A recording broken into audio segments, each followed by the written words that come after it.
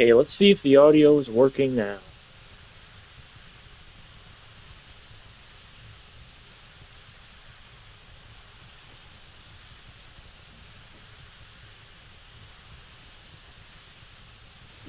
Testing audio. The audio working? Please tell me it's working. Testing audio. Oh my god, it works. Yay! Oh my god, what an absolute nightmare that was.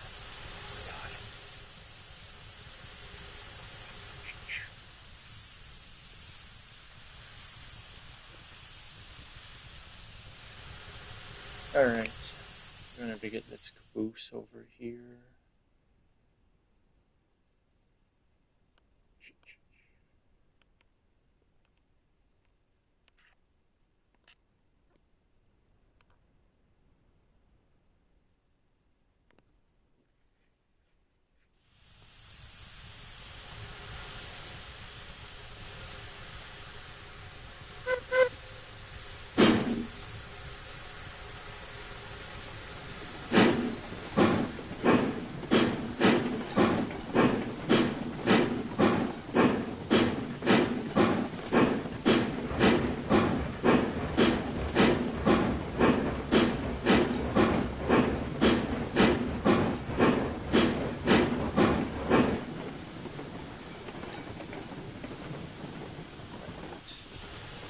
There we go. Let's go pick up the caboose. Switch the tracks. Hello there. For anyone watching, I just restarted the stream for like the 10th time because I couldn't figure out how to get the audio working first 9 times, so that was real fun to figure out. Real fun trying to figure out how to get audio to work on a PlayStation stream.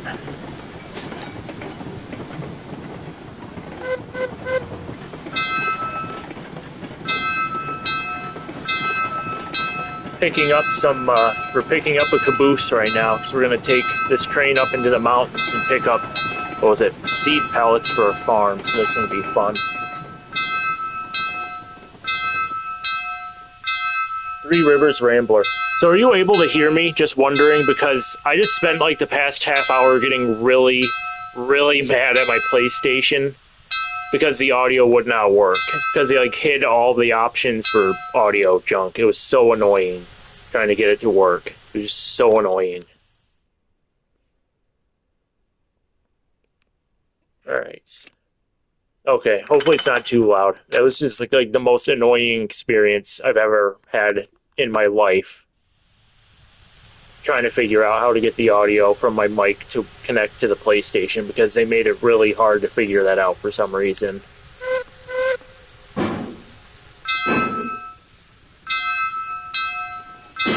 Hopefully this engine has enough tractive effort to pull these cars. I tried the Eureka 440 locomotive on a water train yesterday and it would not pull it by itself, even downgrade.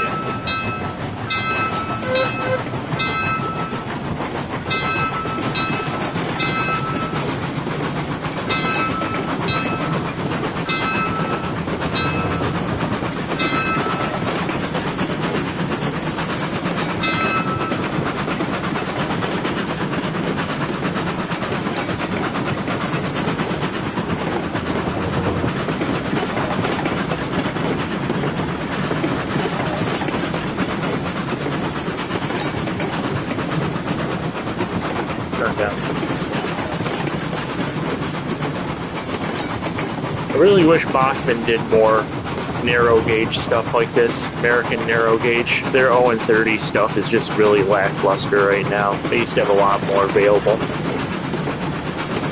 Yeah, it's Lake Valley. This is like up in the mountains, like on the north end of Lake Valley.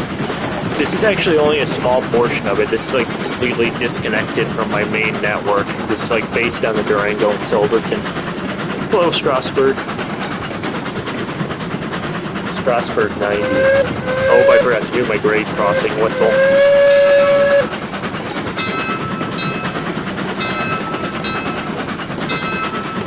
Strasburg 90 is a cool locomotive.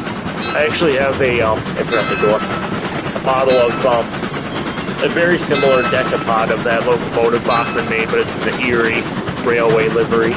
I always thought it would be cool to turn it into Strasburg 90. I saw someone do it a while ago on YouTube. I don't remember who it was, though. But they took Bachmann's Russian decapod 210 and turned it into Strasburg 90.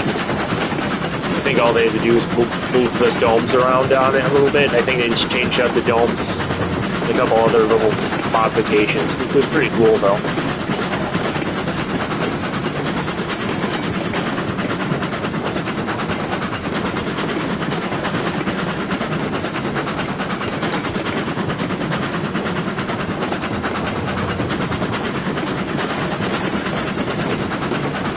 Up here is about to be my representation of the High Line, the Durango and Silverton. It's a cool little stretch that they have out there, but it's absolutely horrifying to go over.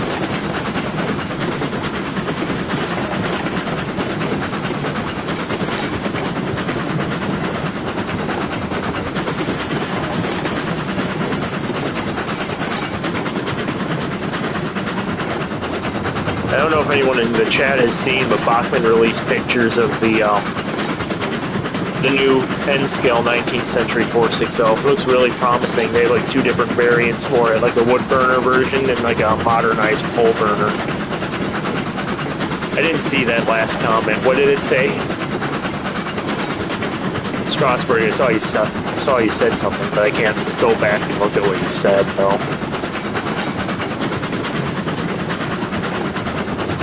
Oh, there we go. New Haven, and they planted for 1909. That's interesting. Really cool collecting railroad collectibles like that. The only thing I have like that that's a railway collectible is a spike from the... I don't really know what railroad it's from, but it was from Durango. I bought it in Durango. They had an old narrow gauge spike for sale in the antique shop, so I bought one. That's the only real collectible I have from the railroads.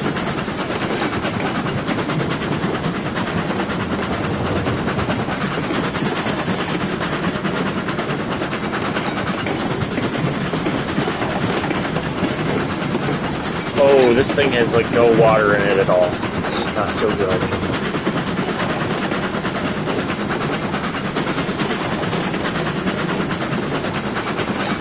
Isn't Durango a really cool place? It's really amazing. I'm from an area in the United States that it's like really flat, the Midwest, and it was just absolutely shocking to go from that to the mountains in Durango, Colorado. It was insane. Greetings from Germany. Germany is pretty far from here. Obviously, because we're in the States, so... Germany, don't they have a bunch of narrow gauge stuff out in Germany, too? Still running? I saw that on TV before. I think it was Tracksad. They had a bunch of narrow gauge trains out in Germany still running. Steam-powered, anyway.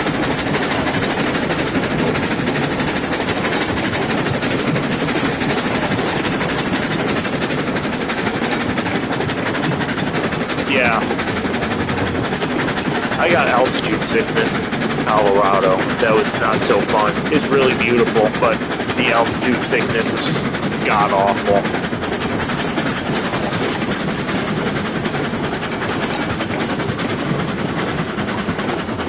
And dehydration. You can dehydrate in Colorado pretty easily, too, if you're not from the area and you're not accustomed to it. It's a lot more drier in the eastern United States.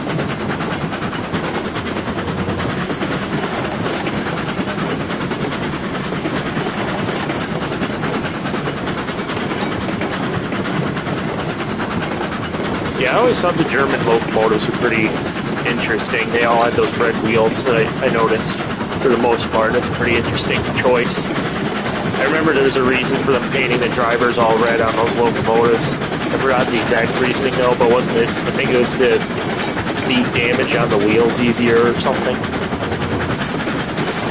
Oh, we're coming into a logging area. Better slow down.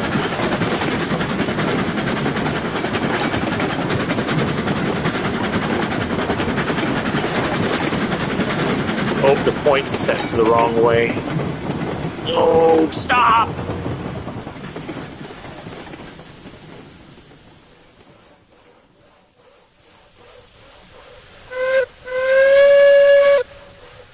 now we can keep going. Yeah, it's working now. Thank God. That was so annoying earlier, trying to figure out how to get the audio working.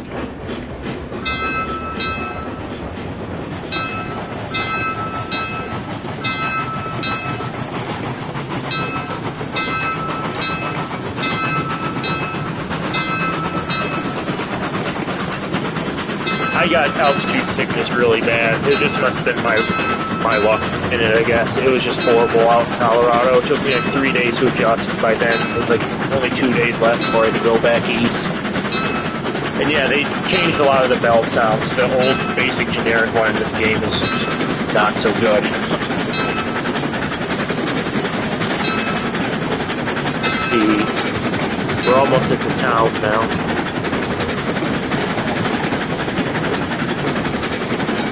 Yeah, PlayStation, for some reason I couldn't find how to unmute the audio. It automatically muted the audio.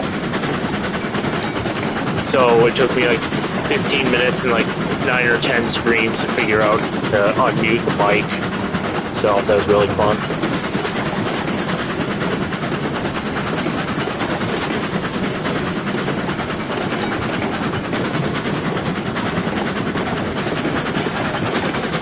Oh, Dalton, if you're still here, how's the old number 7 doing for you? I always liked running that engine. It was a nice little engine, but when I bought it, I bought another Spectrum 440 just like it. Had TCS already installed in it, so I didn't really need to have 3 of those 440s anymore. It's pretty much the exact same as number 7, so.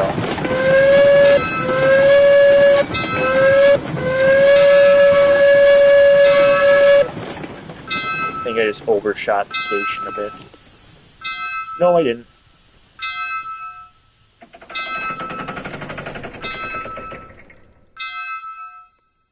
Is the bell still running? I'll turn it off. Triangle. Can you customize? No, you can't customize the lettering on PlayStation either, which is kind of stupid. But I guess I could kind of understand it. There might be people putting vulgar things onto the car, so I guess I could see that. But for a single player, it kind of sucks that you can't do custom lettering on the engines and freight cars. Kind of stuck with what you got. Let's see if this car is even loaded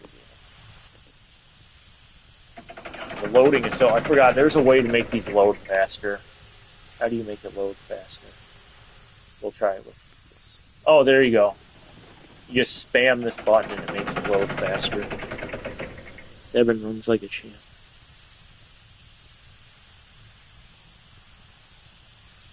Well, that's good. I'm happy to hear that the locomotive is running good. I was worried about the shipping of that locomotive because, you know, with USPS, you know, anything's possible. They could just, like, I've had entire boxes get destroyed that I've ordered off of eBay because of USPS. They just really don't care. It's sad, but I'm glad the engine got there safely and that it's running well for you. How do you load? Come on, load.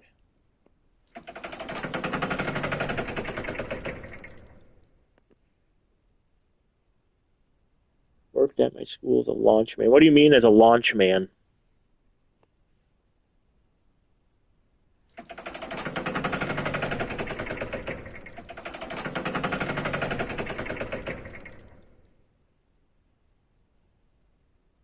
I really wish Bachmann would bring those 440s back and high boiler 460s too, because those are really good engines. Those are really good quality locomotives, and they just looked really good too. It's a shame they got rid of them, and then they downgraded the 1460 as well, that they still have with that crappy 3-pole motor.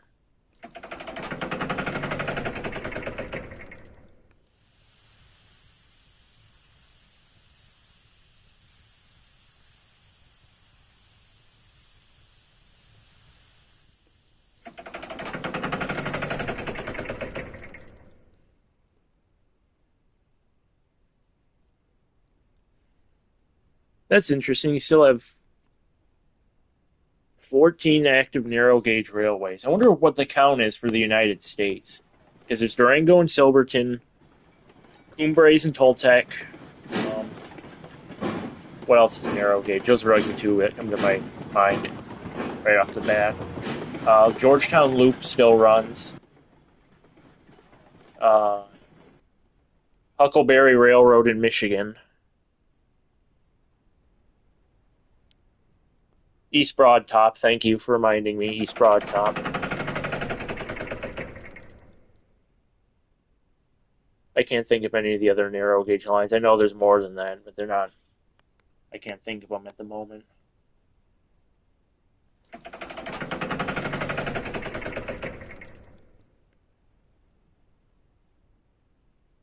And I'm honestly shocked they run Durango and Silverton in the winter because White Pass, that's another one.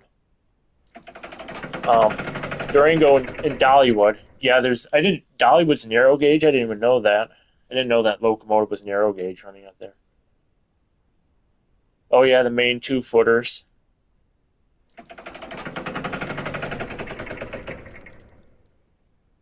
Yeah, and I'm surprised that the Durango and Silverton even runs in the wintertime because I was driving through there with a friend last week, and the Wolf Creek Pass was absolutely horrifying. They closed that road off when it's snowy out, but the week we were there, it wasn't snowing at all. But it is absolutely horrifying going through those hills because they don't have like any guardrails in those mountains, so they can push the snow off. So yeah, if you have a fear of heights, I would absolutely not recommend ever going through Wolf Creek Pass. Oh yeah, Nevada County narrow gauge. They have that number 5, I think it was, wasn't it? Number 5, the 260. And then they also have them at the Virginia and Truckee as well. Or not the Virginia and Truckee, but the Nevada State Railroad Museum has that Glenbrook there. And I think they have a Porter there too, unless that was just there for the Steam Festival they had a couple of years ago.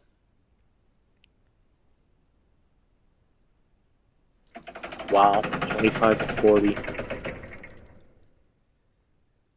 I saw that one of the main 2-footer lines is having issues with some development company on the coastline a while ago. I don't know if they're still operating or not. That made me pretty upset seeing that development company, they were putting in apartments or something, was giving them trouble, and they tore their tracks out and were threatening to scrap their cars if they didn't move them or something, and they were crying about the cars being covered up to protect them from the winter conditions. It was just so petty of that development company.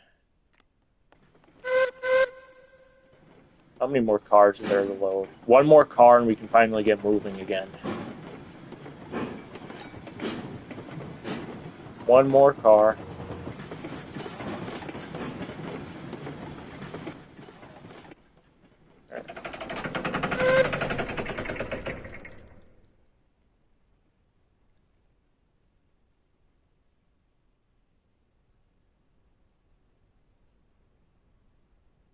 They are reopened. That's good.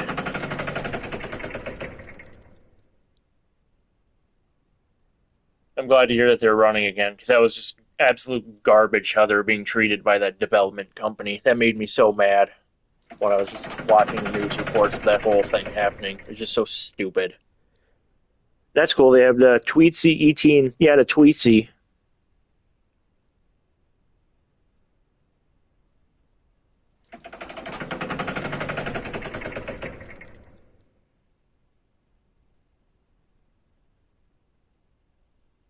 East Broad Top 16. Is East Broad Top 16, isn't that a Mikado? Or am I thinking of another engine? Oh, we're loaded.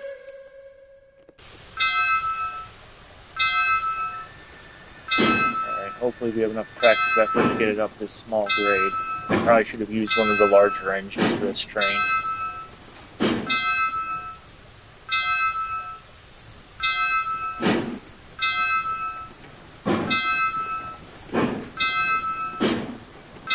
I absolutely should have used a bigger locomotive. This thing is like barely able to pull 5 cars that are loaded. It's really bad. That's really bad. I should have used one of the K27s for this. Oh my god, this thing is awful. Come on, get going. don't even think this is any higher than 2% as far as I'm aware. Come on, get moving. There we go.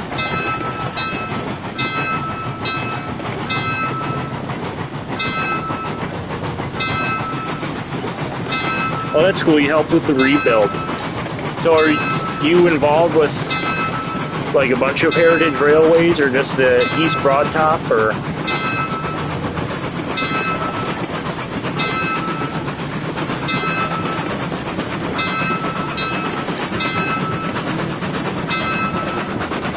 Oh, I can turn the bell off now because I'm in the middle of nowhere. I always really wanted to get involved into volunteering for something like that, but there's no railways near me anymore. They ripped all the railways up for bike trails, and then people, instead of using the actual bike trails that we rip the tracks out, spend millions of dollars redeveloping into bike trails, they'll just still use the highway right next to it instead of the designated bike trail. It's just so annoying.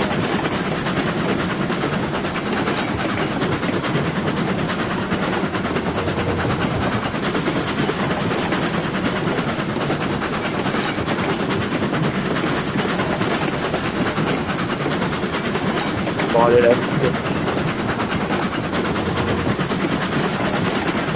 That's pretty cool. What all do they have at the gift shop there? Be cool if Bachman... Actually, no, Bachman does make East Broad Top stuff. Except it's not accurate. It's like the Durango and Silverton stuff where it's not accurate. It's standard gauge and they use their generic models. But they at least have a custom Durango and Silverton set by Bachman for that railway.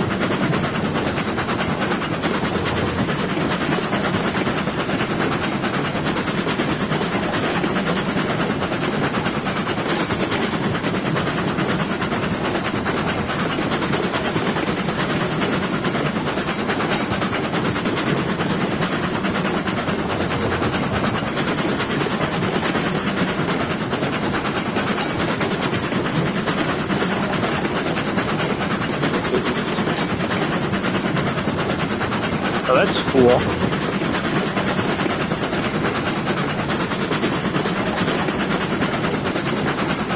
Have you seen the trench locomotive? I think it's in California. Correct me if I'm wrong, but I saw they have a World War I trench loco running somewhere. I think it's like a little 262 Prairie. I thought that's really cool. Bachman has a model of it. It doesn't seem to be a very high seller though, because I'm seeing it on sale with some pretty steep discounts on eBay and Trainwell. But it's still a neat little engine. Those little Baldwin French locos. I feel like I'm missing chats. I just saw chats pop up and I don't see them on my phone.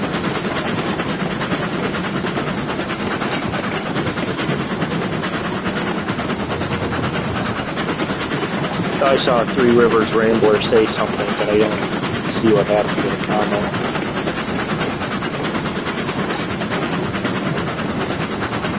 You have the model. Is it a good model? It looks like a really good model. But obviously it doesn't seem to be very popular with how many are still in stock and how cheap they are to get now. Even with, I think it has Wow Sound on it, doesn't it? Which is a shame, but then again, you have to be a pretty specific modeler to have any use out of that engine unless you modify it for your own custom road. How do I make snow build up on the trail? You can use, there's different seasons in the game. I can change those in a second.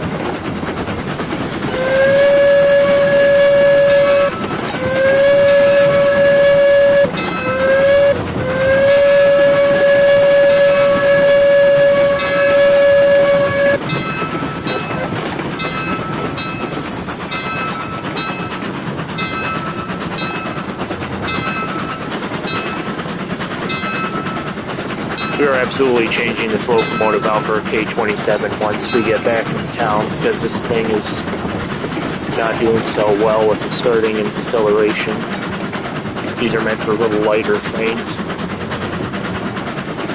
maybe passenger trains.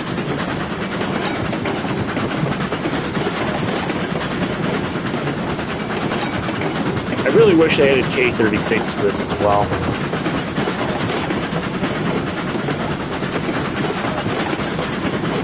Yeah, they have. So I don't know if this is if they have a difference between the computer version and PlayStation version of this. There is snow accumulation on the tracks in this game, and you can use a plow. But I think it's purely aesthetic because the plow doesn't actually remove any of the snow. It just has like an animation, like it's throwing it off without actually removing it. And the trains can still drive through it regardless without any issues. I'll enable that once I get the train back into town, once the trains stop.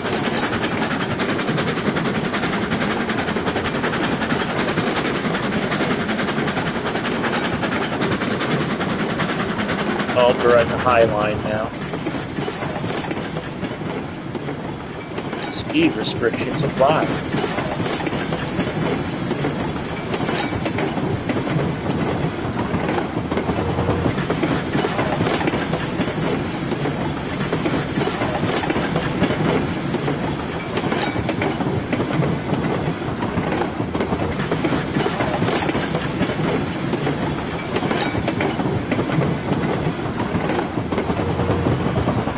Oh, the cars are shaking. It's probably not a good sign.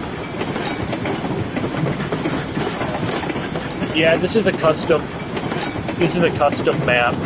It's Lake Valley. This isn't even connected to my main connection on the map. This is just like its own separate little branch line. It's not even connected to the main thing. Yeah, they have Railroads Online on PlayStation. I think they added it last winter. They added it last winter. However, it's not as good as the PC version because you can like custom letter all the equipment and everything. You're kind of stuck with whatever presets they have on the system, which sucks, but it's better than nothing. Especially since PlayStation hardly has any train games on it.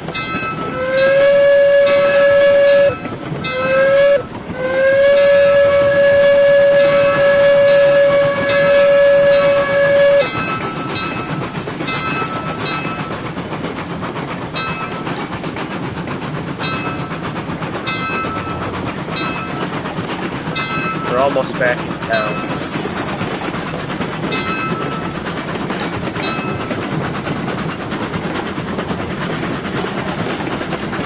I really wish they would have at least let you customize the station names on this, but you can't even do that either. Level 6. Yeah, this is a bit of a grind to level in this game. It's kind of sucky, but once you get like one industry started, like the coal one, you can start making really good money. Then you can eventually build up to the gold one. Once you get the gold industries going, it's just like an infinite money pit. It's crazy.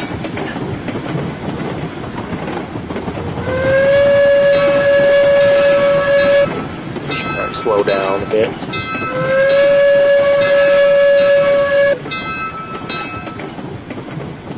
Alright, we're in town, but we're just going to disconnect these cars and get another engine to pull them because this engine sucks for pulling loaded freight cars.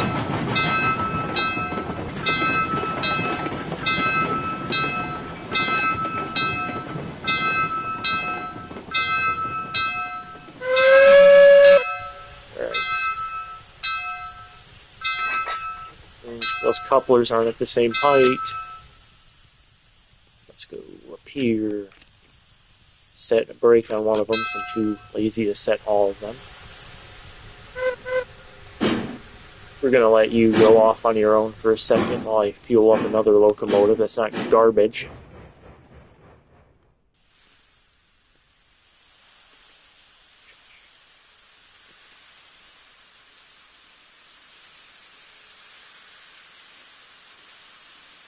Let's do 493. Make sure this thing's actually fueled up and ready, though. It's dead.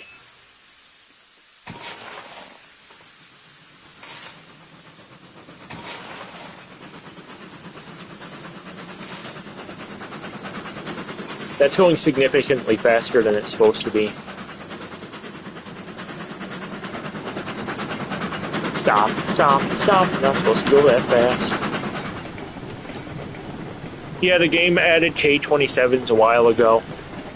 I think their most recent additions, though, was articulated locomotives. I have it unlocked on another part of this map, but I'm not using it on this line, though, because it's a bit overkill. But they have some new articulated.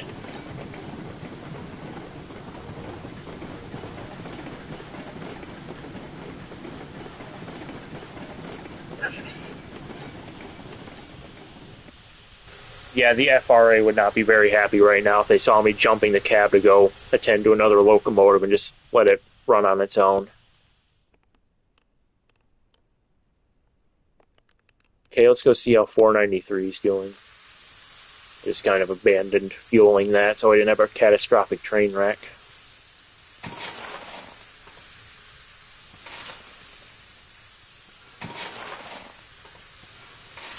Okay.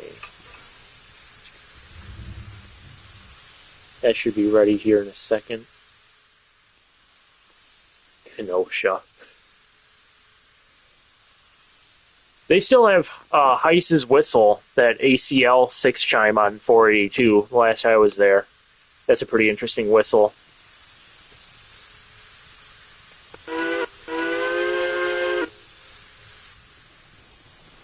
Oh, the safety valve just went off. 493 of a slow back tender. No. What is 493? That's a K37, isn't it? This is just, I just renumbered a bunch of the K27s. Oh, thank you for reminding me about the snow. I'll get that in a second. No, these are all just like generic renumbers of the K27. This isn't technically accurate because 493 is a K37. But they don't have the proper other engines other than this Mikado, so I have to make do with what is here. Let me just do that. Snow. Let's turn on the snow. Change the time a bit. I forgot where the snow was. Oh, it's literally right there. Duh! Let's do basic snow, because I'd like to see more than 2 feet in front of me.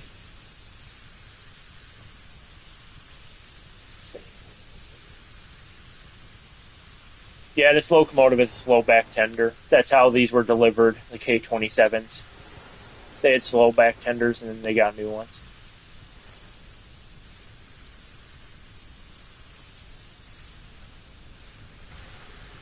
Turn on the dynamo, because that's very aesthetically pleasing to the ear. Oh, the compressor's hiding all the way. Oh, I forgot I still have number 13 over here. Let's just move you down the line so I don't rear end it.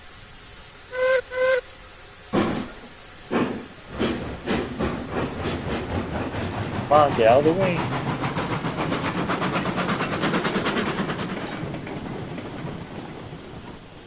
Does this one even have a compressor on it? No, it doesn't have air brakes. Oh my god! Stop, stop.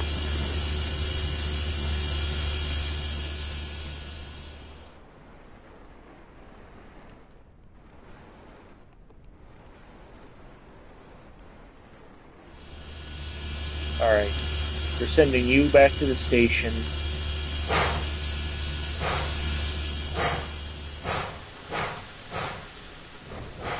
We're sending you into the roundhouse because you're worthless. Oh, hey there, Andy. How are you doing? I saw you join the first live stream when my audio wasn't working. What was that? One of them I was talking for like 15 minutes and I realized that the audio wasn't even working. So I was just talking to dead air. That was really fun.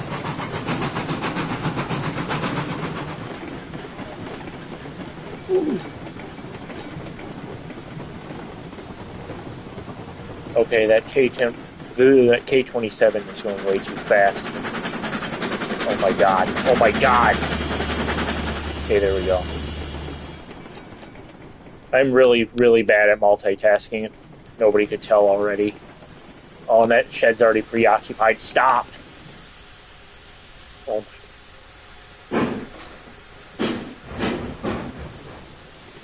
Okay, stop where I want you.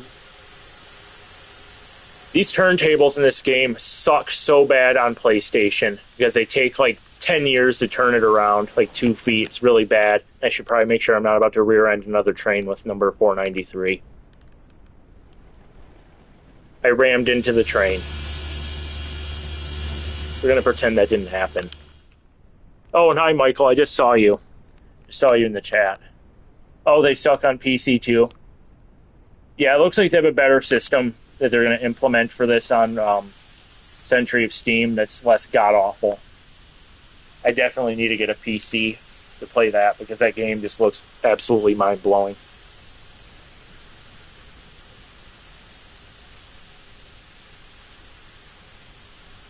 Oh my god. Let's get into the roundhouse.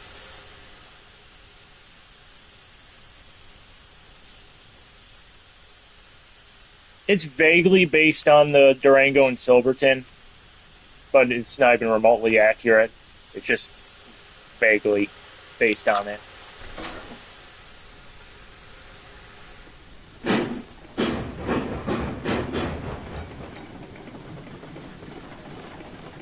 I have another portion of this map that's based on like the Rail Towns, Jamestown area, but still not remotely accurate.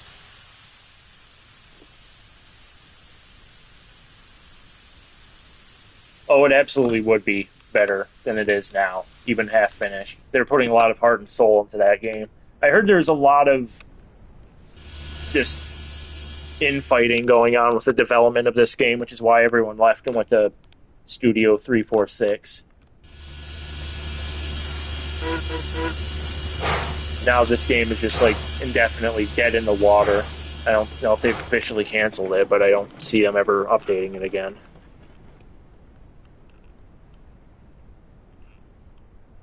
I have to go all the way over to this junction because I'm too lazy to open the map and do it from there. I don't even remember where I'm supposed to drop these off. Wait, that's the right track. That's also on the right track now. Whee!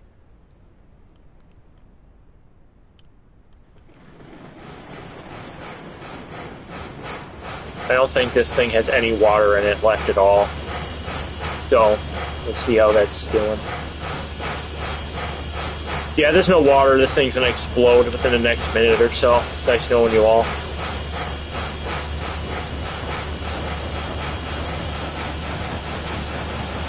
Gettysburg and Harrisburg stock. Oh, that's pretty cool. I tried to buy a stock certificate for the Grand Rapids in Indiana because they ran through my town in Michigan. But they wanted like $100 for it, and I'd rather, if I'm going to spend $100, I'd rather spend it on a little plastic boxcar or two from Bachman's than a stock certificate for that railroad. Which is nuts. It was like $40 for one of those Durango and Silverton cars at the Durango train station gift shop that Bachman makes. It was like $40. So just nuts for what you're getting, but you know, I saved money for the trip, so whatever, you know. That's kind of the point of why I saved the money, so I can buy that crap. But Bachman's pricing is getting kind of out of control at this point. Like, their new narrow end scale and 19th century locomotives, like $500 MSRP, which I understand because they had to make all the new tooling for it.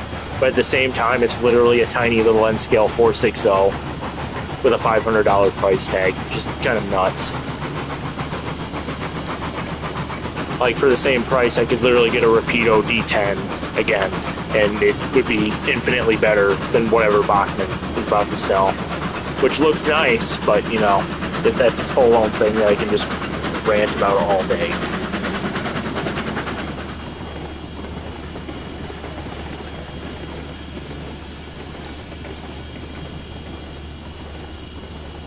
$1,000 for a little switcher. Oh my god, I overshot this stupid thing.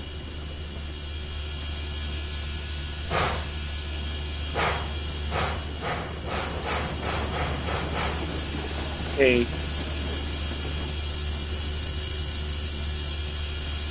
Alright. I don't think you even have to open the door, do you? I'm going to open the door just for the illusion of realism. I can't open the door. Why won't it let me open the door? Oh my god. There we go. So annoying.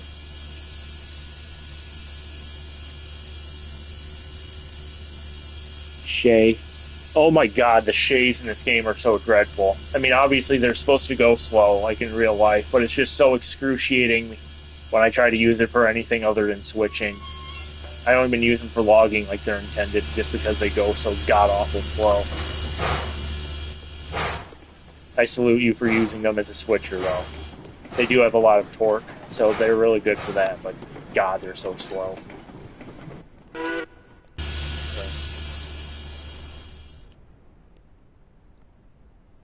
Okay, I'm here to open the door. Let me open the door.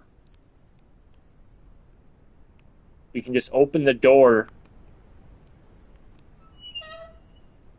Thank you.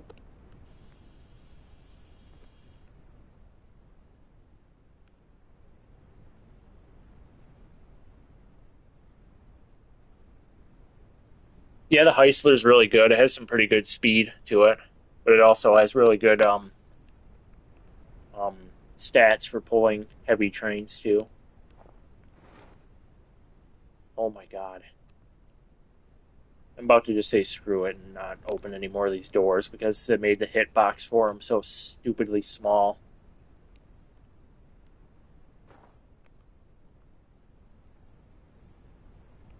Can we just close the door? There's no texture in here. Why is there no texture? That's not even the point. I can't open the door. Oh my god. Please just close the door. Okay, that door's staying open now. Sorry. We're gonna have hobos just barreling onto the train now because we can't close a freaking door.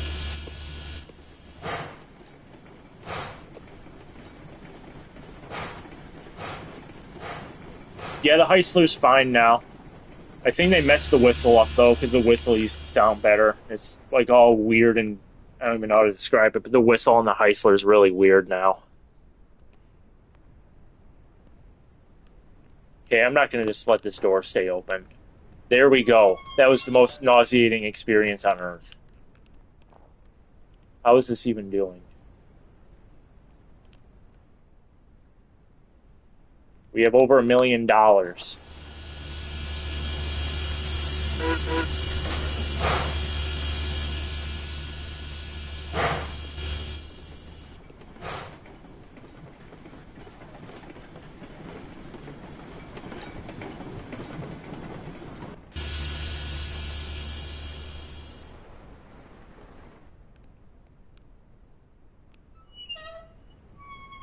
we just open the door? Thank you. Berries and Cliff. That's a really cool little engine. That little I think that's the little 242 tank engine, right? The Rogers one. That's a pretty cool one.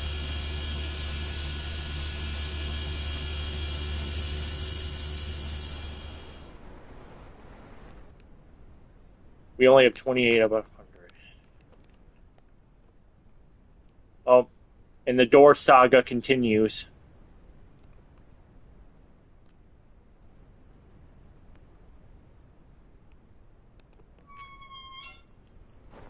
Is this one done?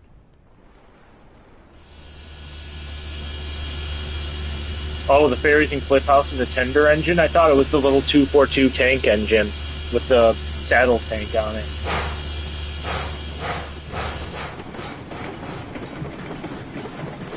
And I overshot it. Please don't do that.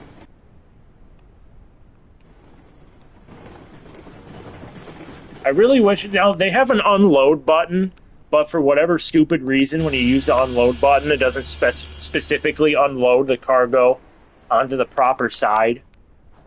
So you'll just have like entire products being thrown on the other side instead of on the platform and just waste your time. So I have to unload them manually, which is just so annoying. And now it won't unload. Now, there we go. I should probably put my marker lights on or I get screamed at. by the railroad company. We don't need the FRA here again. Oh, it does it? I never figured that out. I thought I just randomly threw stuff out of the boxcar, whatever you're unloading. I'll have to try that next time. It's too late now, though. We have to get this piece of crap out of here. Actually, the K-27's pretty nice. It was that other engine, the Mosca, that was a piece of crap.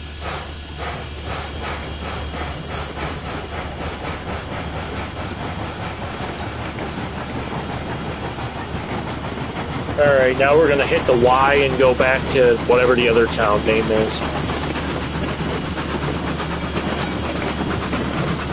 Okay, so it does unload like that.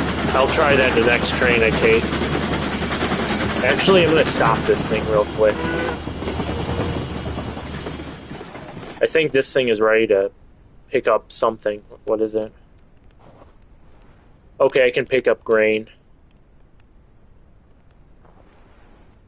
I can pick up grain and straw. I think the boxcar accepts grain in it, so we can just back this onto that siding and take it up to the next station.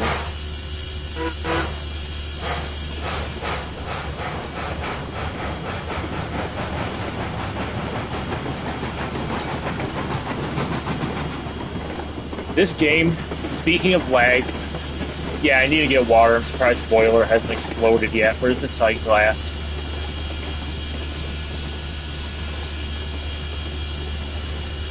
There's still a tube of water in there. Where's the water tower?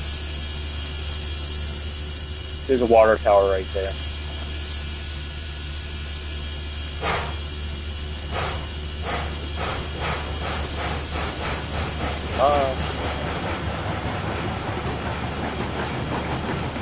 Pretty sure that these compound engines all got converted into regular locomotives, didn't they? All these K-27s got regular cylinders to replace the compound ones. Okay, it's past the switch.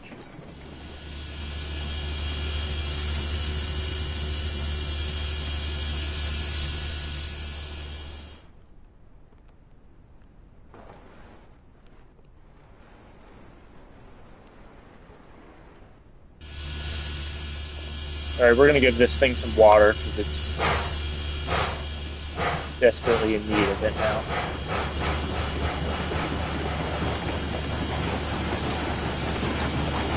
Yeah, that's not good. When I first played this, it was so weird, because I was trying to figure it out, and they had, like, these, like, balls of water, and, like, whatever you're loading onto the train, they're, like, represented by, like, cubes and balls. I'm like, why is there balls of liquid dripping into the train? It took me, like, 10 minutes to realize, oh, that's how you can see the individual whatevers of the train. To count how much whatever is going into the train. It's so weird. Little water spheres. Let's pick up our water spheres. I'm stuck in the coal load. I don't know where near it.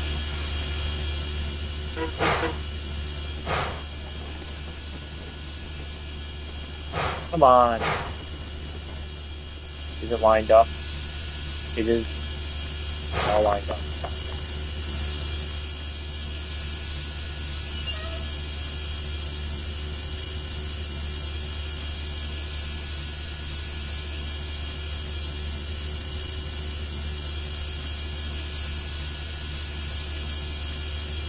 Yeah, see the little, it's weird, it's so weird seeing these little sphere things come out of the thing. That's like how they count the... Kind of would have preferred it. They just put the water in there and it gradually filled up, but, you know, it is what it is.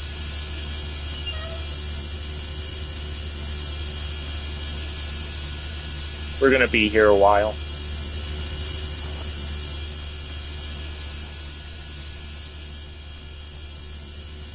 Generic old guy character. They should have added more characters to this game instead of this old guy, but you know.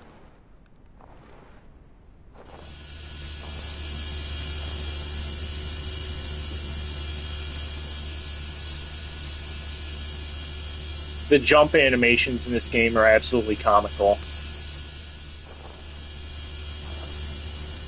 John Railroadson.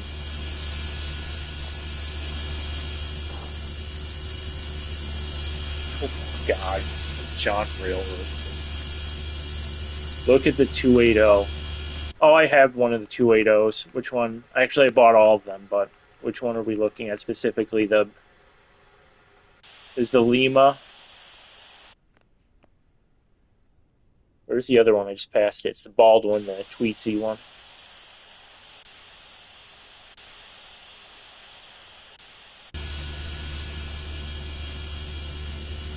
This character, no joke, literally looks like some old timer I used to work with. Like, exactly like him. He would sit out on the porch outside, because I work in a restaurant. So he would go out to the porch every night in this place and just smoke a pipe. He literally was like the embodiment of the Old West.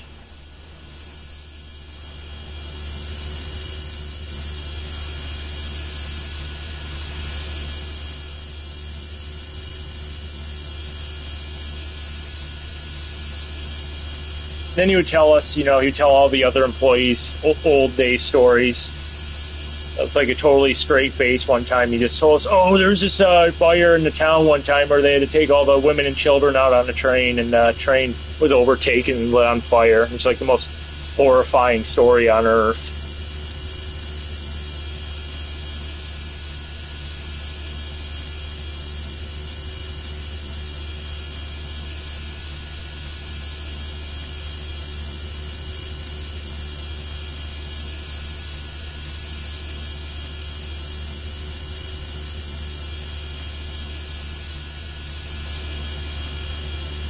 I wonder how the fire's doing. No, the locomotive's not finished yet. I have to send that into Michael still. I'm just broke at the moment because I spent $700 on toy trains in Durango, and then like another $1,000 on souvenirs.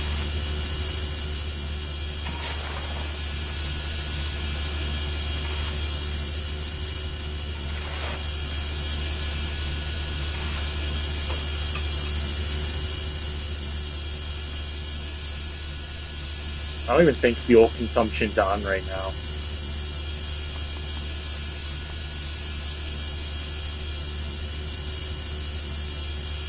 Okay, the fuel consumption's not even on right now. Let's put it on low.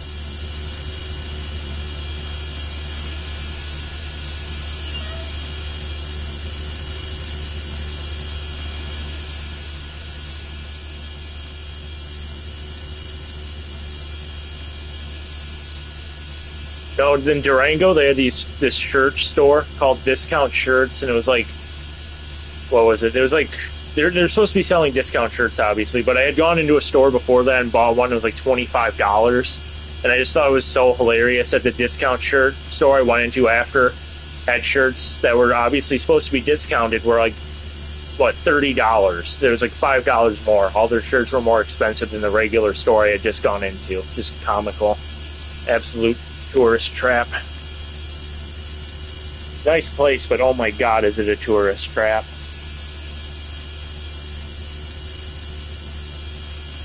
Yeah, they have the options for fuel consumption. I forgot to even enable it.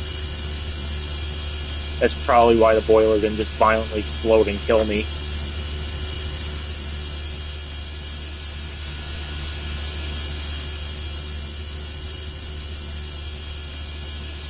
We don't need a Gettysburg incident out here.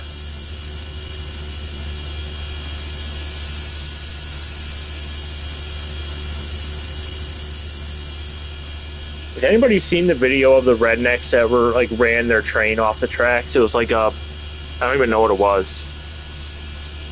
It was like a little mogul or something, like a little narrow gauge engine. They like rode it right off the tracks as the brakes weren't properly set or something. That was a funny video.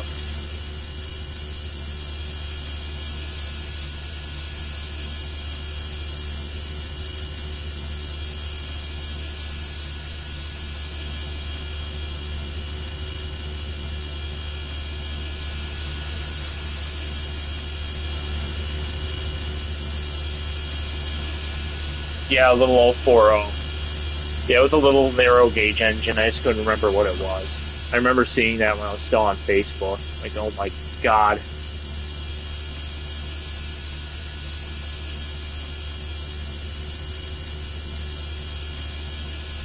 I was talking to some feller at the Durango in Silverton. They were saying that the Eureka had boiler flue issues at the moment or something, and that the owner didn't want to change them out, I think, or something like that, for whatever reason. So that's why the engine's really weak right now, and they're not running it much. Just sad because the Eureka is really cool. I'm glad they were able to fix it from that fire that it was involved in, but it's a shame it's probably not going to be running much at this point onwards. That was Australia? Wow.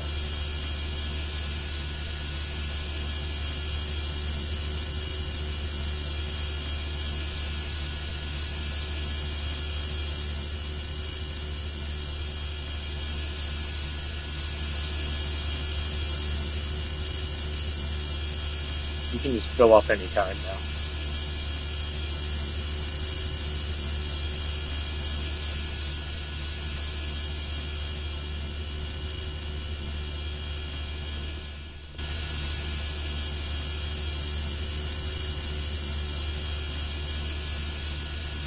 Five more water spheres and we're ready to go.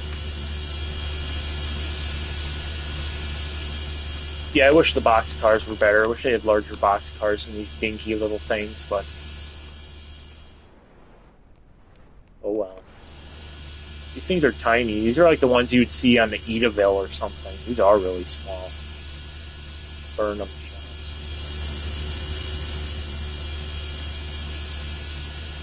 Oh, even the smaller ones, the little... I think those were meant for like the little... I know which one you're talking about, the tiny, tiny ones. The ones that only scale well with the porters.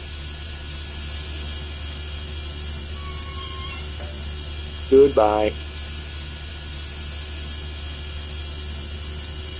Yeah, that was the Eureka having issues. I was talking with the feller in Durango about that. It has like something is wrong with the boiler flues or something, and so the engine's in a bit of a sickly state right now, and he doesn't want to change them out for whatever reason. I forgot to do the whistle signal again. Oops.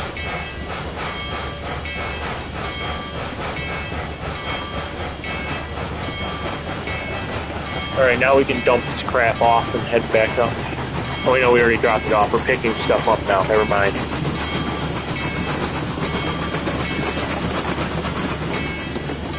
I wish they had the automatic air ringer for this bell. That would have been really cool. Instead of the hand-rung one.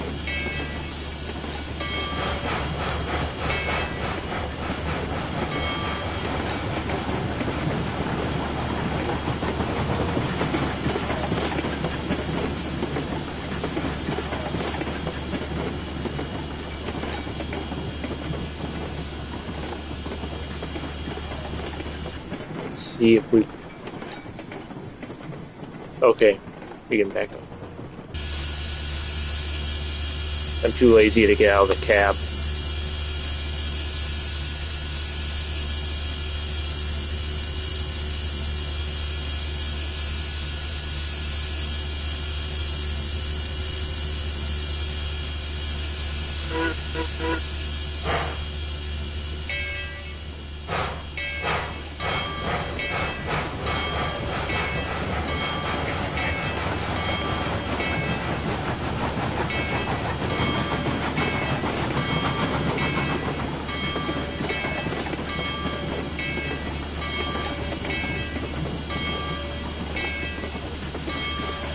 It'd be cool if they had put, what was it, Rio Grande 20 in this. Rio Grande Southern 20 would have been a cool engine to have in here.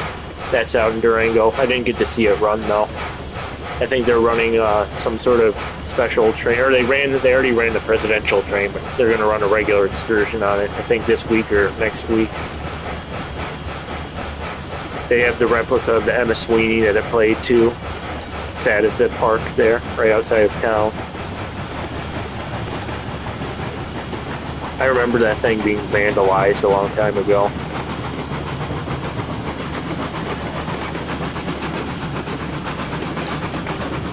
Yeah, that's why I figured they didn't have custom naming, because they'd probably be people using vulgar words or names on it.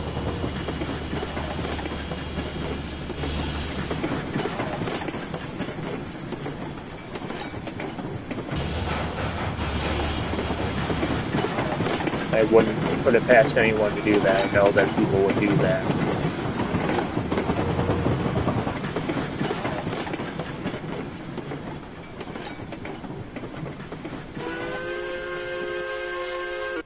Alright. I think I have to extend the arm on this thing before I can actually load it, so let's do that.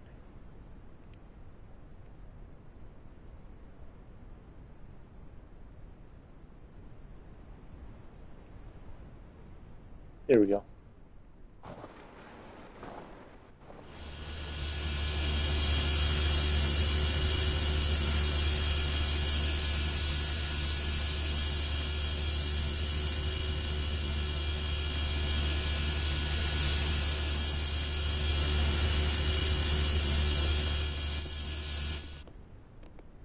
Let's see.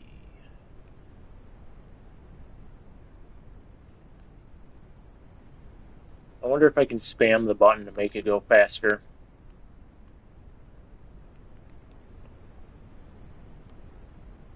Oh, there we go. Yep, you can spam the button and make it go faster.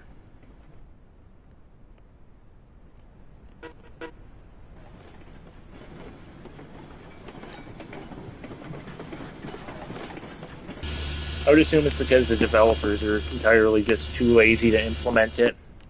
That's probably my guess. I mean, this game's pretty much dead at this point.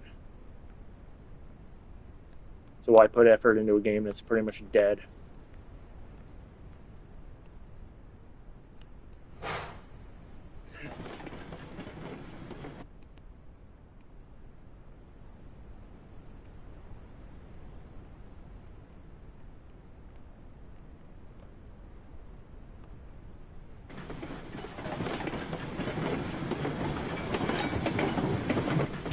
Oh, I hate how you have to cycle all the way through the train.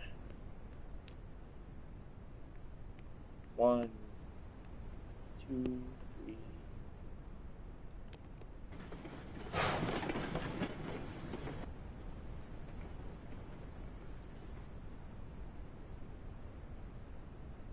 Spamming works.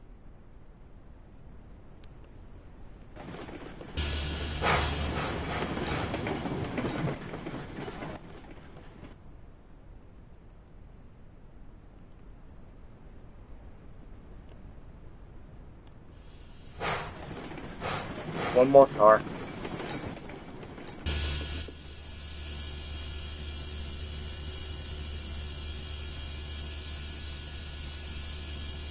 And now we can get the hell out of here. I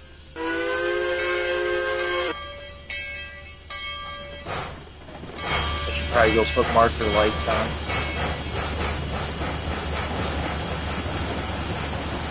Where's the marker light slot? There we go.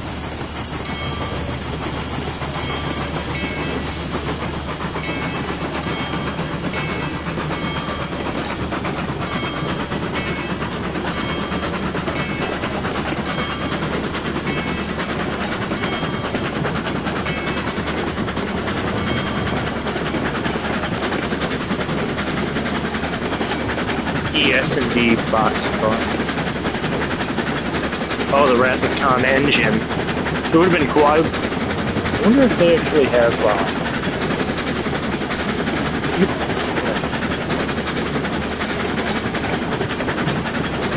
Probably wouldn't be too hard to custom make decals for that.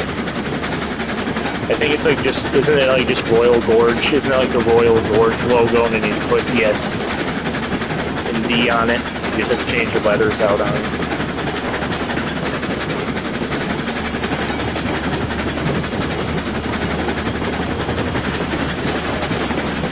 Oh, gosh, you slow down.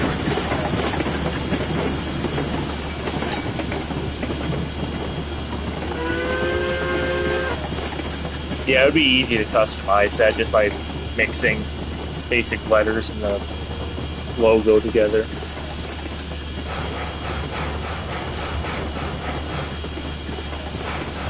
Oh, it's 1870s.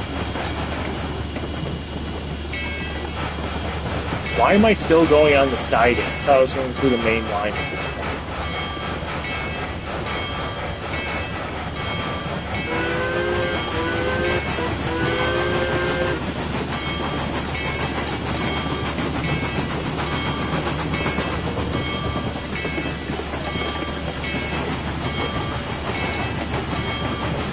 Class 70s. I think is there a Class 70 in this game?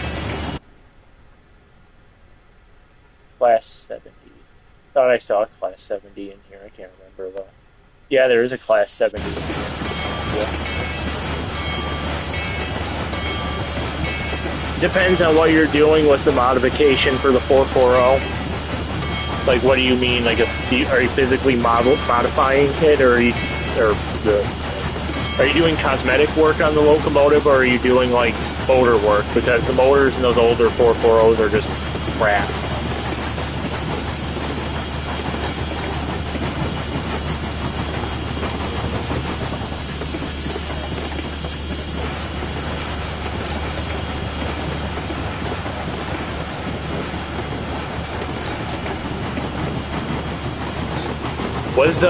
Was Denver South Park and Pacific 191, was that a Class 70, or was that another consolidation? Because they look pretty similar.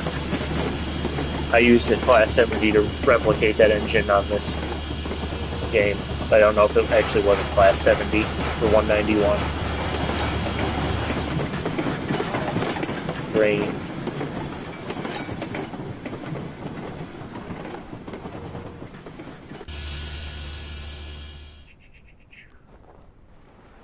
Y. Nope, we've already blew past it. It was the other switch for the Y.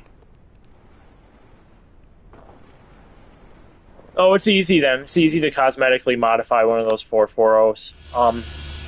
Just take the headlamp and the stack off. I would probably change out the fluted domes for rounded ones.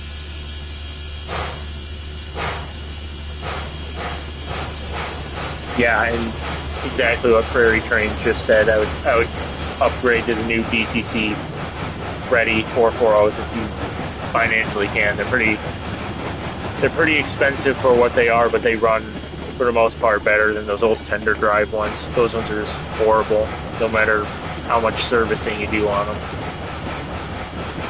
Cab, you can easily put on a steel cab as well. They have cabs you could probably fit on there.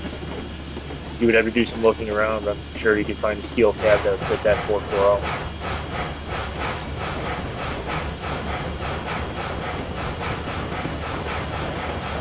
Yeah, I thought so. I couldn't tell if it was a Class 70 or not.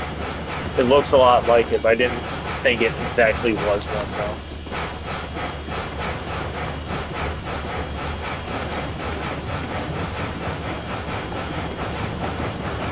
Funny heist shenanigans. The only thing that really happened of note was the train running away from me because I wasn't paying attention to it. That was about it. That was about the most notable part of the stream so far. And we're stopped. I didn't blow the whistle. There we go. Come on, switch.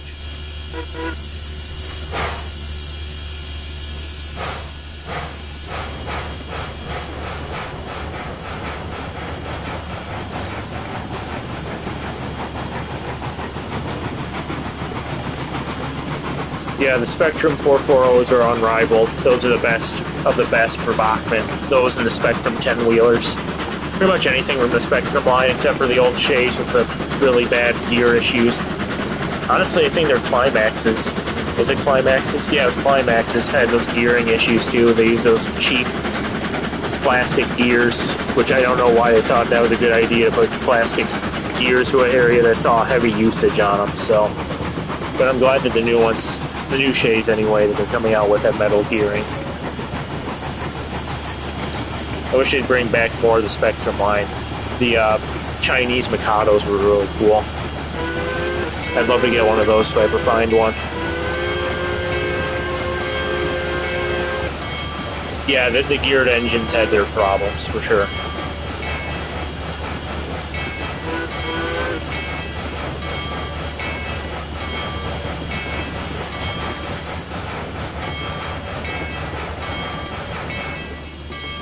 Wonder how the water's doing in here.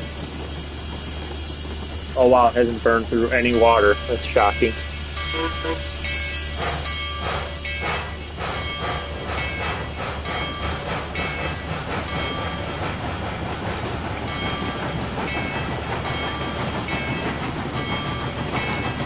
Who was the builder of 191? Does anyone know? Was that Baldwin or was that Cook? It might have been Cook. I would assume it's Baldwin though. Or even could have been Schenectady.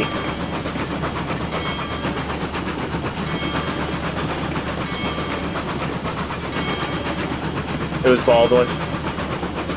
Because I know, yeah. I know that a lot of the engines that South Park used were built by Cook and Mason. Those Mason bogies were sweet. Shame that only one exists now. Those Mason Machine Works locomotives were something else. All of them.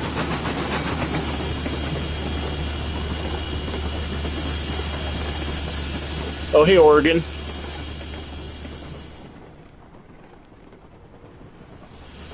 Have you finished your model of number 3? I've been watching the progress of you building that model, number 3. It looks really good. The last I saw of it. I saw your upgrades to the McLeod 25, and it looks really good right now as well.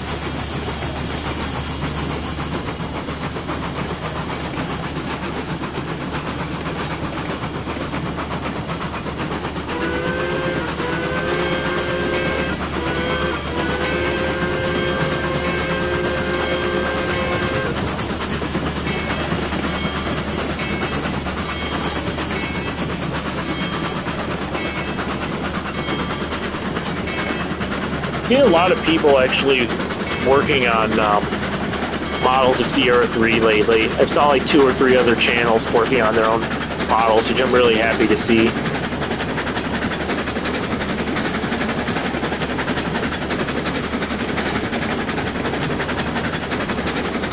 It'd be cool if you can make a video on that engine, because it looked really good.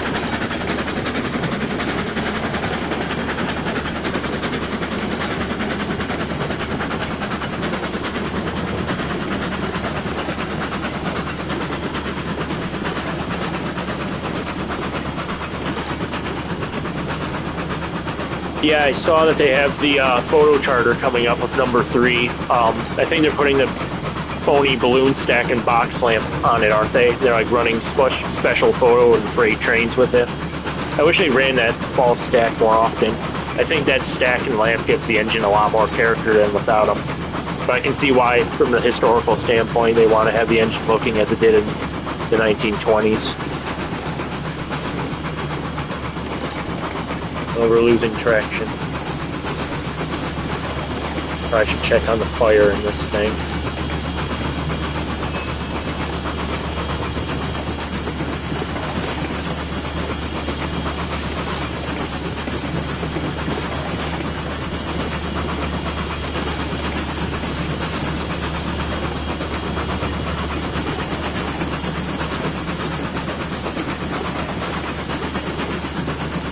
That'd be cool to have the model with the actual engine.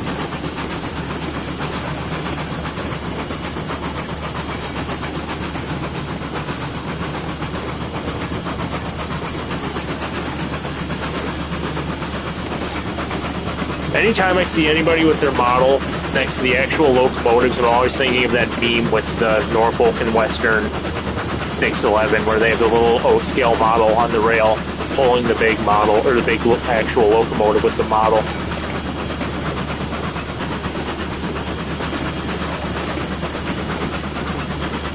Yeah, the Rio Grande classifications are a lot better than Baldwin's way of organizing their classes of locomotives.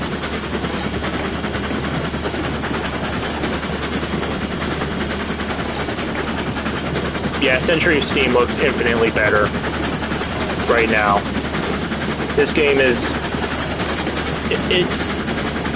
I say it's good because it's like the only train game on PlayStation, but it's not really that, there's not much to it. It's just moving things from point A to point B. There's really not much to it. But it's better than nothing, so the only other games right now are like transport sims where you're focusing on building the lines and distributing stuff more than actually operating the trains.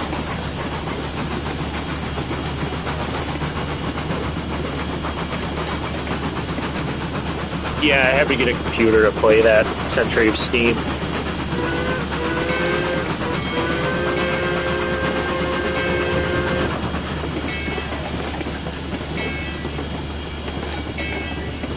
I saw Heist plays a lot of Derail Valley. It looks like they added quite a few engines. Most of those were mods he was playing with.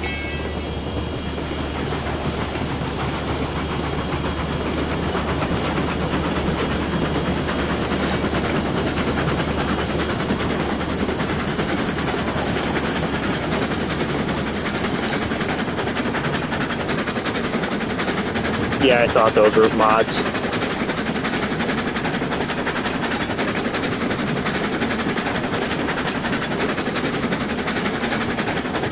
Yeah, Michael, if you do streams, you should definitely try that game out if you're going to do streams, because it looks like he has a lot of fun playing Derail Valley. What else is there? Railroader. I saw Railroader has Sierra Railway 3 in it. That looks like a nice game, too.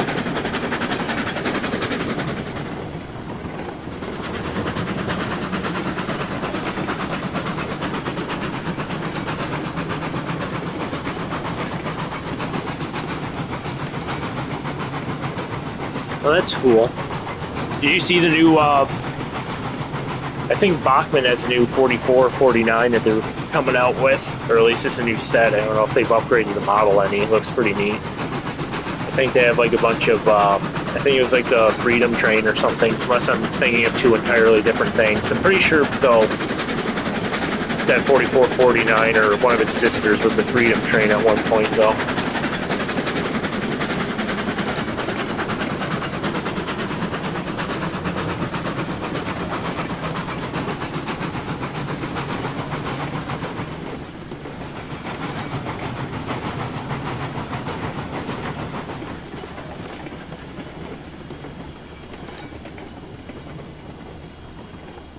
Why am I stopping at the logging area? No need for me to stop here.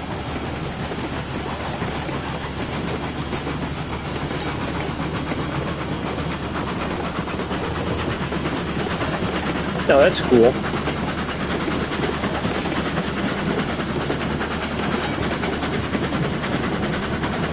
Yeah, I will admit this game has absolutely gorgeous graphics, which is kind of shocking because the file size for this game is smaller than most other games that I have on PlayStation.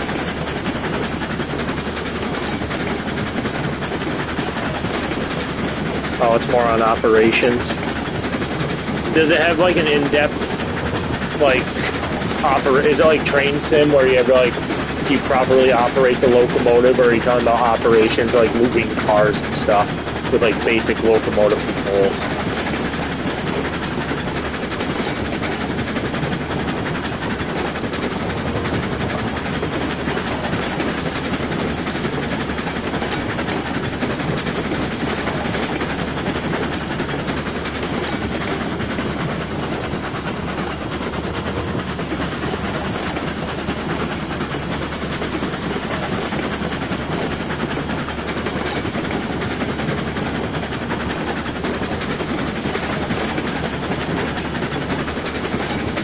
Alright, we're turning winter off once we hit this station because I can't deal with looking at the snow anymore. I see enough of it every day in real life. God.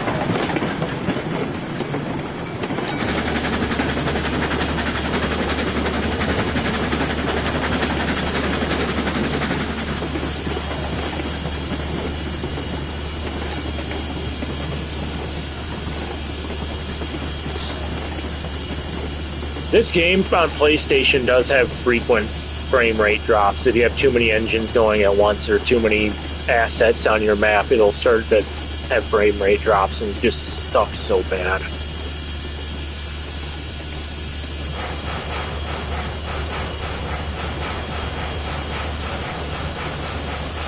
Oh, I see.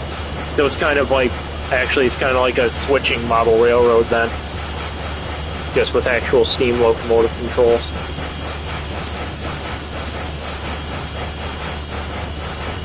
I tried building a solely switching layout before, and I just lost interest immediately. I just like watching the trains go in circles all day. I get really bored trying to do just plain switching.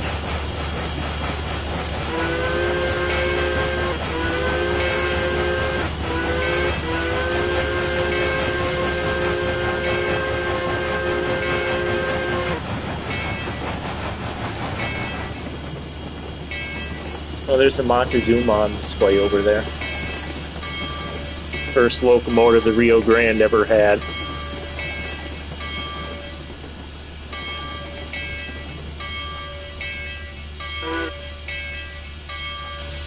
Alright.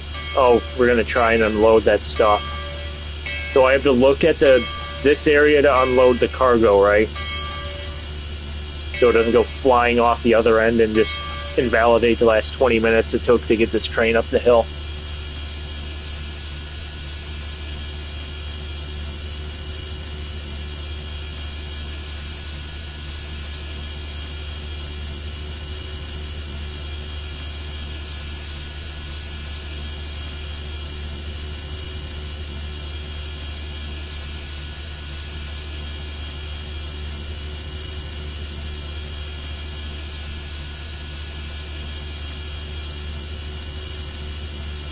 Well, that's cool.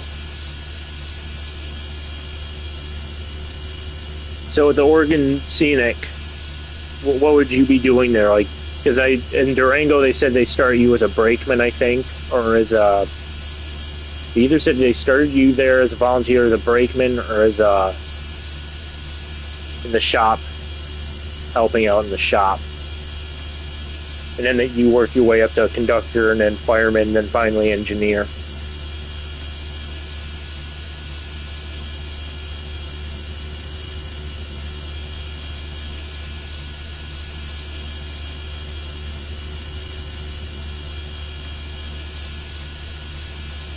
Okay, so a car attendant. That sounds pretty cool. I really wish they had stuff like that near me, but like I said earlier, they ripped all the tracks out for bike trails, and everybody just uses the adjacent highway for their bikes instead of the trails. So, I'm gonna try and unload here. I'm gonna try if it doesn't work. Why isn't it letting me unload the car?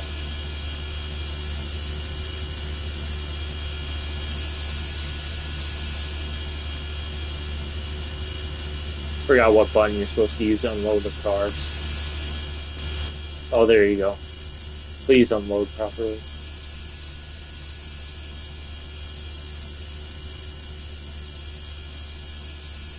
There we go. Yeah, I figured it out, thank God.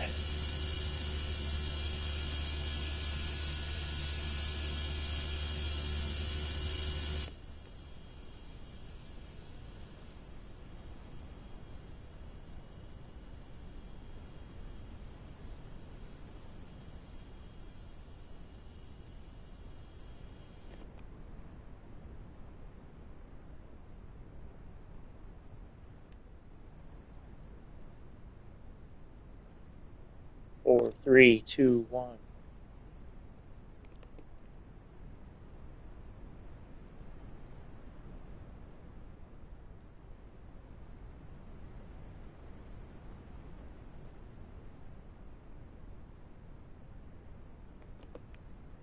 Yeah, I think they greatly simplified the controls of this game for PlayStation since you have a controller than a keyboard. Why isn't it unloading? Oh, it's because there's a stupid crane in my way. That's why.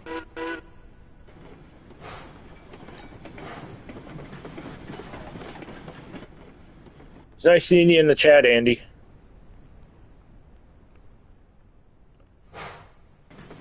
I can. How do I'll have to figure out how to do them all at once, because right now it's only letting me do one car at a time, which is kind of excruciatingly slow.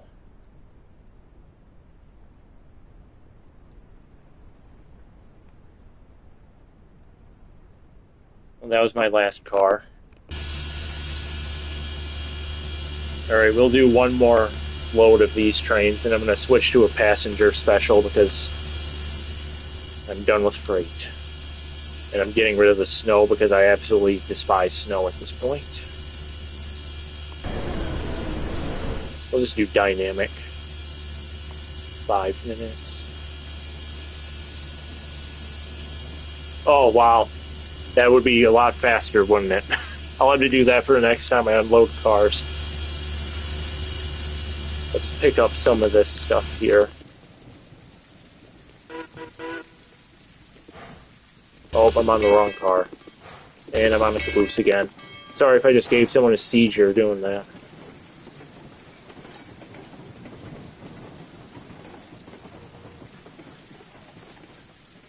I don't think you can spam loading this crane, though, sadly.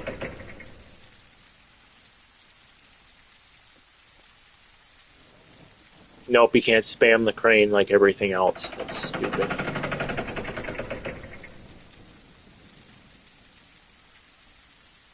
I think UP 4014 is a pretty cool engine. I personally don't run it, though, because it's far too large of an engine for my layouts. I model short line, so I think it's pretty cool, personally.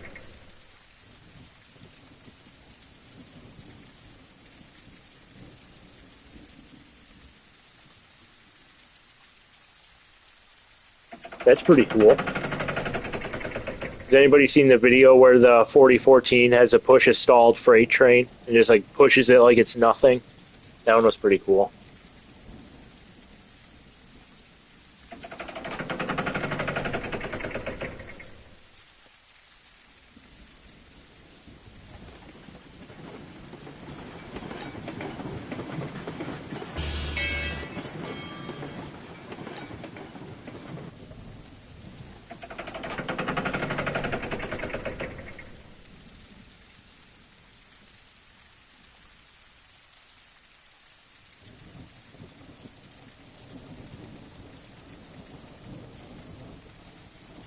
This is the most excruciatingly long animation in the game, and I can't spam it and skip it. Oh my god.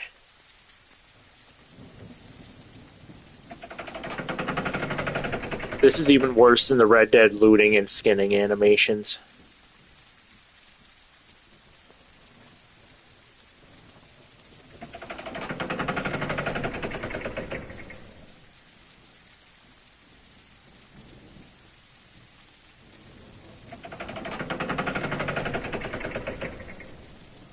This game desperately needed NPCs and like more background noise, because if you listen to it right now, outside of the rain sounds because it's raining, it is absolutely atmospherically dead. There is no background or noise. There's no birds, no wind, no leaf rustling sounds. It is dead. They really needed to add more sound effects to this game and like AI NPC people. Apparently they were supposed to add, I was looking online, they were apparently supposed to add passenger service, which would have worked, I guess, like the cattle service where they just board the train and get off, but they never implemented it for whatever stupid reason. Probably because everybody bailed ship on the development team. Yeah, it's really, really lonely. It's a really quiet game.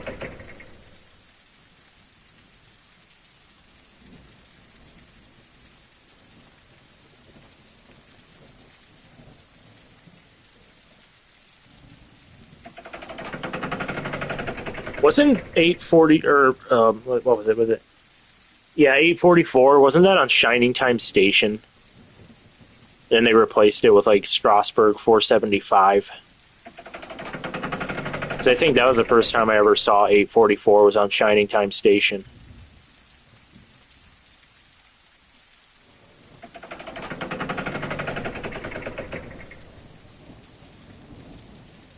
I remember those jukebox creatures in that show being absolutely horrifying as well. Those would like give me nightmares.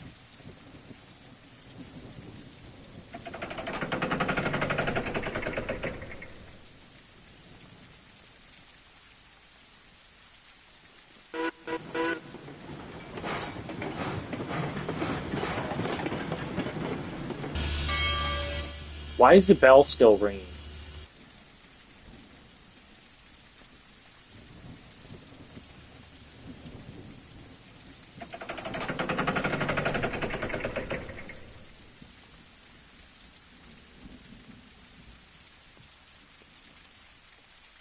I remember when 475 plowed into that excavator because they didn't switch the tracks right. That was a pretty interesting moment. They're lucky that that excavator didn't go any further into the boiler, because that would have been really bad if it had gone any further and it just only affected the smoke box. Thank God.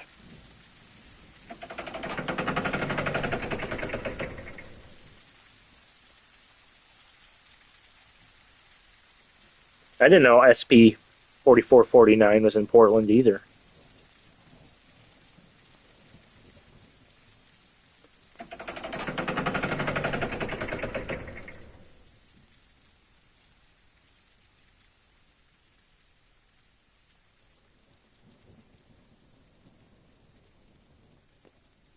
Yeah, it was really close to having some sort of catastrophic damage done to it. That probably would have hurt passengers. They were really lucky that that engine stopped when it did and didn't go any further into that thing.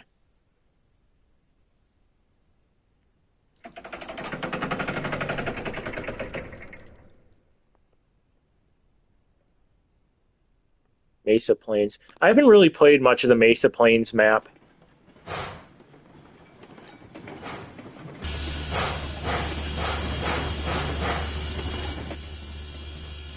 Alright, this is the last car, and then I'm going to take this into the next town and do passenger service.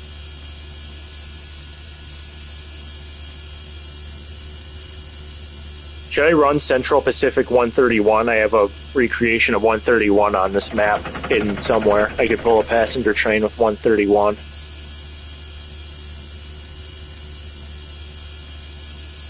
$700. That's pretty interesting. SPNS 700. What engine is that again? What wheelbase is that? That sounds familiar. Number 700.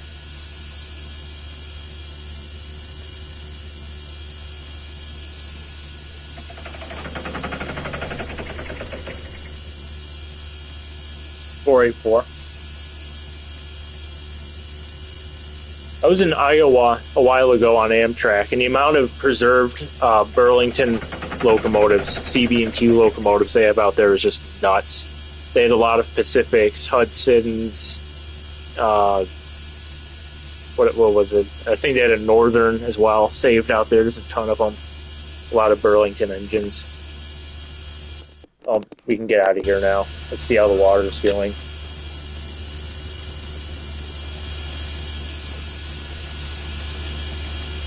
We're almost... Oh, no, actually, we're not that bad. We're moving. I didn't set the brakes. We don't tell anyone about that.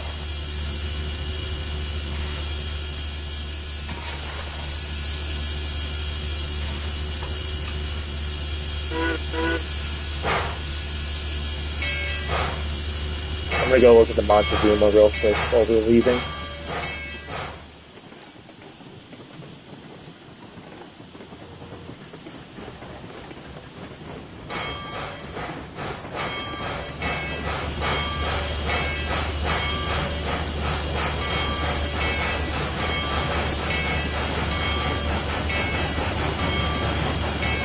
I'm going to turn off the headlights because we don't need them in the middle of the daylight.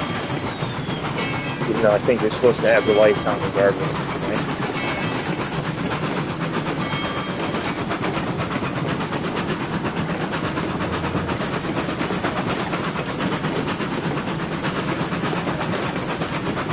Yeah, Pine Valley's pretty cool. I have a couple of saves on there. I just happen to like Lake Valley most though, because that's the most scenically diverse biome.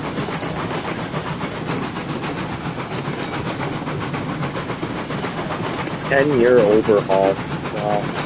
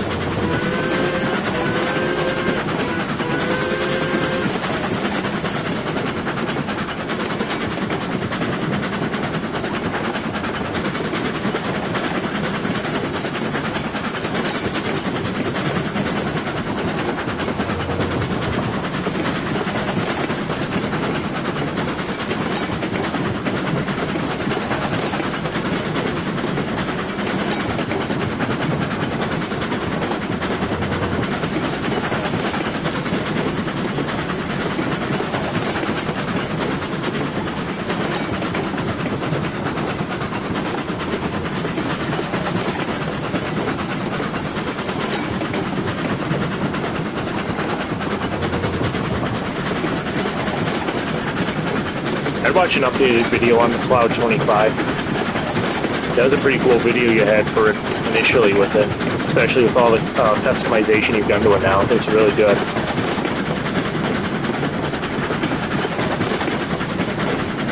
That started as like what, a Tyco Prairie, I think, and you just like totally overhauled it.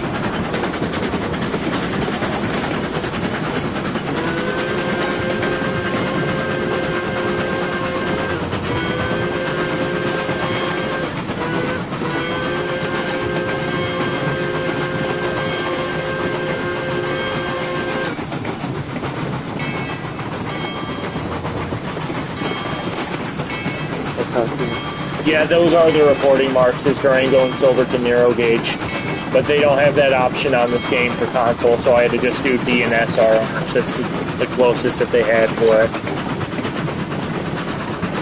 And 493 wasn't even a K27, it was a K37, but they only have K27s in the game.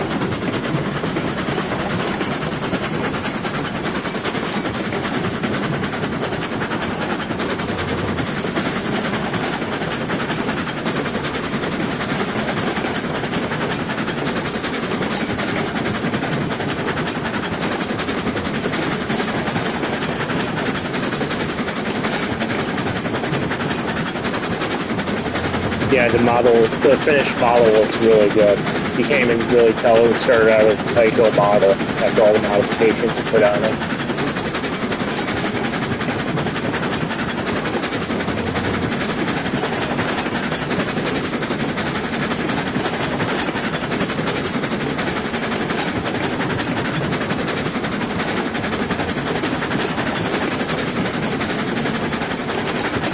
No, I haven't seen that. Well, actually, I have seen some renderings of the model, but I haven't seen any of the videos yet. But I have seen renderings of the K37. So.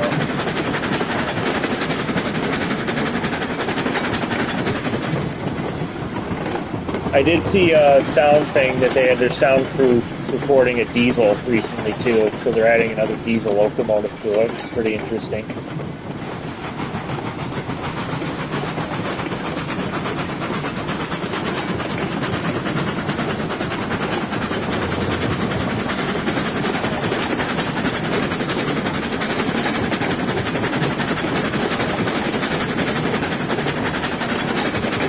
I wish that they had left the,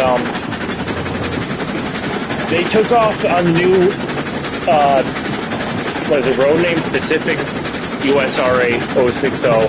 They took off the mounting positions to turn it into a Prairie, which was upsetting because they wanted to make the Cloud 25 out of that 060.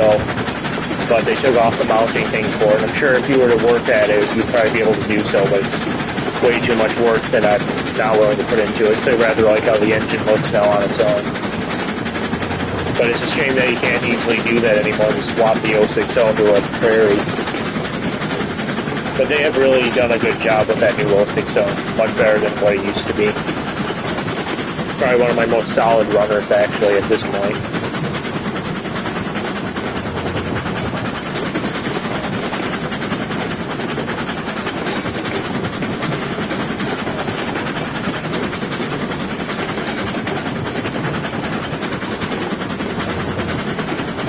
I think I saw that 4449 that you're talking about. Didn't you post about it before? I think it's in your posts tab. Oh, I blew right through a crossing and I didn't whistle for it. I hope nobody was there. Oh, we have to stop.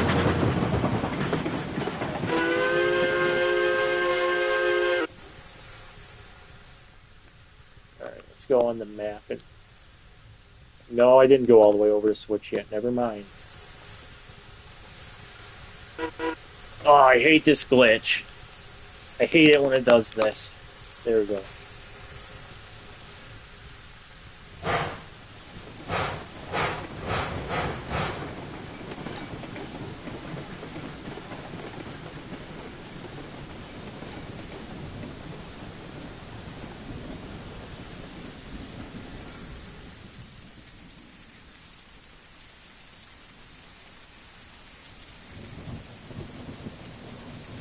I absolutely get that 100%. I have like 5 different projects going right now, and I haven't finished a single one of them.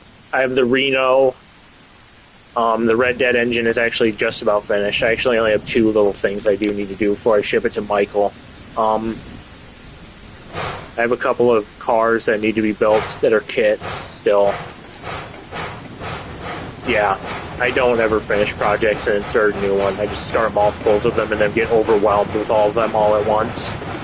And that's why I can never do a live stream with my face, like, in my model room, because I have so many started projects at once. It's like just a giant heap of crap in the background of where I would be doing my videos, and I'm just, like, embarrassed of that, so that'll never happen. There's like 10,000 things I'm looking at right now just laying in pieces on my table that need to be sorted out. I'm backing into the wrong siding.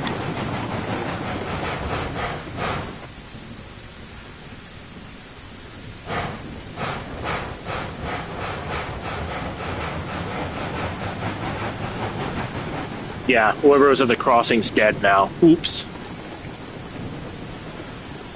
I've seen that Paulson logging engine. I've seen it. It's really cool. I really like the Santa Maria 262 that they have in California. That engine's really cool. I saw them on YouTube doing revenue freight service, and what are they, like high cube box cars? Just absolutely dwarf that tiny little prairie locomotive. It's hilarious, but it still pulls them like nothing, though. Yeah, number 205, that little prairie that they have. It's a really cool engine. I always liked it when they painted the boiler jacketing green, too. I think the green looks really nice on it. Okay, now it's all split. Oh, it's in Oregon? I thought it was in California for some reason. Wonder why.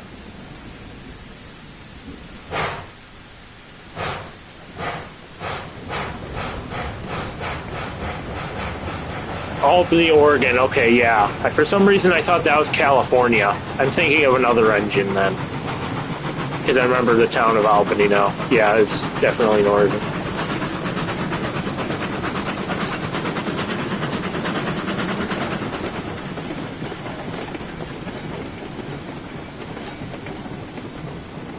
We're running low on coal, and I don't think I have any coal tipples on this stretch of track anywhere near. That's not good.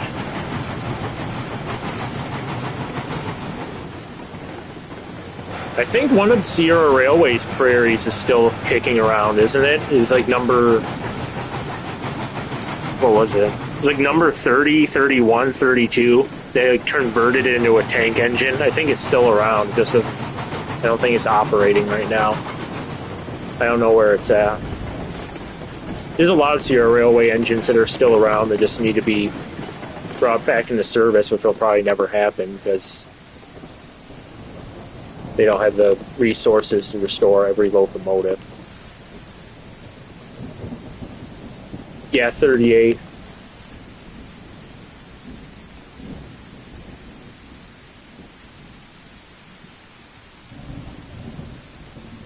Number 18's still around. The tender got scrapped, but number 18's sitting around somewhere rusting away on some siding. Just sad because number 18 was a bit of a movie star itself.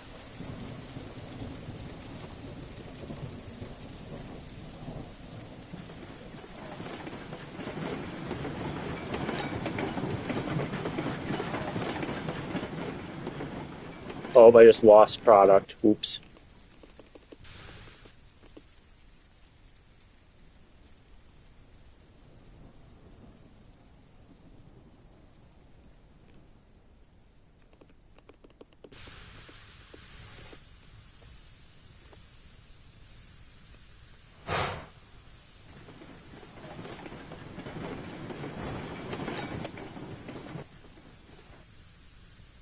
I think number 34 is still at Railtown, isn't it?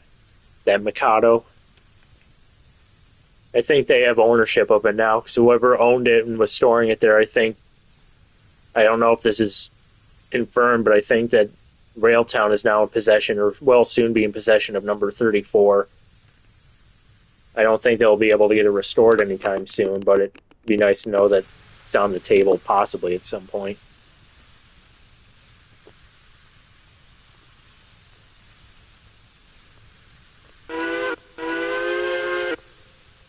Alright, we're getting rid of these box cars because I'm done with them. I'm done with freight operations.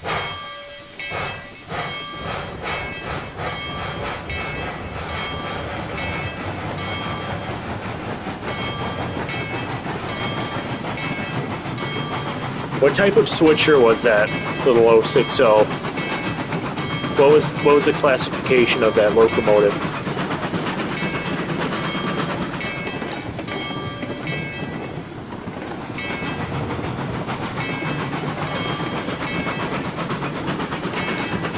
S11.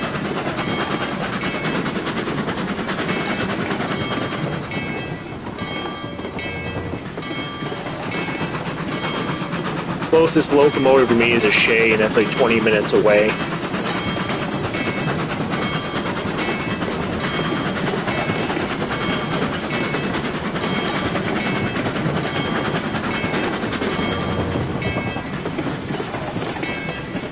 I really want to go to Strasbourg. I think my next vacation is going to be Strasbourg. I want to see those engines. It'd be cool to ride behind one of them.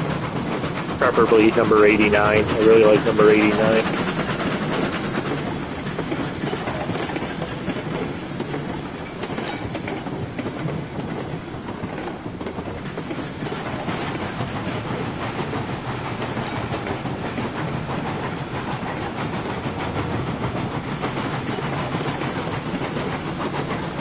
Was that engine heavily modernized, or is that how it looked when it was built in 1914?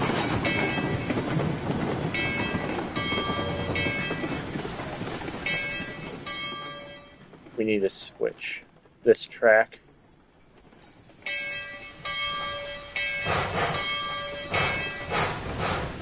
That's how it was built. That looks pretty modern for 1914 then, you're right.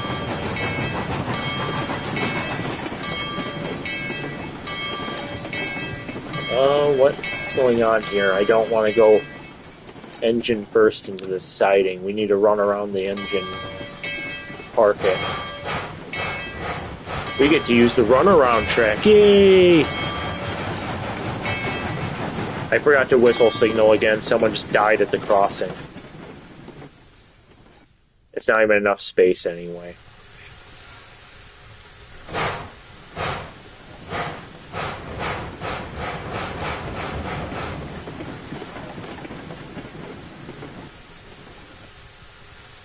.280. Are you talking about the 280 I sent you, the B&O one?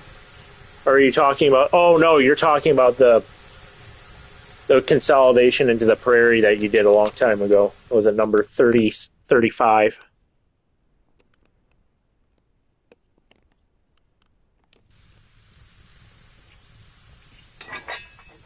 Where's the stupid brake wheel on this thing?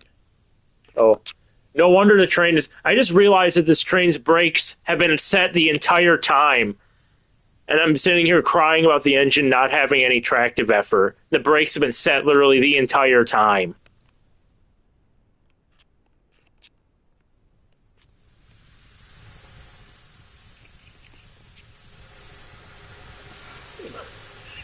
Brake shoes are dust now.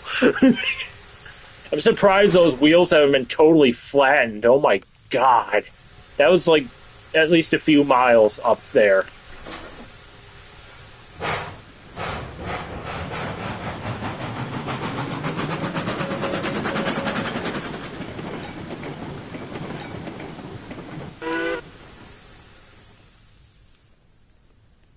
It's a really good thing I'm not an actual engineer because I'd constantly be forgetting to whistle signals.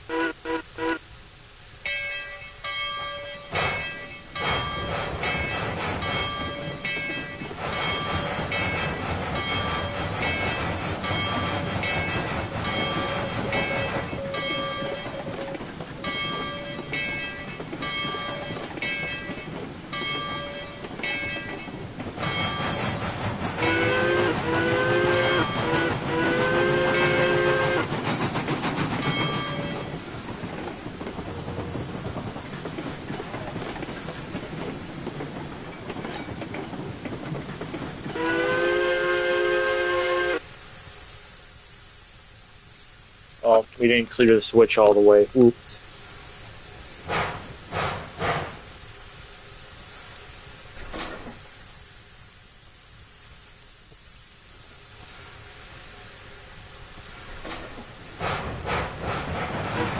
God, I hate this glitch. It's stuck.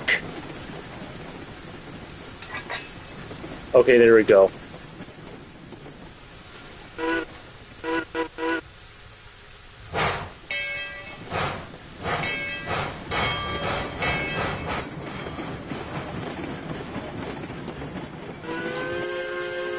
Alright, now we get the switch. Oh my god, we're not even at the right switch. We get to go back to the engine now.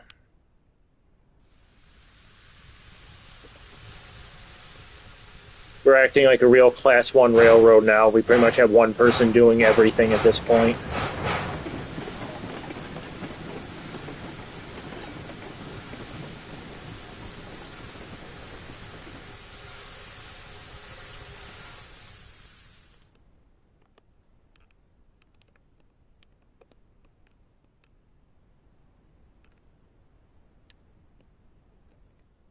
Okay, there we go.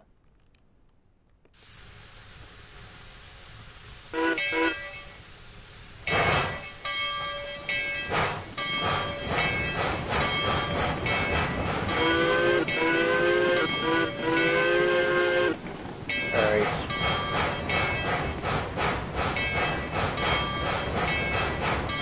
Oh, I'm pretty sure that brake is still active on there, isn't it?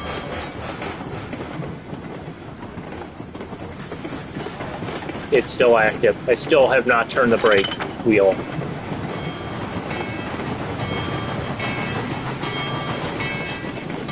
Okay, let's turn the bell off because that's getting annoying.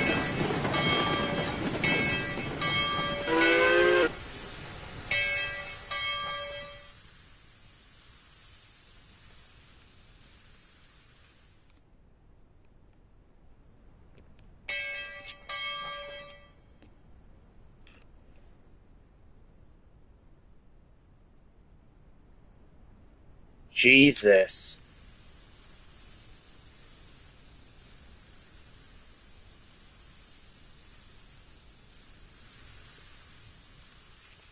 Yeah, it's a good thing that he didn't get thrown around the cab like that. I can't even imagine what forces would have been at play.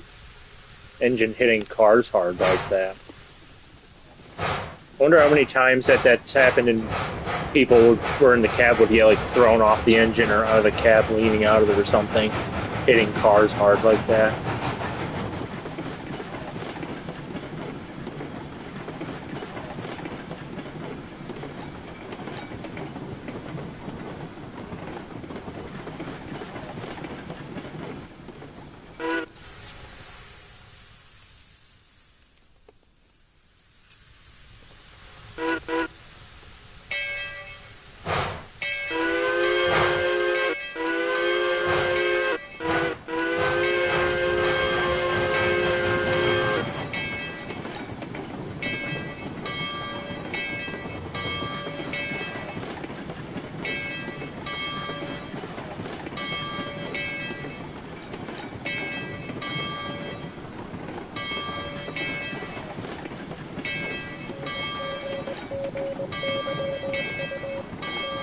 Jesus.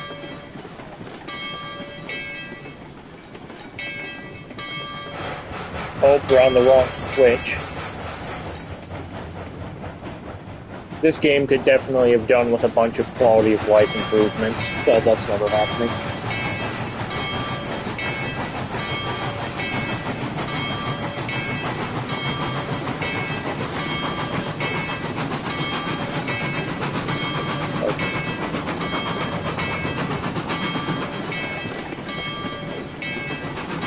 Okay, that bell's really annoying.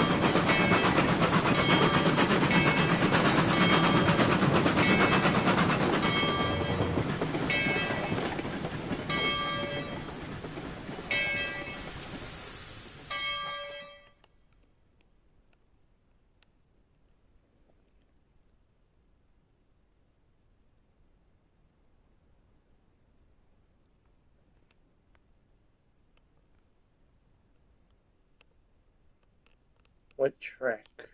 We'll put the oops on this track.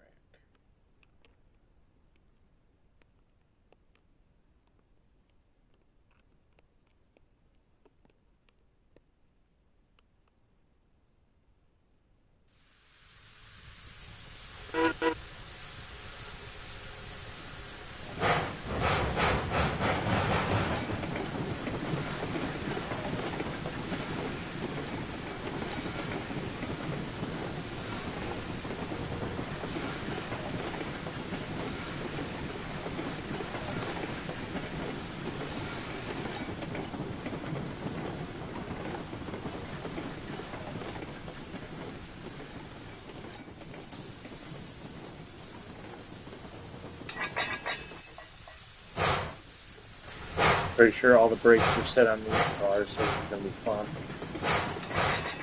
Oh, there we go.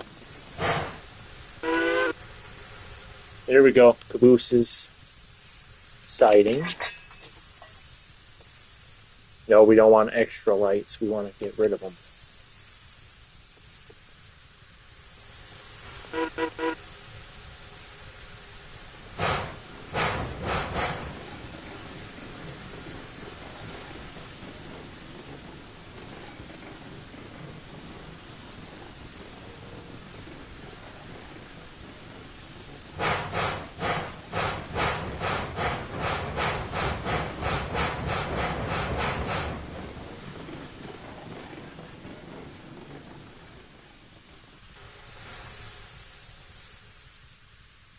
Does anybody know what's going on with Wairika Western 19? I think that was formerly McLeod 19. I remember they used to run the Wairika Western train with it, and I just haven't seen anything about that locomotive in a very long time. It was a shame. It had a really iconic, I think it was like a 6 chime on it.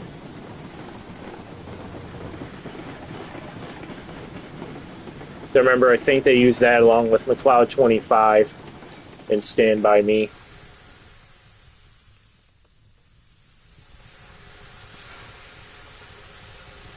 '19 is returning. That's good to hear. I hadn't seen anything about that engine for a really long time. That's really good. I'm really glad to hear 19's running again.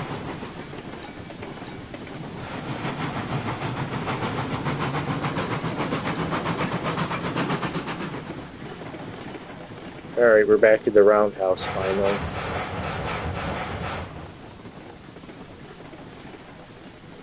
How did she make her way all the way to Ohio? Is it privately sold to someone or traded to a museum or something? That's really weird how it made its way to Ohio.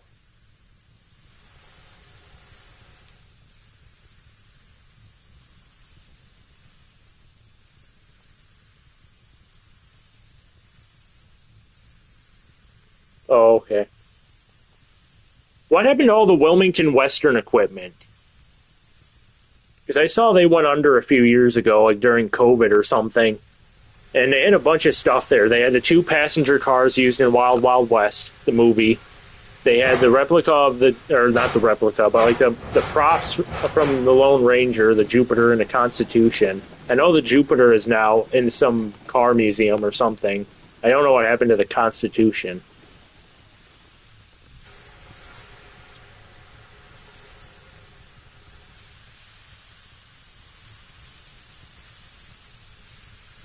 Or did I say Wilmington Western? I meant Fillmore and Western if I said Wilmington. But they had a bunch of movie equipment there. I don't know what, they didn't say what they did with all of it. Yeah, Wilmington. I meant Fillmore and Western, not Wilmington. But I know Wilmington and Western has a big strike going on with their staff right now because they're not properly maintaining stuff, I guess. Or they're not treating their volunteers right. It was one of the two. I saw the whole mess on that. No, the Fillmore and Western went under during COVID. I don't know what they did with all the equipment there, though. Except for the Jupiter from the Lone Ranger. It was at the museum, like I said. It was really sad.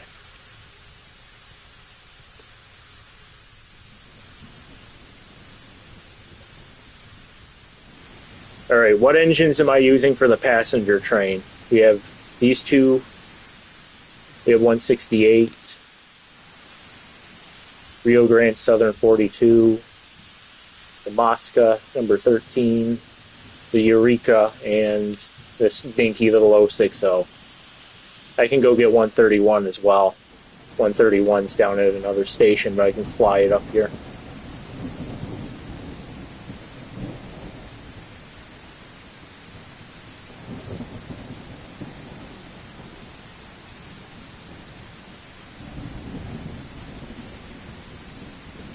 That'd be interesting to have an actual McLeod caboose on there.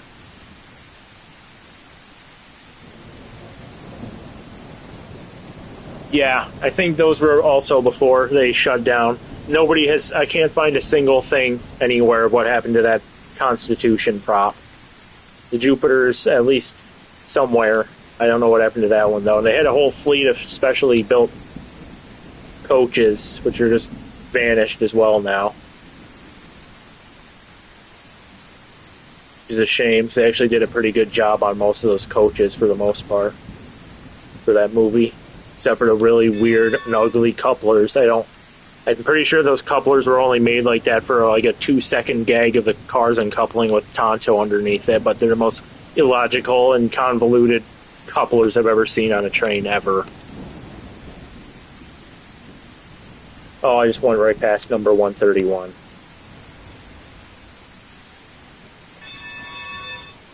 There's number 131.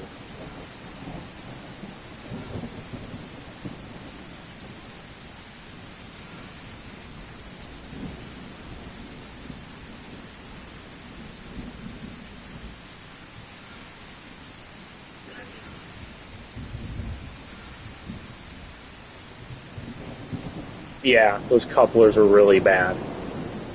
And I'm pretty sure, I don't know if they either based the Jupiter off of the MTH Jupiter that they used the NYC 999 tooling off of, or they used the Bell of the 80s by Mantua. Because that 440 was like really horribly scaled, like really bad, the Jupiter they used in that movie. I'm pretty sure that they used the MTH Jupiter with the 999 tooling as reference for it.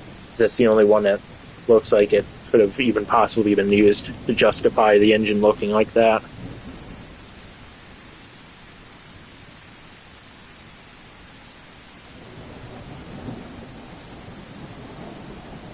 Where's the tender? Where'd the tender go? There it is. Come with me.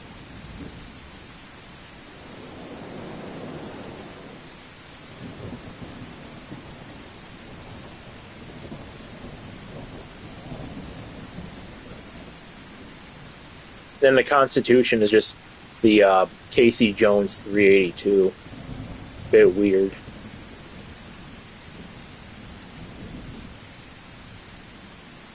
Yeah, I thought it was the MTH model because I could tell what the giveaway for the MTH model for me, which made me think that, was that they didn't have the whistle on top of the steam dome. They had the whistle like off to the right side on the engineer's side. Side mounted the whistle like on the MTH model, and that was like the giveaway that made me think they based it off the MTH one.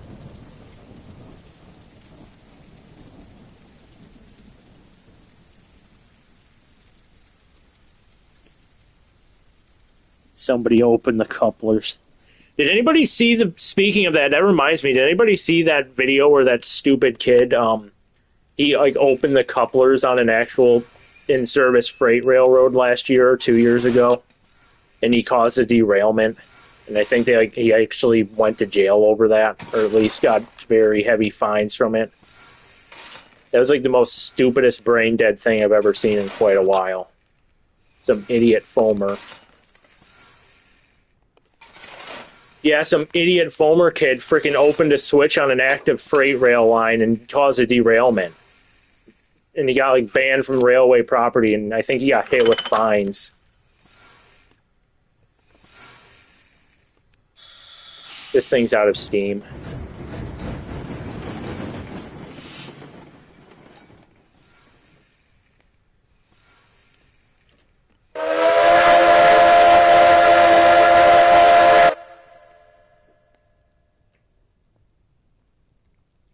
Yeah, I saw the video of them dumping the air on that. I saw that video on YouTube. Yeah, and I saw that. I noticed they put those weird steps on there. That was definitely necessary so they could climb down the front of it and shoot.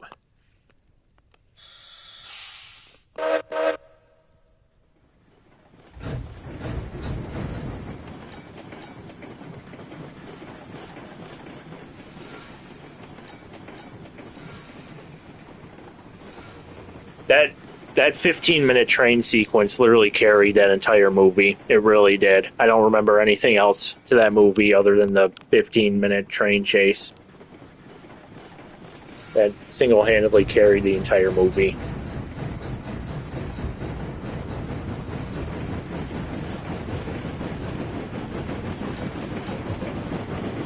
I think the game's pretty good. If you're getting it on, okay, so if you're getting it on PlayStation, I recommend it. It runs just fine. The game, it seems it's just fine. It's pretty repetitive and repetitive and pretty basic with the industries. But I think it's fine overall, especially on PlayStation where there's like no other train game options. But if you're on PC, you can probably get better games than this though. Or just wait for Century of Steam. But if you're on a console like PlayStation or Xbox, I can say it's probably worth your money.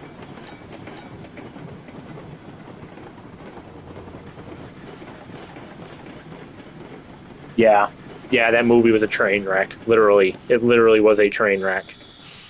It was entirely way too long, and I remember reading somewhere about that movie that they were trying to have they had two convoluted plots, and they didn't have enough time to stretch either of them out, so they merged them into one, and it was just the horrific train wreck that we got is the result of that.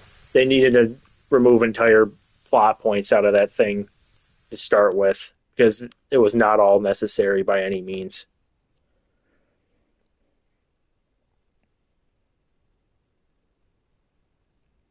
Yeah, I'm shocked that engine doesn't have any fencing around it. Most engines have fencing to prevent that. The Emma Sweeney prop got vandalized really bad because they didn't have any protection on it, as far as I'm aware. Unless they did, and the people just went over it anyway.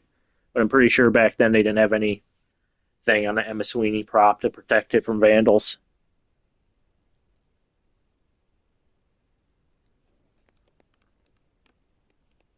I've never seen Emperor of the North. I've heard it's pretty good, though. I just don't know where to watch it. I'll have to rent it one of these days because I keep hearing a lot of people talk about it. I watched Breakheart Pass a while ago. That was a pretty good one. I think that was a Great Western locomotive in it. It was a Great Western 280, I think.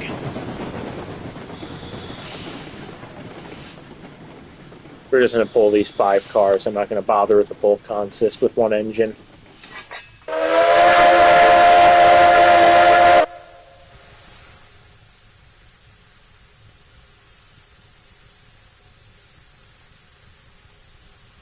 This is the 480 right here. This is the 480. I bought both packs, add-ons, because I'm a completionist and I had to have them. I think it's pretty good. You get some extra details, like scenic details too, with it. But this is the 480. It comes with 3 different liveries. It's a pretty nice engine.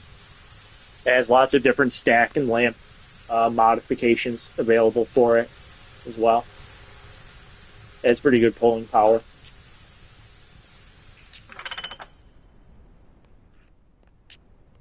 I wonder if this...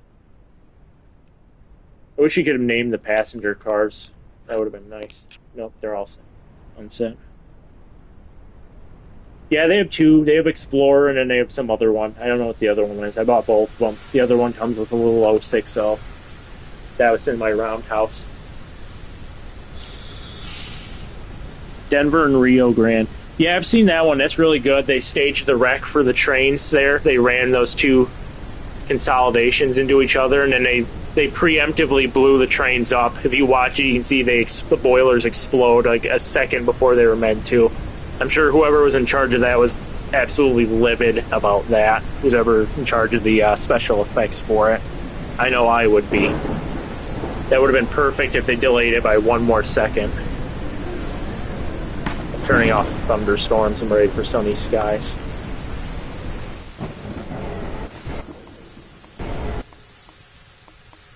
partly cloudy.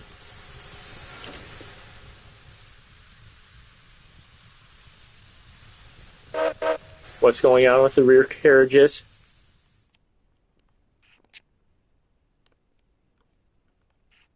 Oh, thank you for noticing that. I would have taken off without any of these cars. Thank you for pointing that out.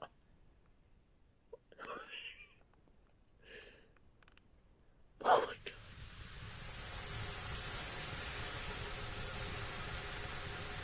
Yeah, they fumbled that explosion. That would have been a really good explosion if they had properly done it. Alright, I think we're all coupled now. We're going to go forward and see if it is. We're not coupled.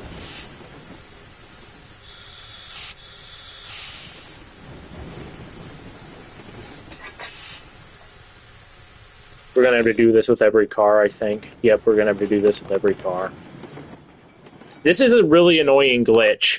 This is the most annoying glitch in the game, besides another one I'll talk about in a second. But the passenger cars will, like, spawn in all decoupled, even if they were coupled when you saved it, and you have to, like, redo literally every single car. It's so annoying.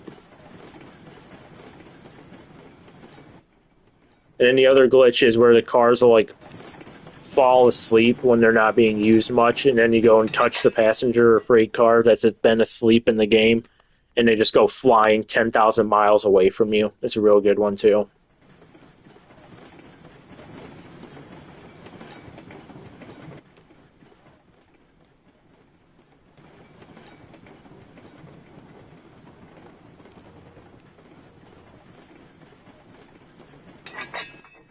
Yeah, it's just a shame they didn't time it better.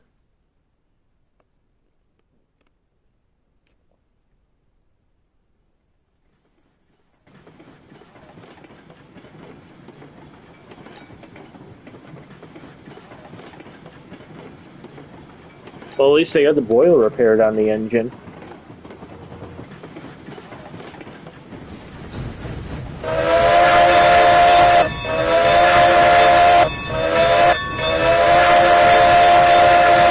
Alright, it's time to pick up the passengers that don't exist.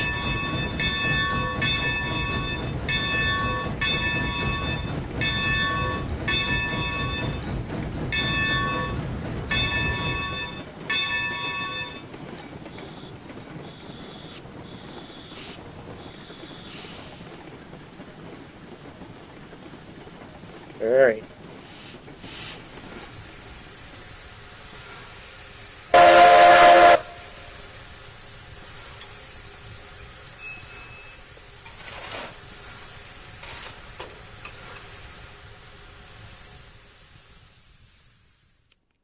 Oh wait, there is one other NPC in this game.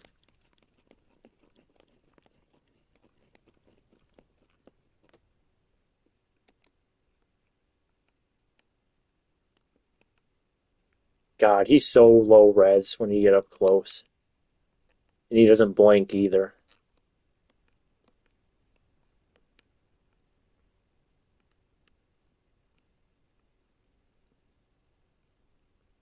This should be my new profile picture for the YouTube.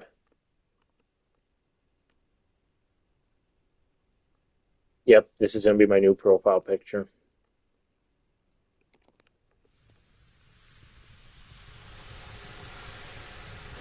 Alright, all the non-existent passengers should have boarded by now. Time to go.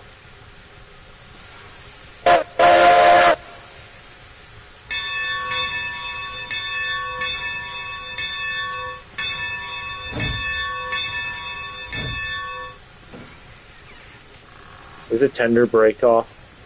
Okay, the tender brake is off. We don't need to recreate what happened earlier. This throttle won't open all the way. It's stuck at 74. Oh well. I'm just curious, does anybody here watch James May? Because he has some absolutely hilarious train stuff.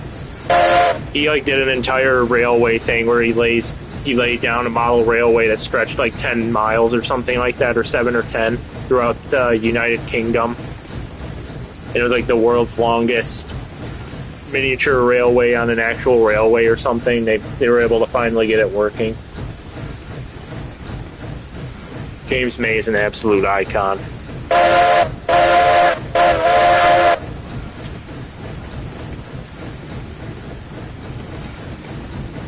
That's absolutely amazing. The car batteries, yeah, and they're walking down the tracks with this little stick thing to power the rails, and the train just died the first time. Just died in the middle of nowhere at 3 a.m. at a crossing somewhere. And then they made they made one ran on sauerkraut or something in the second. And the second one, somebody made a sauerkraut power train and just exploded as soon as they put power to it. Oh, I'm on the wrong tracks. The Lego house, I remember that with the singular Lego brick. The singular pink one that pissed him off. That was so funny.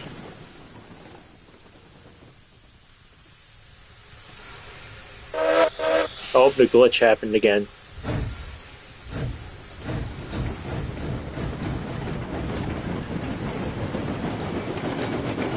Yeah, he did a slot car one. He put it on an original raceway that had been torn down. And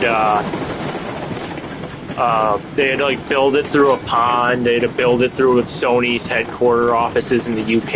It was crazy. Then they did one where he built like what did they do? He built like a working motorcycle out of like an Erector set. I don't remember the brand, but that was really cool too. And it actually lasted quite a while.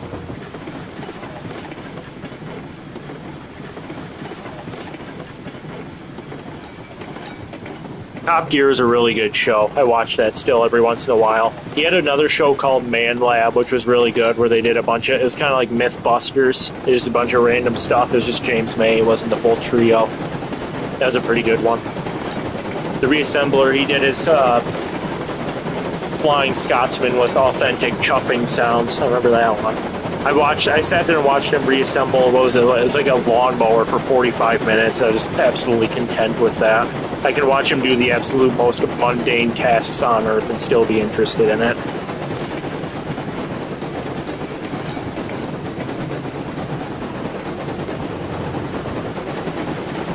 Then he has that bug out bunker too, where they're doing all the stuff in that kitchen with Lucy Brown. That's pretty good too.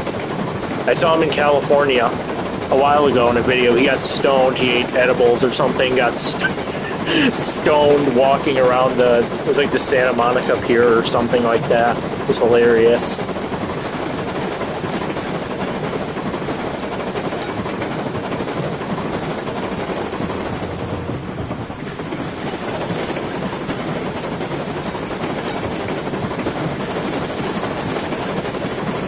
That is amazing. You actually got to see the Grand Tour pilot. Where was that one at? That's really cool. I assume you got to talk to Hammond at least then?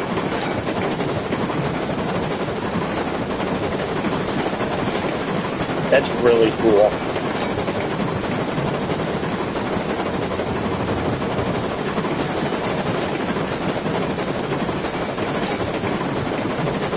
Of course.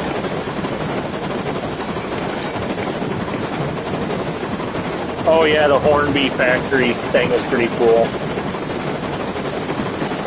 Yeah, they had beef with Rails of Sheffield, even though I'm pretty sure Hornby literally rips off what Rails of Sheffield's doing, and whatever the other one is. They have another competitor that I'm pretty sure they've ripped off as well, making the same products so they can try and stomp them out of the dust.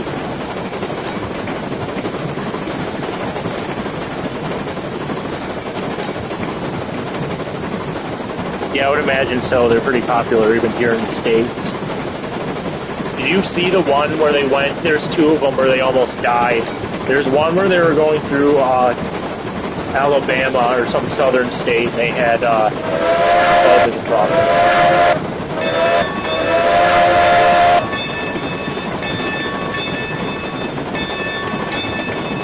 They put like offensive the Southerners, like Southern people, they like drew stuff all over their cars, like Hillary for president, or like gay pride stuff to try and piss off all the Southerners, because it's obviously really conservative down there. And they almost they had like people chasing them and throwing stuff at their car. That was pretty funny. And then they had the one where they like almost died in South America because of some misunderstanding over a license plate in Argentina or Venezuela or something. Those were both pretty funny.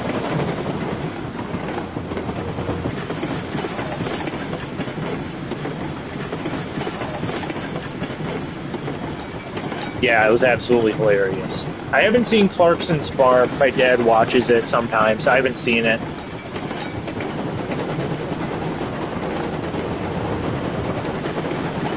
NASCAR sucks. Yeah, I remember that one. And they had those, like, there was some lady came out of a really suspicious, like, methy gas station. She's like, a bunch of people started chasing them. It was so funny.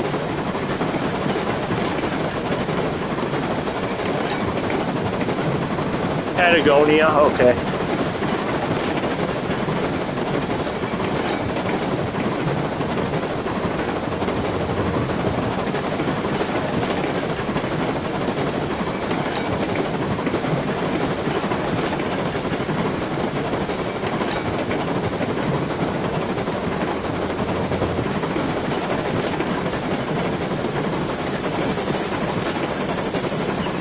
They're all reviews referencing Top Gear.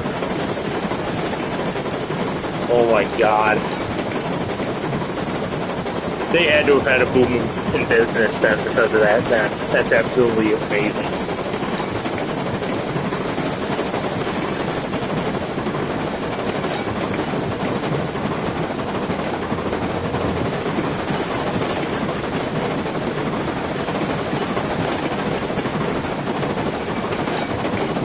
What was the one where, there was one where they were all getting really pissed off at each other because they're, like, out in some, like, they're, like, out in the bush or something, like, out in, like, a really forested area that was hot and humid, and then, James May threw a rock at, I think it was Clarkson's car, because he, like, rammed into him by accident while he, like, had the hood up, trying to service his car, and he, like, threw a rock and cracked his windshield. And then Hammond backed into Clarkson's car. He's like, Hammond! Oh, there's no water in this tender. It's good. That was another really good special. Pretty much any of the specials are good.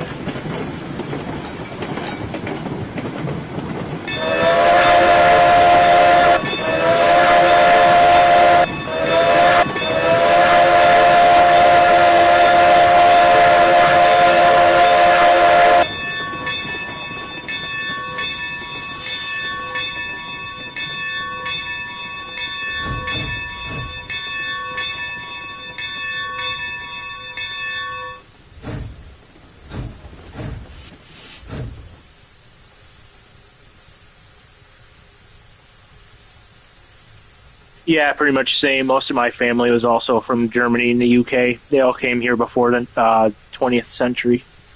And Irish. I have a lot of Irish family heritage, too. I think most of them were here, though, around, I don't know, probably, some of them we dated back to, like, the 1700s as being here. But most of them came here around, like, the late 1800s, maybe early 1900s.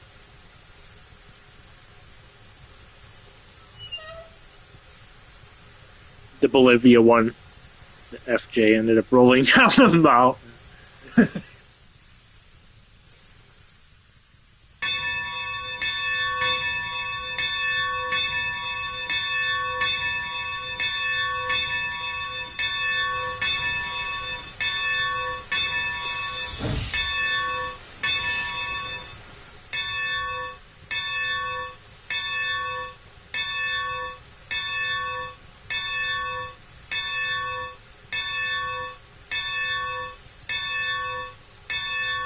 Wow. Wow. That's, oh, hold on, this bell is going to drive me nuts. That's really interesting about the Titanic. Yeah, the good thing he was late. That reminds me when Seth MacFarlane almost he got drunk and then was hungover and he missed his 9/11 flight. The good thing he missed it. Hey, how do I align this stupid thing with the thing? There was another special that was absolutely hilarious where they actually I think these were two separate ones. What happened? One of them was where they broke Stalin's house. That one was absolutely hilarious. James May like broke a cabinet door in Stalin's house, and then another one was James May was trying to light a nuke with his lighter.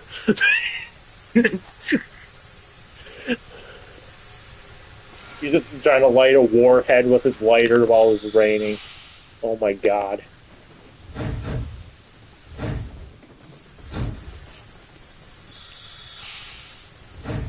Yeah, I'm not a super big car fan either, but those specials are absolutely hilarious. And the show in general.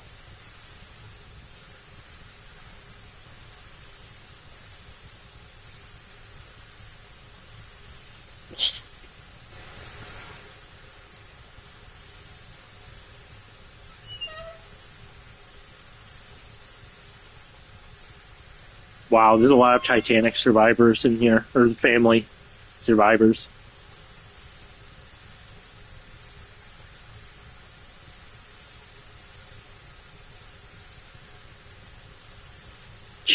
The cheese meme. He's seen the bottom gear meme. There's a YouTube video where he's talking about where he's seen the bottom gear meme. And then he's obviously knows about the cheese meme where he slams the cheese on the table.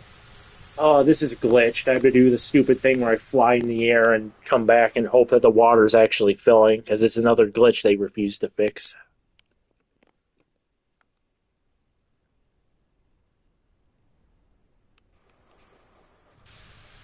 I saw the Cheese Song remix. That was really good. Okay, I fixed it.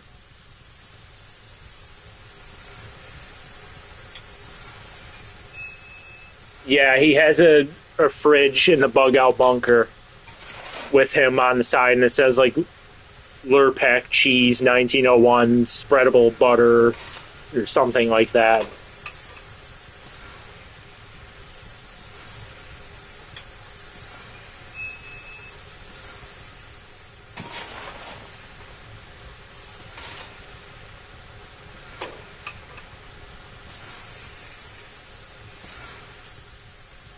Yeah, he is absolutely hilarious. He's an icon, that's for sure.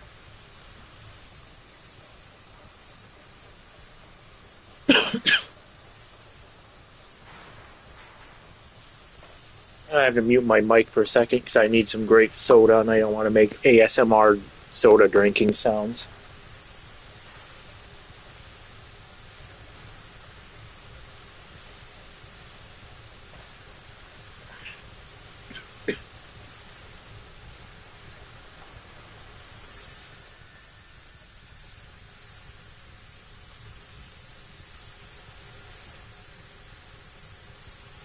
Wow, we're going to be here a while.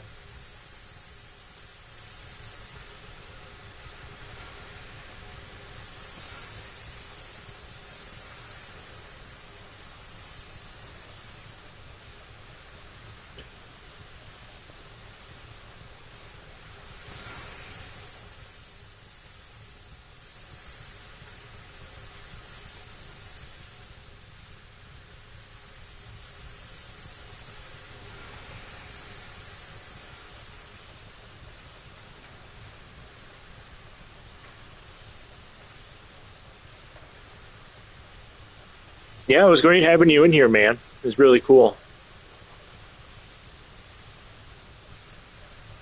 And luckily, I'm a small enough creator where I can actually interact with just about everybody. Hopefully, it'll stay that way. I don't really care to have too big of a channel, to be all that honest. I'm honest. I still have yet to monetize yet. I have the option to do so, but I don't think I want to bother with all the copyright stuff and the which I've already dealt with all the copyright stuff, but I don't want to deal with all the tax headaches involved with it because I hate doing taxes as is. I heard you have to do it quarterly. I don't know if anybody knows otherwise. I heard you have to do quarterly all the taxes on your earnings, and it's just something I don't think is worth it. I feel like I'll start getting stressed out over monetizing the channel too, and it'll just suck the fun right out of it. So I'm probably not even going to fully go through with monetizing. Yeah, exactly. I'm here for not the entertainment. I'm here for the enjoyment of the hobby, not to make money, which would be nice so I can buy more crap and pile up more toy choo-choos. But yeah, I feel like I'm going to start stressing out if I actually monetize it, and then I have to deal with the tax garbage. So I'm probably just not going to bother monetizing it.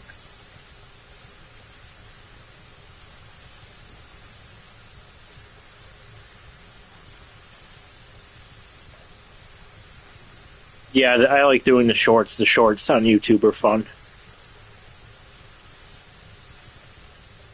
Oh, that's cool. Clarkson's Farm, sure.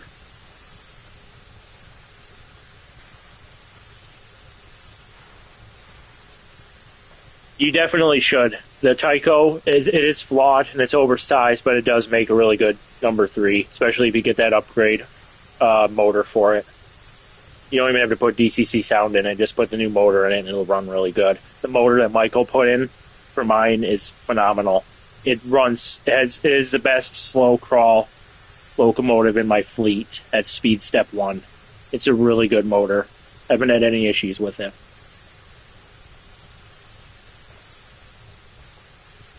Yeah, I need to stop buying models too, because I'm at like 20 plus DCC sound locomotives and Michael's about to upgrade 3 more for me. I'm like out of shelf space for them. I have to put cars in boxes now because I have no shelf space left for them.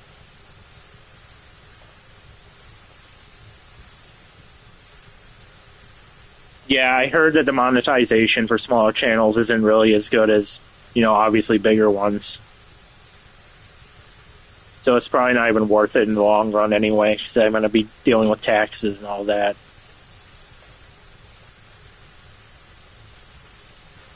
Yeah, you should definitely get the Brie motor kit. It does work really good, but I probably wouldn't use the wood. Like, they include, like, a little wood, like, notch slot, like, door jam looking thing to angle the motor properly, and then I'd probably replace that if you could, but...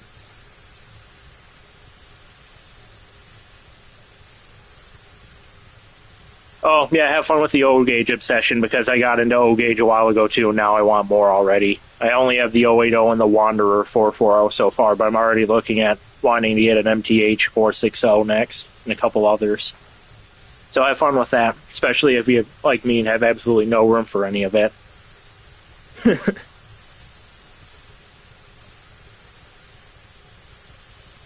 Yeah, you don't really need the sound for the engine to be enjoyable. I just like having sounds on my engine because it makes them more immersive, but just basic DCC and that new cam motor and the CR3 model will be just fine.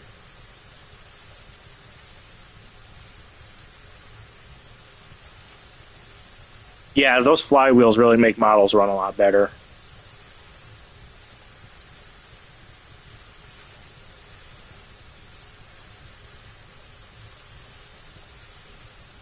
Yeah, 3D mounted print. That back, or the what is it? I don't even think, you didn't make a backhead for number 3, did you, at all? I think, or maybe you did, I can't remember. I thought it was either just the motor back, and it looked like the backhead as is. I'd have to look at the 3 again. But I know that we didn't use the original Tyco backhead because it stuck out and looked like crap. I know you 3D printed aspects for the engine. I just can't remember what you did for number 3, though, besides the mounting thing.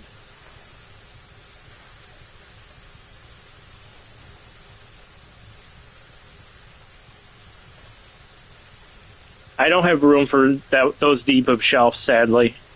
It's really limited room. I have like 3 shelves at the moment that are like 8 feet tall, or not 8 feet tall, probably like 7 feet tall. I think I might be able to just put more shelves into them, and that'll give me more space, but I don't want to overcrowd it, and I don't want it to be difficult to pull cars and engines out of those slots, though. We'll have to see. I just know I have way too much crap right now, and it's like cars, like literally every area of my room right now I'm looking at is like loaded with cars.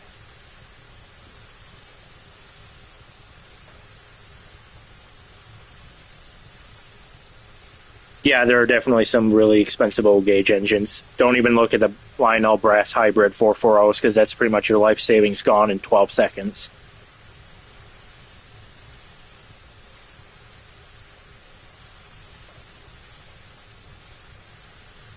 Yeah, that sucks when you have real life stuff take over from the model money. I get that. I just had to replace my truck last year because my old one's frame broke in half while I was driving. So I had to spend like $2 or $3 grand on a new truck. So there was no new model stuff for like 3 months after that.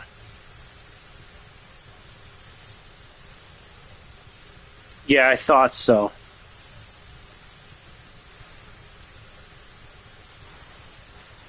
Yeah, I thought that's what you did with it, because I thought it was just the motor sticking out the back, and it happened to look like it close enough to a back end. You can't even really notice it anyway, because of the way the cab is, so it still looks just dandy.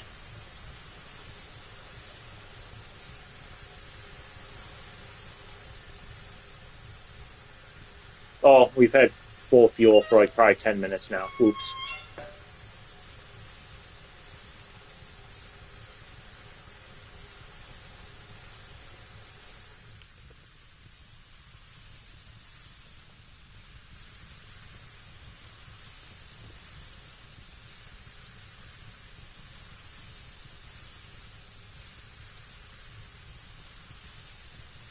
Yeah, it does look like the firebox door. I never had an issue with it. I think it looks really good the way it currently is. A lot better than that piece of crap molded one Tyco had originally.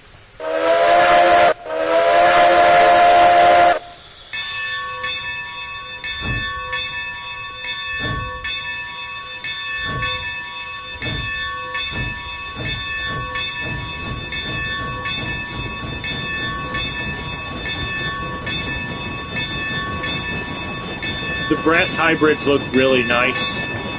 It's just a shame. Did you see how much the G scale? I think they're G scale. It might have been LGB. Somebody made authentic, like properly scaled Jupiter 119 locomotives, and I think G scale. And it was like $10,000 for them both. Like I could buy like 5 used cars with that. That is nuts. I don't know how anybody could afford that except for like really older like boomers that have made a lot of money and were able to stack it. There's no way in hell I would ever be able to afford those 2 LGB Jupiter 119 locomotives at $10,000. It's just never happened.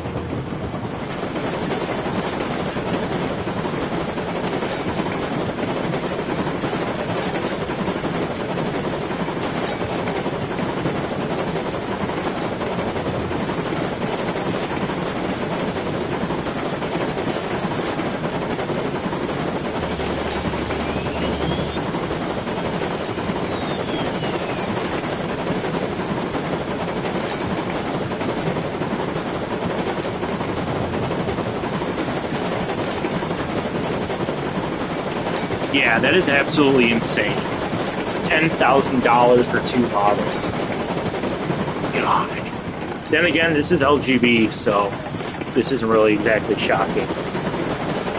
They have nice engines, but they are absolutely not cheap by any means.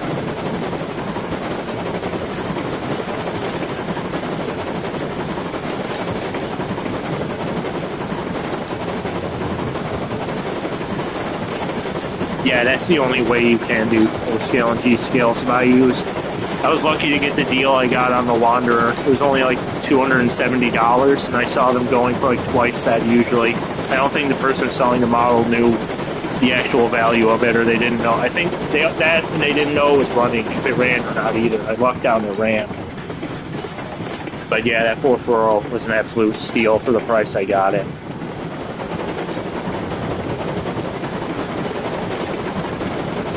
Rail King GS4.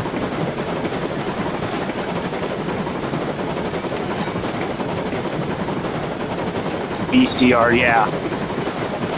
Yeah, I put a new BCR in my 440 too. It runs really well now.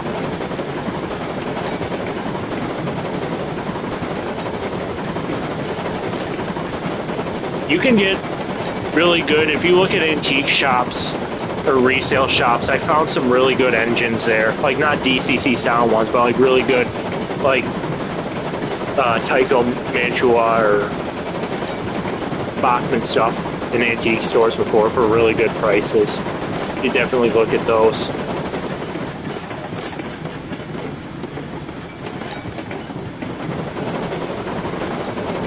I find it so weird how they haven't, like, I know there's 2-rail DCC for O-scale. I just always thought, I mean, I'm still getting used to O-scale. It's just so weird how it works, and they don't have DCC for it, where you stop the train, put it in neutral, reverse it, neutral, forward again. That's really weird to me. It still takes a lot of getting used to, figuring out how to work all that. In the PS1 decoder and the 440, or electronics, I should say, is really weird figuring out how to get all the sounds to work on it, too.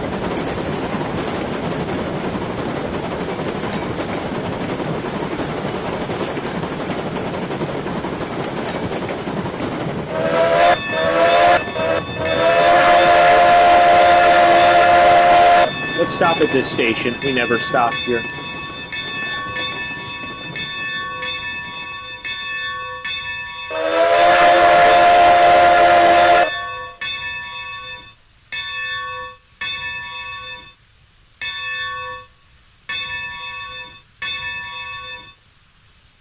I'm not exactly happy with Lionel. The more I learn about Lionel and look into them, I'm not really happy with their business practices and what they decide to do in their marketing and their pricing.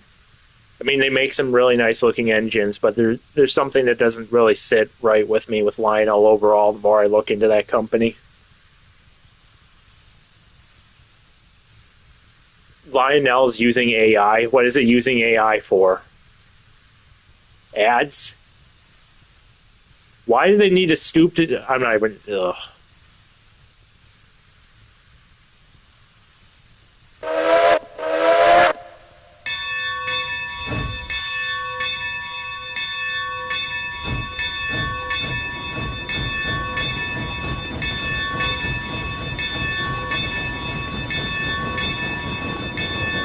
That's really cringe.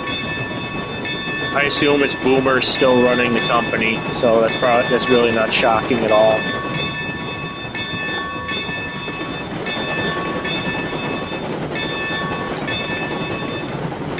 Ugh.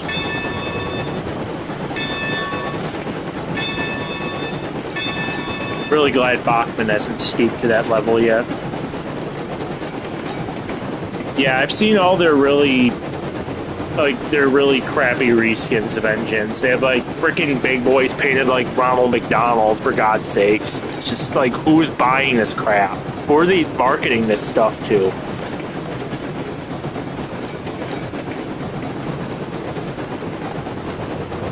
I don't even want to get started on Disney. Disney just makes me mad. Soulless corporate crap.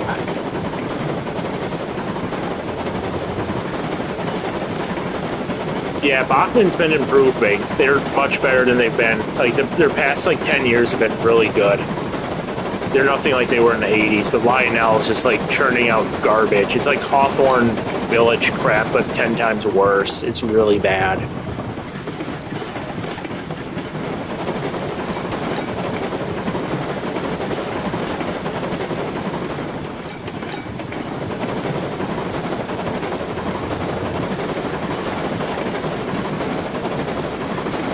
I really hope they make that 460 NHO. That'd be really nice to have. Oh, hello, James.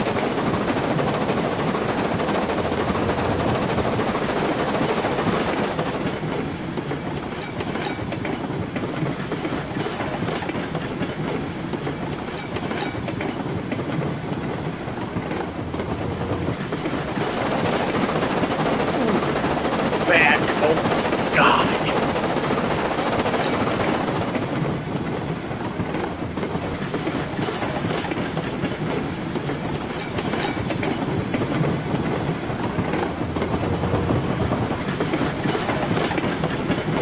California Zephyr, that's cool. I rode the California Zephyr to and from Denver. Hopefully you don't have the same issues that our train had, because our return train from Denver was an absolute nightmare. It was so bad. I didn't get any sleep for 24 hours because of it.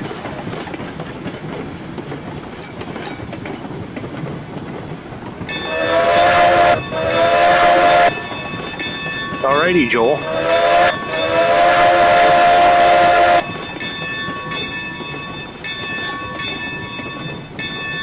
I'd like to do a stream soon with my models, but I'm afraid that once I do one of those, it's going to be the one time I do a stream with models, that's going to be when all the trains are like stalling out on switches and derailing and having issues. So I have to absolutely polish my track before I do any live stream on the model layout. I'd like to do at least one before I tear it down for the new layout.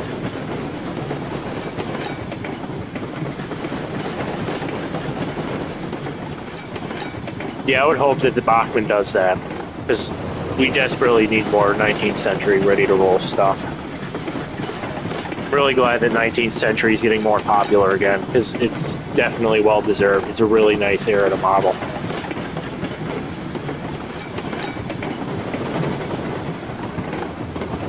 That would be sweet if they made McLeod 25.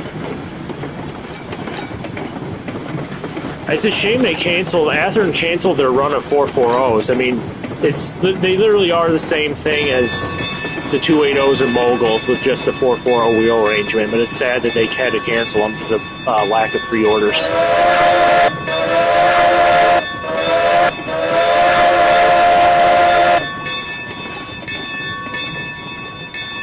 Oh, I didn't switch the track and I'm on the siding. Oops.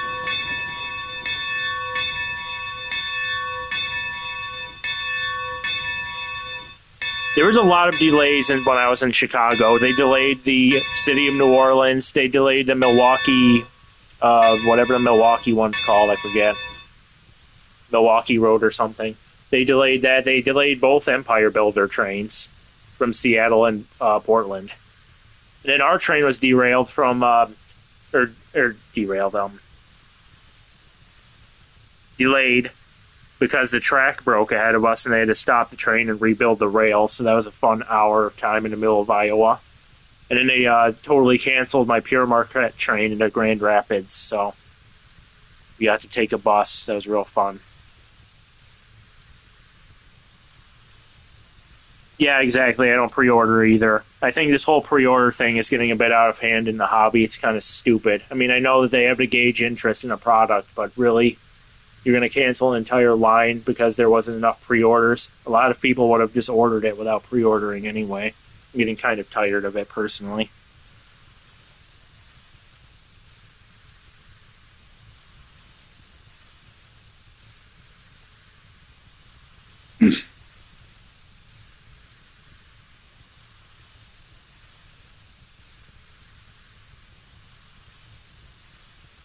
Passengers have been dealing with the engineer on the phone while operating railroad equipment. Sounds like the...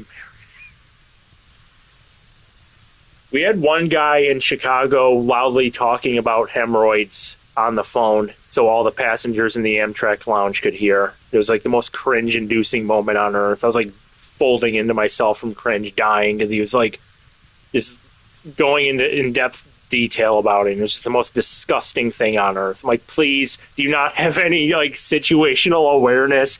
You probably shouldn't be talking about this when there's like 50 other people around you waiting for their trains. Yeah, it was bad. Weirdo. And he was like, did you hear about Gertrude's cancer? Yeah, it's horrible. It's spread. She's probably gonna die now. Like, oh my God. You're like talking about the worst stuff in public right now, and he was like amplifying his voice so other people could hear it. And, ugh.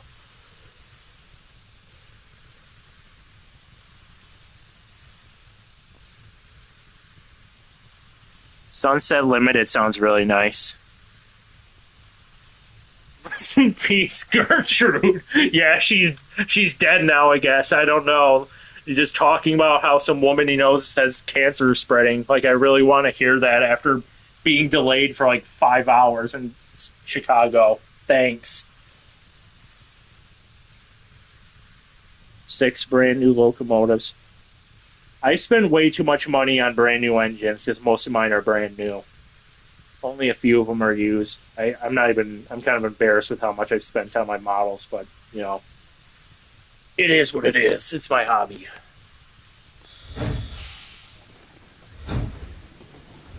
Better to be spending $300 on model trains than on crack or something.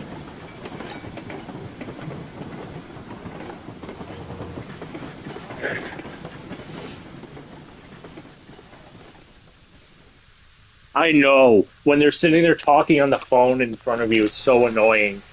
There's people doing that on the Pure Marquette train in Michigan. I'm like, please shut the F up and just.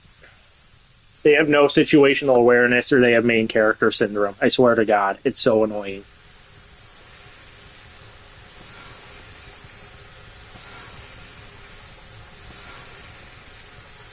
Yeah.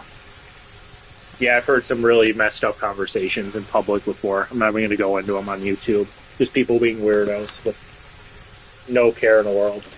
I'm probably going to run one more train. Yeah, I know exactly. It's disgusting. I'm probably going to run one more passenger train with another engine and probably be done with the streams. I'm getting a bit tired now. You'll have to pick another locomotive out of the roundhouse.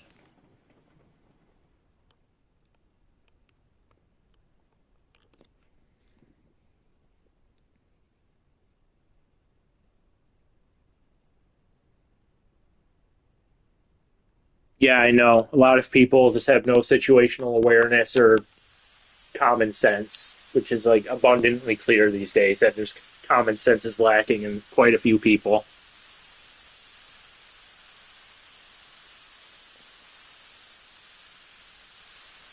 Yeah, I don't have much to do personally until like April because I work seasonal. I work 6 days a week, sometimes 7 days a week seasonally in the summer, and then I take the winters off, thank God. So I work really hard in the summer and I get to do nothing through the winter. It gets kind of boring having nothing to do every day, though.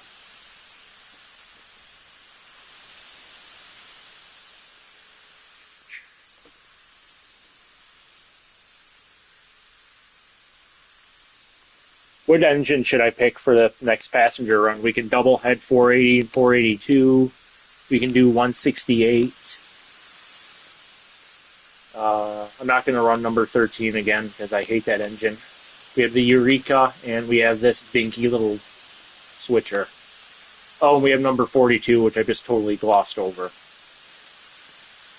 Or I can spawn in a Mason bogey.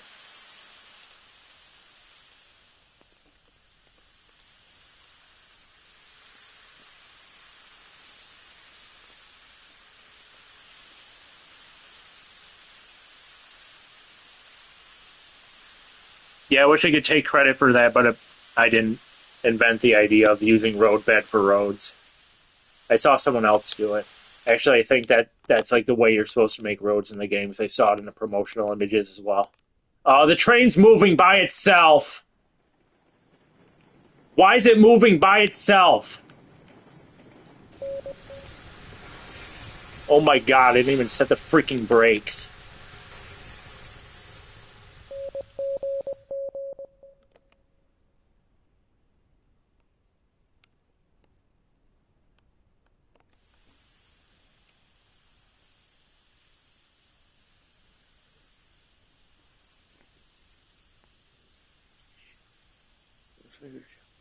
Yeah, the job market is absolutely trashed right now. It is horrible. I'm really lucky I got a job that's like 10 minutes away from me for the summer.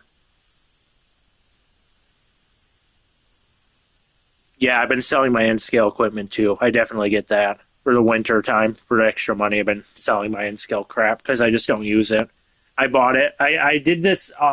I get like hyper fixated. I'm like, oh my God, I'm going to build this entire N scale layout. And then I spend like 3 grand on all the N scale stuff. I'm like, oh, I don't have any interest anymore. I guess I better sell it all now. And I just totally lose interest.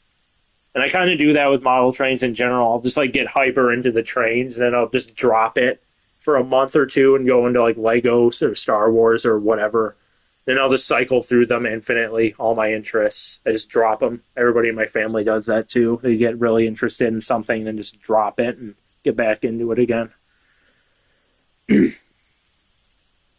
buy several shays. I'll pass on that.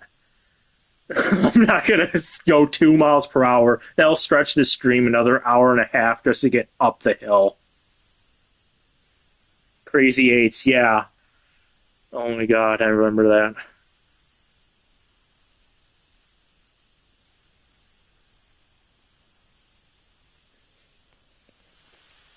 We're going to just spawn, I don't know, Eureka's really got really shitty pulling power. Like, Eureka can pull 2 coaches, and that's it. I don't think we're going to use the Eureka for this. I think I'm going to spawn in a Mason Bogey. We're just going to get rid of number 131 for now.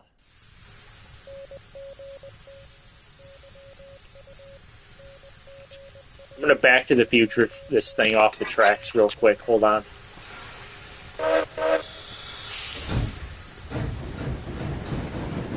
We're going to Back to the Future this thing.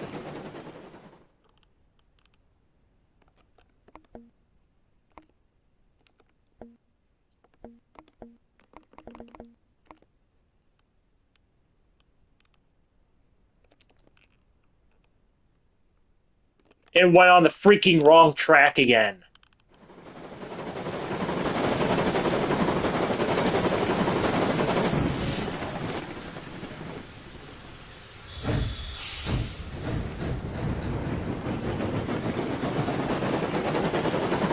N scale, anyway, I gotta catch up with all this. Yeah, I only have one N scale engine left myself. It's a K4. NC pre-war K4, so they're a bit hard to find. I sold the rest of my engine, so I will probably buy the 19th century engine just to have it, but I probably won't have anything to properly run it on. It's just going to get sat on my shelf and collect dust for 10 years, like most of my collection.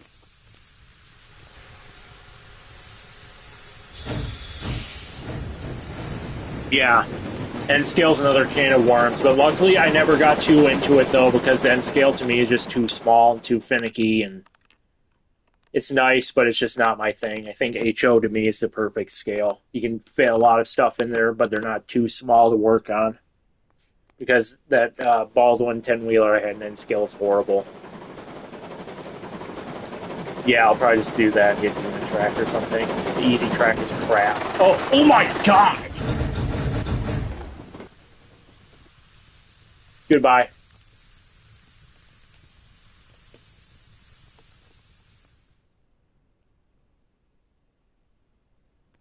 That didn't just happen.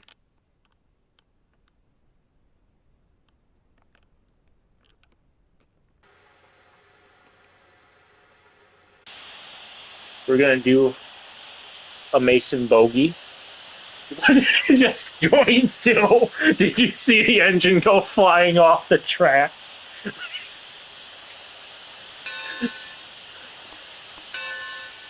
I don't know what to number or name this.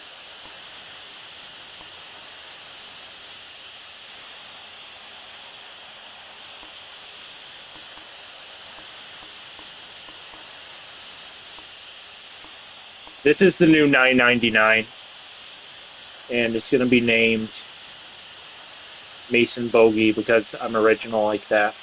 And then we're going to put this really cursed, I forget, Ridgeway stack. We're going to put a really cursed Ridgeway stack because Heiss absolutely hates that. They put this on this engine for some reason. It doesn't even make sense. I don't even know why there's sparks coming out of the bottom of it. It's like the literal entire point of the stack is so the sparks aren't coming out. I don't think Torch Lake is an option. I'll look, but I don't think it is. It's like mostly Rio Grande names. It's like Colorado town names. I don't know why they put a Ridgeway spark arrestor on this, but not on any of the other engines. That would have made sense, like the Moguls. The Cook Moguls had them, but, you know, whatever. We don't need logic here.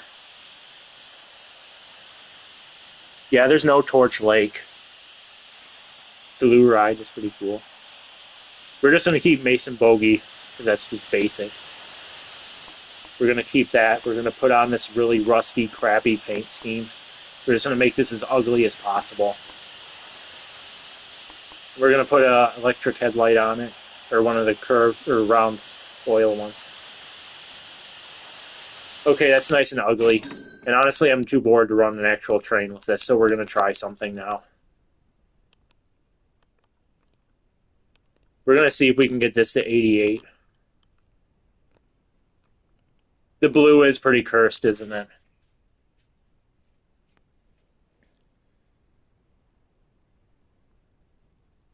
Find the most disgusting paint scheme. This one's pretty grimy. I should have went with the blue one, though, because it's not so good. Okay, I think the only way we're going to get this to work is if I put some really ugly bridge down here. So we're just going to try that and see how it goes. Oh, we have a 35% grade. I hope that the engine can handle a 35% grade. Why is it doing this?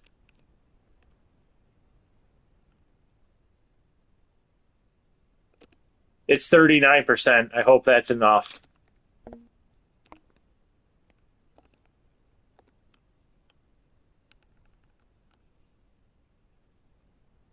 I have a feeling this is just going to go flying right off the rails immediately. But we'll see.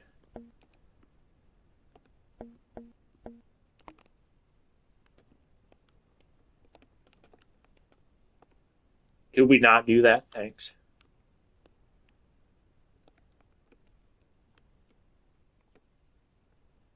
Oh, yeah, for sure. Century Steam is going to absolutely demolish this. I don't think anyone's going to be playing this after.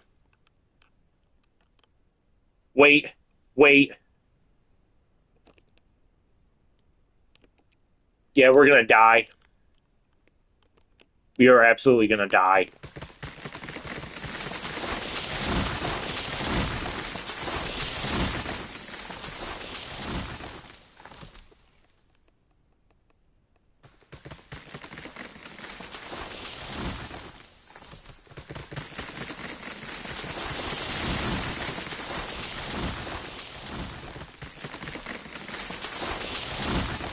All right, first we're going to see how the little Mason bogey does on this. Then we're going to put 131 on there and see how 131 does with it. I don't know where the Mason bogey went, though. What the hell? Why is it just sitting here? Why is it just sitting here running sand out of it?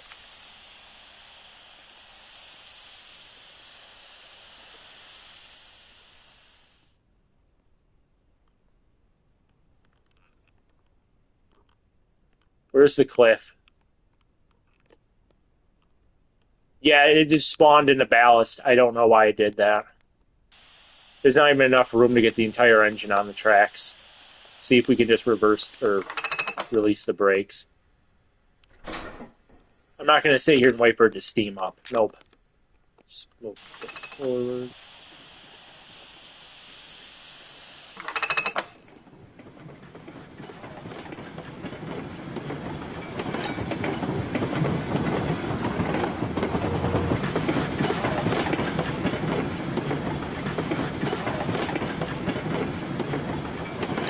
No!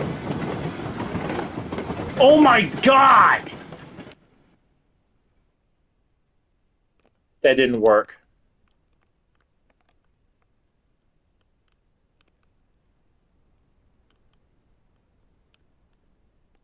Okay, we're gonna have to do a porter. The wheelbase was too big.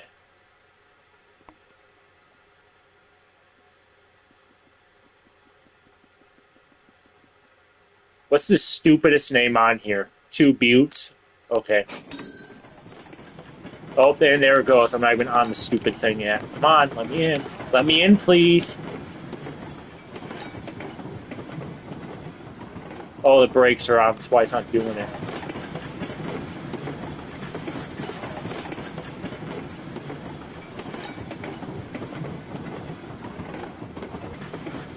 That's not impressive.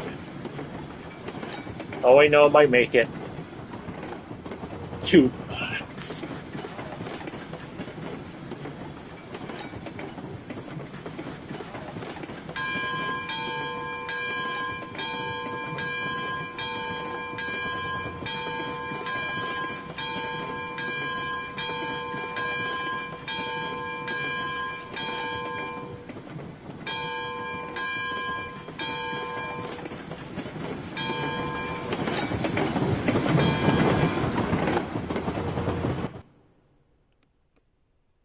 That was a bit anticlimactic. That wasn't as funny as the first one. We need to do authentic Back to the Future with this.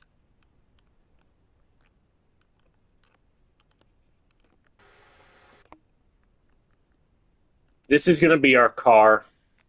This is as close as I can get to a car. Where's the gray one? We're going to number it 88.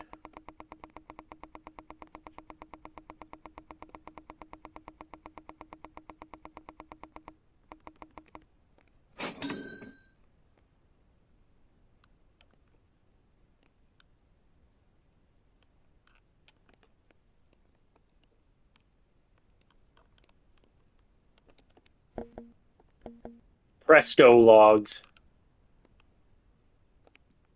That would be nice if there was. Well, actually, I couldn't mod it, but that would be cool if somebody could on PC put a DeLorean in. PlayStation's stupid. You can't do anything like that on there.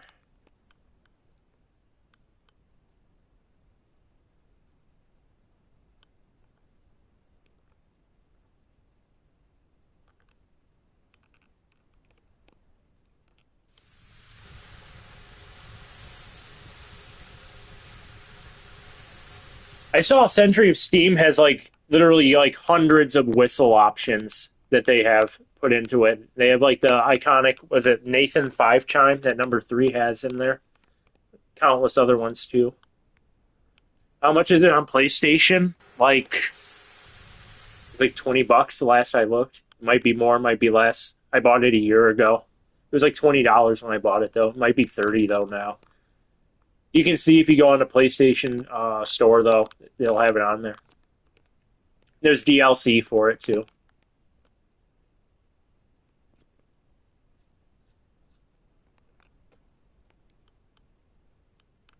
It's $30. Yeah, it's probably $30 on PlayStation if it's 30 on PC as well.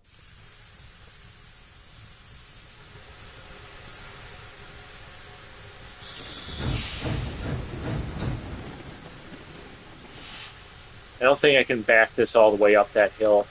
And I think its wheelbase is too long. It would just go flying off if I tried to take it up there anyway.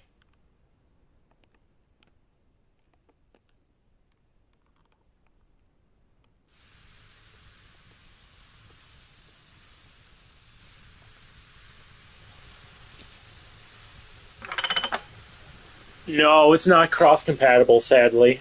Michael and I were talking about that earlier. So if you're on PlayStation, you can only play with PlayStation, PC, and Xbox, sadly.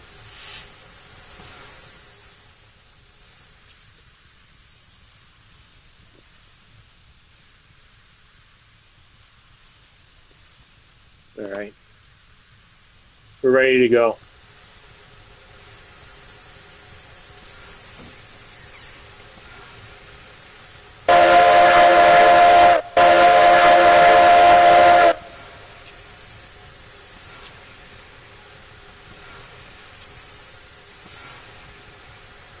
Why isn't it going? It's not going. What's wrong with this piece of crap?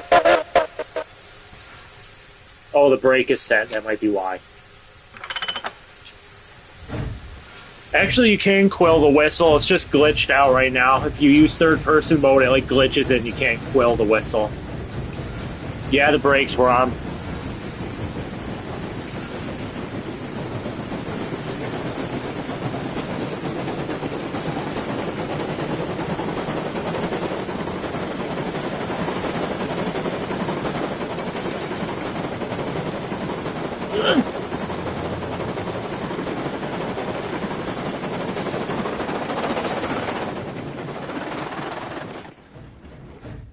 It didn't work.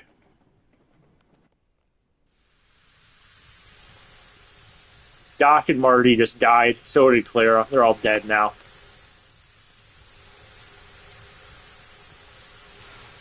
Wow, they actually did all the proper Stevenson valve gear in here. That's interesting. I wonder if these actually move. They actually have all the Stevensons.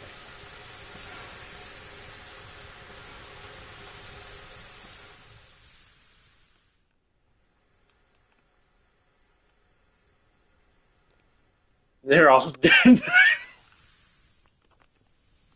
Yeah, they're all dead now. Whoops, they all died. It's uh it's back to being Clayton Ravine now. Actually, would it be Clayton or Eastwood Ravine? They both died in there now. Or would they just keep it being Show Nash? We'll have to see in 100 years.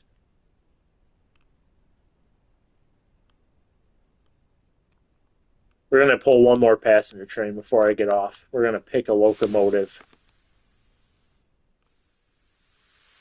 It's Eastwood now.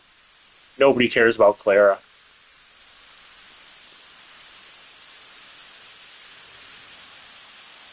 I actually did talk to Mary Steenburgen a long time ago when I used to be on Twitter before it, turned into a horrific cesspool.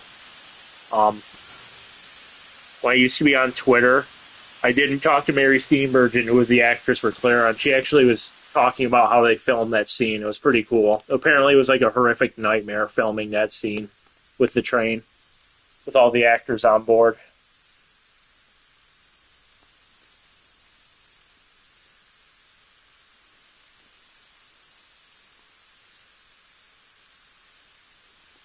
We're going to use number 42 because 42 has a really cool whistle. Yeah, she's really nice. And I guess there is some, what else was there? I was watching something and she was talking about it on something as well. What was she saying about it, though? She had some really cool stuff to say about it. It was an interview that she did a while ago. She was talking about it, too.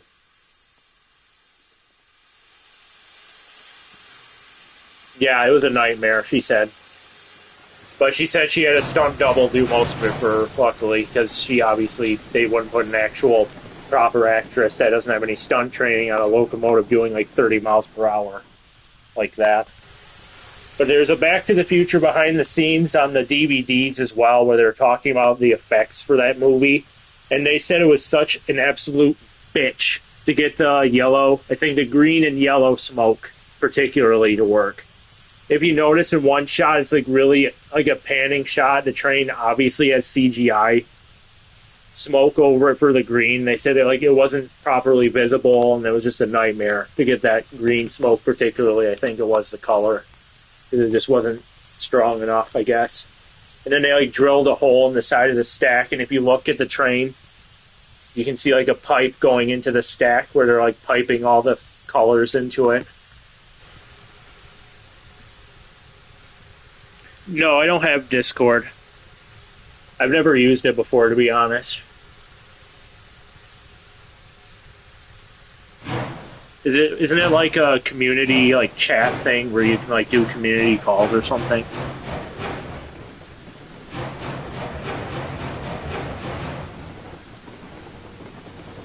Yeah, I saw the clips of the number 25 being in the movie with number 3. I forgot what it was, but it was set in the Depression or something. There's another movie where number 3 collaborated with another locomotive. I can't remember what it was now. Have you ever seen the movie Monty Walsh? It was the most cursed locomotive. They took some Canadian National or Canadian Pacific 462 Pacific. So it's a really modern, heavy Usra locomotive. And then they slapped a diamond stack and box headlight on it and covered up the centered front headlight. It was the most cursed looking thing on earth. They've had some really cursed looking movie locomotives before.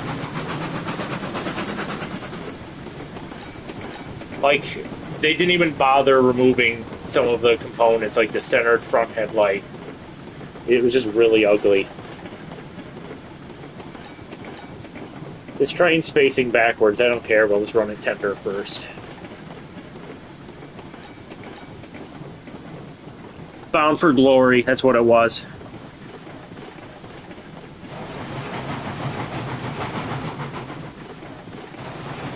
Yeah, I'm really technologically inept. Really badly. I would have to figure out how to use Discord.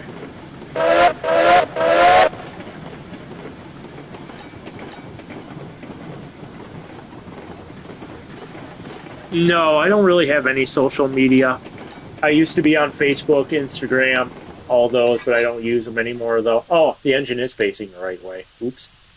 No, I don't really use social media. I deleted Facebook and Insta and everything. YouTube's like the only thing I use now. Yeah. What's my favorite whistle? The Nathan 5 chime. It's not even close.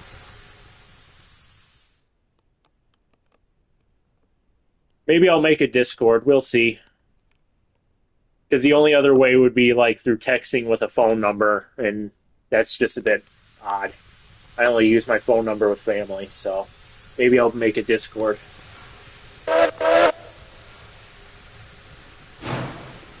Is this tender's brake on? Okay, it's not. Alright, this is the last train of the night. Was it actually a Nathan 5 chime on the Polar Express? Because now there's people at Railtown, I think it was, saying that it was number 28's Cannonball whistle. I don't know if it was the actual Nathan 5 chime now, Polar Express.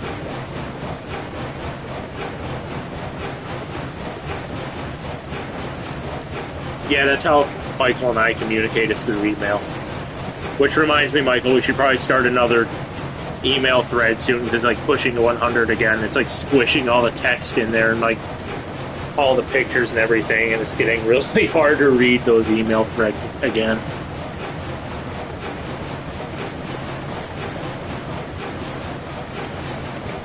Oh, was it number 3's whistle? Okay. Because I'm like, there's conflicting information. There's like people saying they're at Railtown, they're like, they didn't use number 3's whistle, and then there's people like, yeah, it is number 3's whistle, and there's people like, no, it was a Cannonball whistle, and they're like, no, it wasn't. It's a whole thing. It's like a whole entire thing.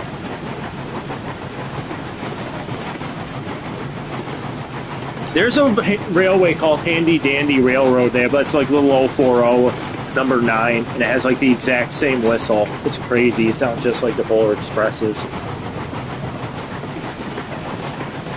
Yeah, and maybe you can help me with Discord.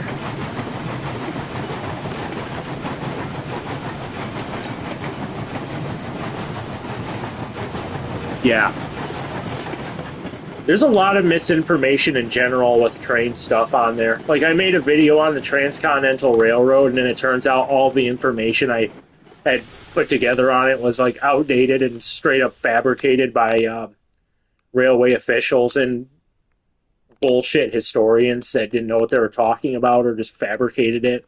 And I ended up taking it down because like a day later somebody made a video. It was Great Basin Car Shops made a video, and it was like literally debunked all the information that I pulled from the state park website, and it was like the most mortifying experience ever on YouTube. Like the Jupiter, like the whole antelope story was fabricated. Yeah, they put that up a while ago. The whole thing was like the old Jupiter and antelope story were fabricated. There was no tree collapsing on the antelope. There was no, like, if there was a, like, workers did hold up the UP, it was like not the way that Durant said it happened. He probably fabricated it for public sympathy or something. So yeah, I guess there's always just been people bullshitting about stuff like that. Yeah. Yeah, I didn't know about it either. It had been under wraps. They were apparently supposed to update the National Park Service website with the new information, but something, I'm not going to get into the politics of it at all, but like there was like, when the president cut all the, like, he cut a bunch of funding stuff for the national parks or something, so for some reason, because of that, they couldn't update the information on the website. Something like that. I don't know.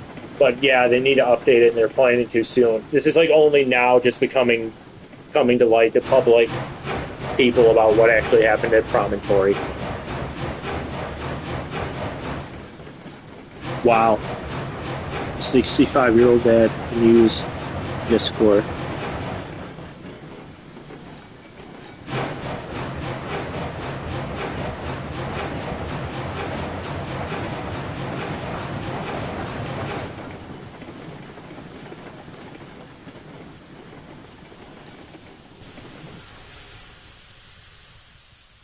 Yeah, yeah, I don't want politics even remotely touching this channel ever, so I'm not even going to get into it. But yeah, this is a train channel. I don't. It's just trains, not anything else. There's enough political stuff you can watch for whatever you follow out there on news channels. I'm not going to bring any of it in there, but yeah, that is the reason I've been told why they haven't made the Golden Spike information public on that website. Why it's still outdated info because of canceling from the whatever the president did, canceling all the stuff for whatever reason.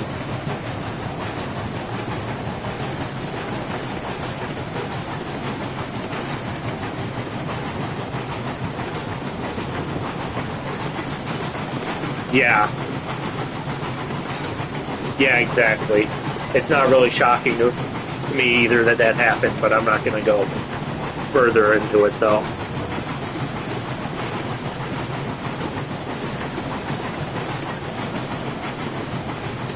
Exactly. The politics should stay separate from the trains.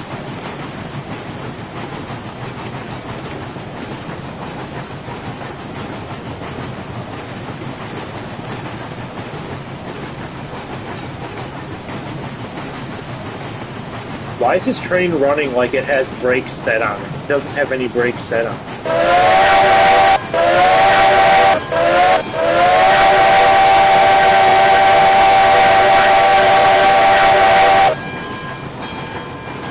Oh, here's the most generic bell on Earth.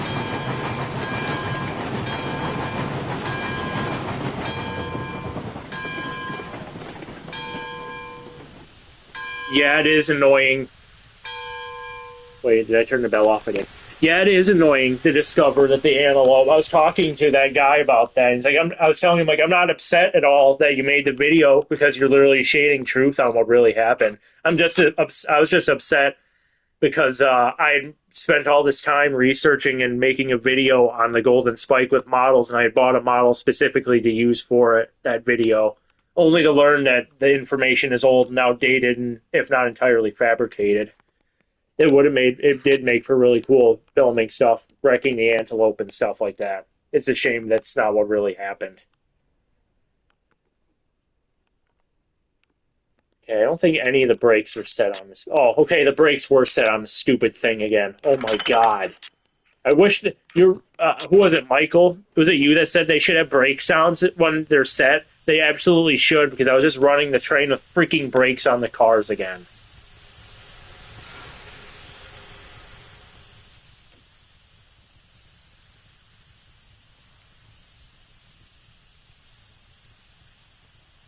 That's a bit weird that they don't allow for that. I could understand that, though, that they wouldn't want other engines running on their tracks. I mean, they do own it. It's weird, though, but I can understand it.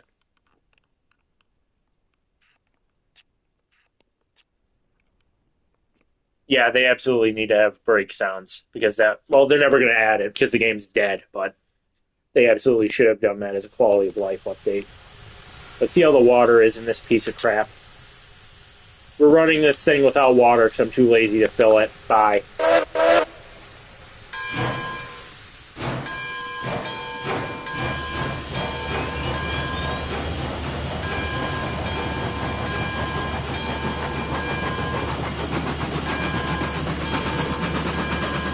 Yeah, the boiler's gonna explode. Sorry, passengers, you all just died to shrapnel from a live steam grenade because I was too lazy to put water in the tender. Oops.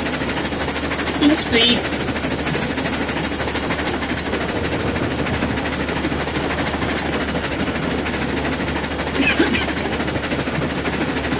We're gonna pull up Gettysburg here. What was the Gettysburg incident? Wasn't that like something with the crown sheet failure? Like almost burst or something because the water level wasn't properly sighted? All very possible.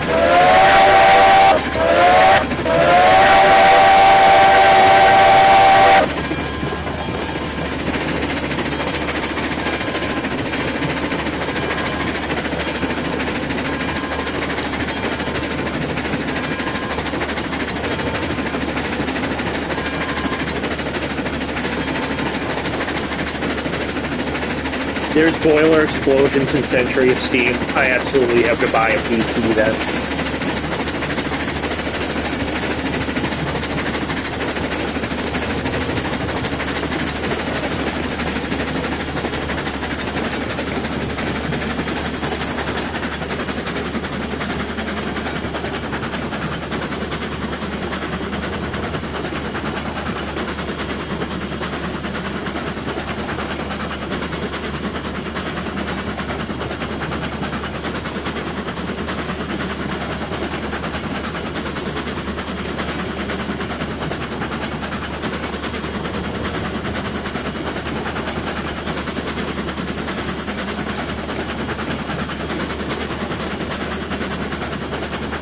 Oh yeah, the AI data centers. Those make me so mad.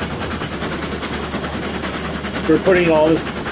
Oh, I really wish the AI bubble would just burst at this point. I'm so sick of looking at the AI slop. I'm sick of these AI data centers coming into towns and just destroying their water ecosystems just for these stupid slop. So stupid.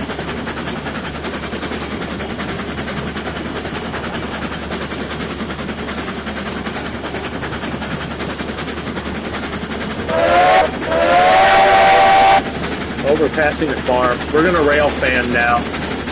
We're rail fanning. I'm getting out of the cab. Yeah, I wish the AI crap was done. I really do. It's just so stupid. Such a waste of time and resources. Just makes everybody collectively dumber.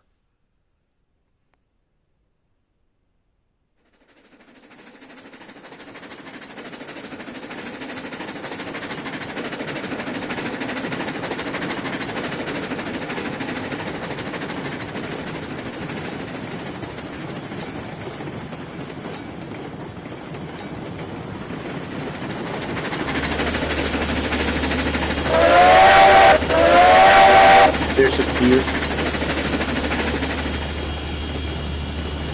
Did anybody see, speaking of AI, did anybody see the robots that they're making to do like household chores, and it turns out it wasn't even AI, it's like people in India like using telekinetic or whatever the things are called, suits in India to operate the robot.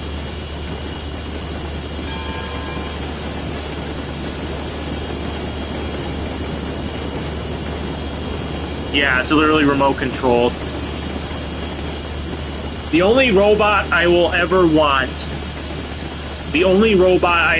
anything to do with would be Johnny Five from Short Circuit. And he wasn't even AI, he was like sentient.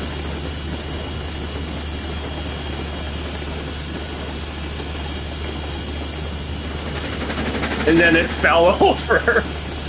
I saw one like had a seizure in Russia. Like Putin was looking at it and was like had a seizure or something. Like fell over.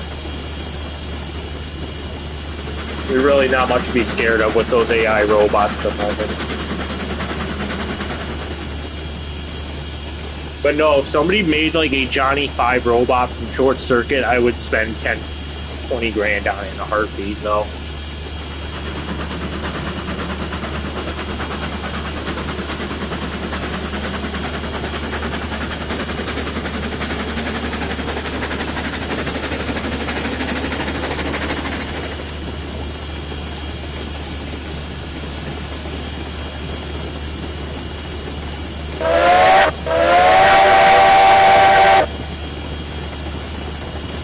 I've seen somebody, it wasn't officially Durango and Silverton, but somebody made like a knockoff Durango and Silverton like shirt that was like for sale online. It wasn't the actual railroad, but it was AI slop, and it was the most cursed locomotive on Earth. It had like 3 headlights, the cow catcher like split in half, and like just stacked. There was like smoke coming out of the sand dome. It's just stupid.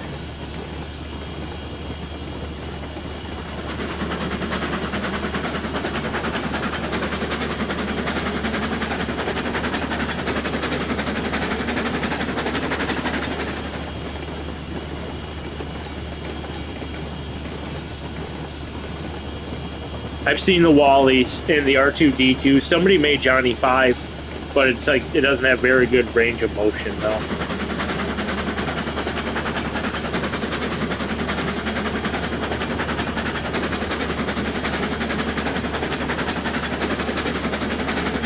I'm getting so sick of these freaking boomer foamers. I had to unfollow like a ton of them last week. These boomer foamers that are freaking using AI to generate YouTube shorts and crap. And it's not even funny, it's just stupid. Like, oh, well, you used to post pretty cool model railroad clips and videos, now you're just posting freaking AI generated garbage. It doesn't even... Ugh.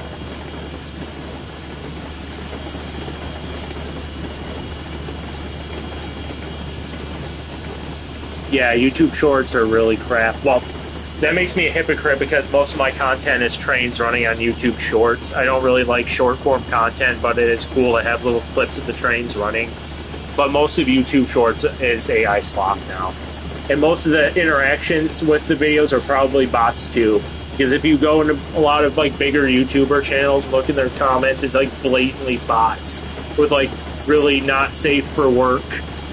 Or not thumbnails, profile photos, like advertising inappropriate stuff in these comments section. Like YouTube has no moderation to it at all.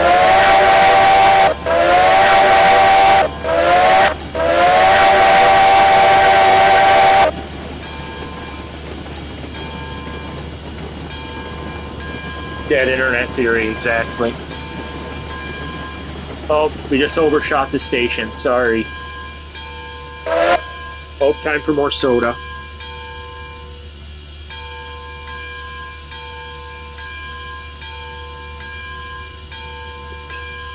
It's a whistle.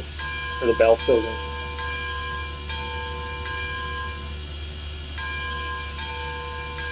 Yeah. Yeah. I just do train clips. I will never use AI, ever.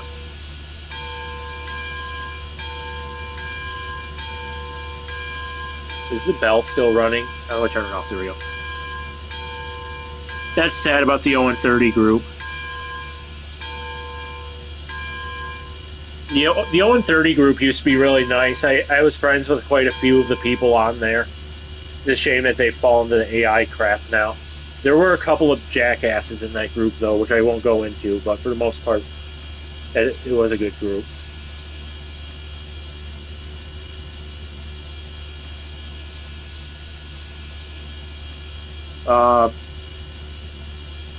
What? They're posting AI slop and they're insulting you for actually creating something. Wow. I would have just blocked them off your channel if that's the case. Not even worth dealing with them if they're going to be garbage cans like that. Especially if they're posting AI. They're not doing anything themselves. Oh yeah, they can't render Valve gear at all. It's like really cursed watching AI try to represent and figure out how Walsh's Valve gear works, or even just basic Stevenson. The AI, I will say the AI, most of it's obviously fake, but some of it's getting to the point where it's getting the telltale signs are getting harder to spot, which is not good for anybody at all.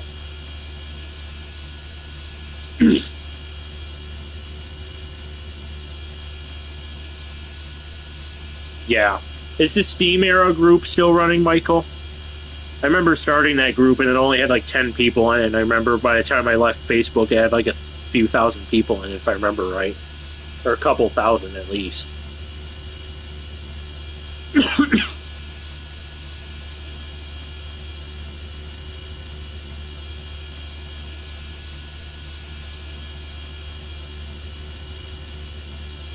It's easy. If they comment on your channel, you can block them. You can mute them, which essentially just blocks them. Luckily, I haven't had to do that. I've only done it twice. One of them was some boomer just being an absolute rude person because I was using Bachmann models and saying they were like toys or something and that they weren't real models or something. Like, whatever, get off my channel. And somebody else that was like just absolutely insane, spouting nonsense that wasn't even relevant to what was on my channel.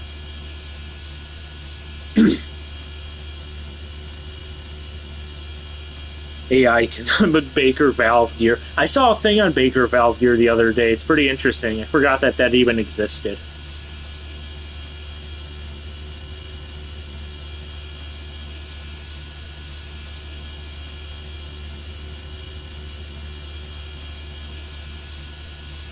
Yeah, my parents are also uh, can't really tell the difference between AI, which is kind of sad, but they're getting better at it though. It's at 2,000 members. Okay, I would have thought it was a lot more than that by now, but then again, it's a pretty niche hobby and an even more niche era. It was booming pretty well when I was still part of it.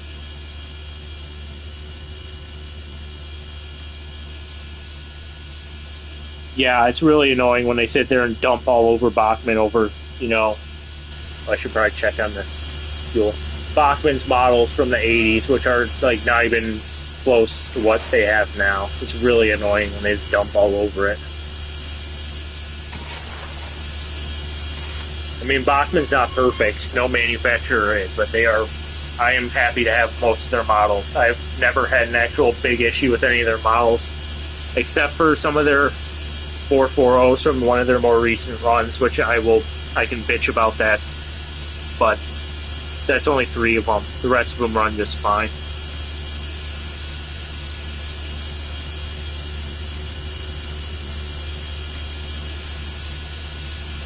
I wish I could get their Pure Marquette 1225. My tracks can't handle it. Maybe when I upgrade 22-inch radius on the next layout, I can have a Berkshire.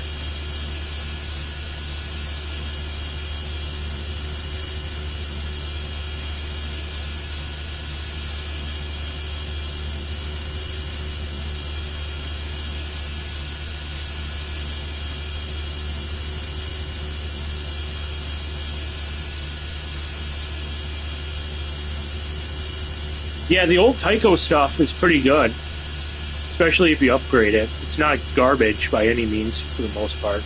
You can upgrade them; they can be really good models. Most of it was actually, I'm pretty sure Tyco entirely was meant for toys, but they're still better than what a lot of people allude to them being. I don't know if anybody watches Classic Toy Trains. I really like his channel. Ron, I think his name is Ron at Classic Toy Trains. But he has a lot of Tyco stuff that he does in Mantua and all these older brands. I really like watching his channel. So if you haven't checked his channel out, you should. He's really entertaining. I think right now he's building a Tyco layout from the 70s at the moment. I have to catch up on the latest upload, but he's been doing some pretty cool stuff with that.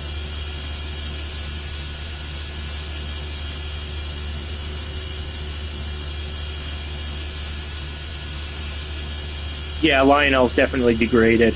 Their glory days ended years ago.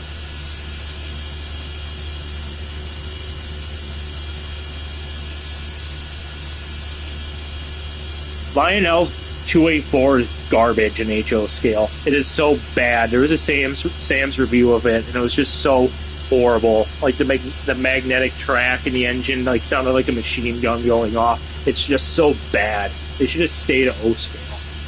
I don't know what they're doing. They're just trying to use what was it? Maybe Train Enthusiast, I think it was, did a video on like a Santa Fe freight set or a Christmas set with it, and he burned it and stomped into the dust because it was old lifelike tooling or something. It was just so bad. It's just so low quality crap. Lionel's not doing good.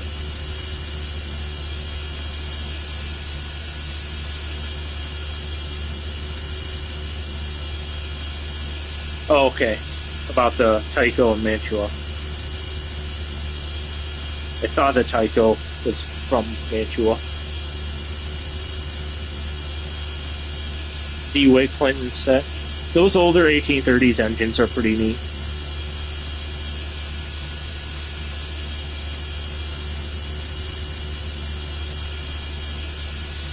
Yeah, they're wasting their Polar Express licensing for sure.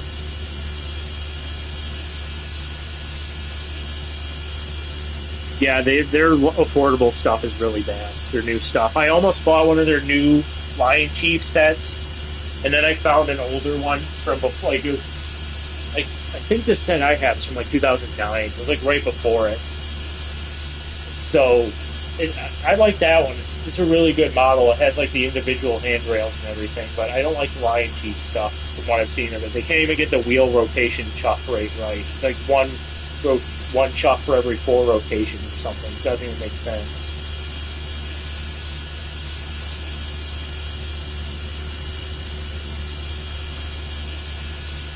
Yeah, Lionel's way overpriced in HO for what they're selling. It's like outdated garbage.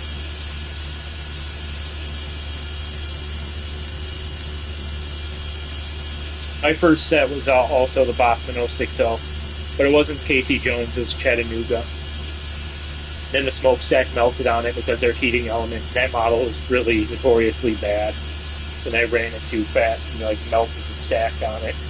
Then I replaced it with a thing of diamond stack. And I don't even think I disconnected the heating element. I just didn't run it as fast.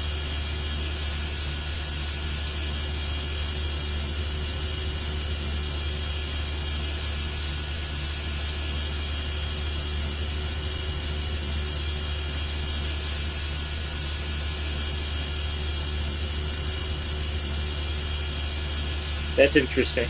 $5 for an 060 with DCC. That's an absolute steal.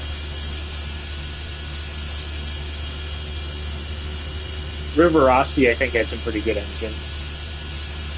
They were pretty good back in the day. You can get them fixed up and serviced. They can run pretty well, actually.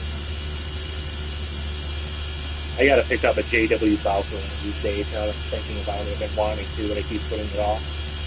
I don't think there's room to DCC sound at all, though. Actually, maybe they have one that has the motor in the cab, but I heard those are crappy. The tender drives shockingly run better than that, so I'll have to look into it.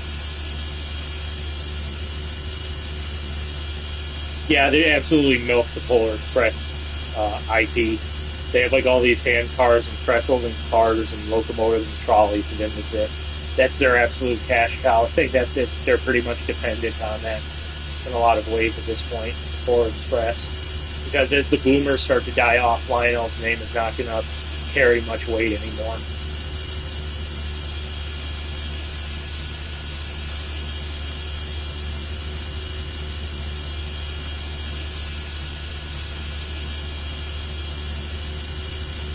I think Durango and Silverton has the Polar Express rights for their trains. And then they have the Hogwarts Express now too. One of the crew members there was talking about it.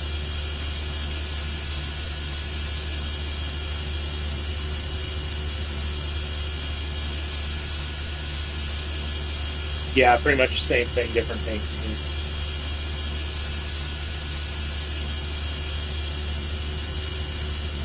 I know mine was visible. The stack melting on mine was visible because it was like a giant gaping hole and it started to sag backwards until I just took up. What did I do? I think I just chopped it off with a diamond stack onto it. I wish I had photos of that still, but that was literally 11 years ago now, so.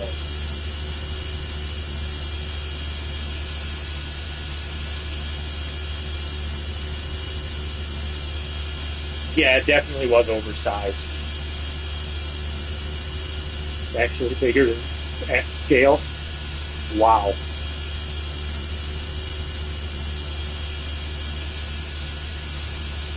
It's a shame. We need more smaller steam like that, but they're too generic, or not. They're not generic enough for them to make engines like the Bowker ever again. I don't even think there's a brass version of the Bowker anymore.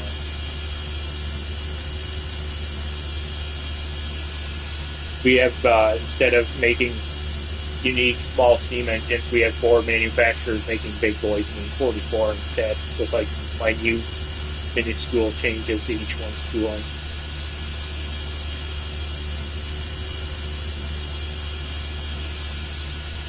Yeah, it's weird that steam railroading can't do that, but Durango and Silverton can. I wonder why. Durango and Silverton, I like 90% sure, dresses up to one of their Mikados every year for Polar Express, and it actually says Polar Express. I wonder if that's why.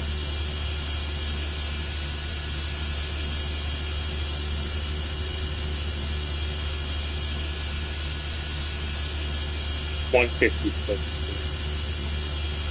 Did you see the video where they were moving the Bowker out of the California State Railroad Museum or something for the steam roundup, and the tender like brakes went, or either the brakes just gave on it or something, and like rolled off a ramp and like slammed into something and damaged it a bit.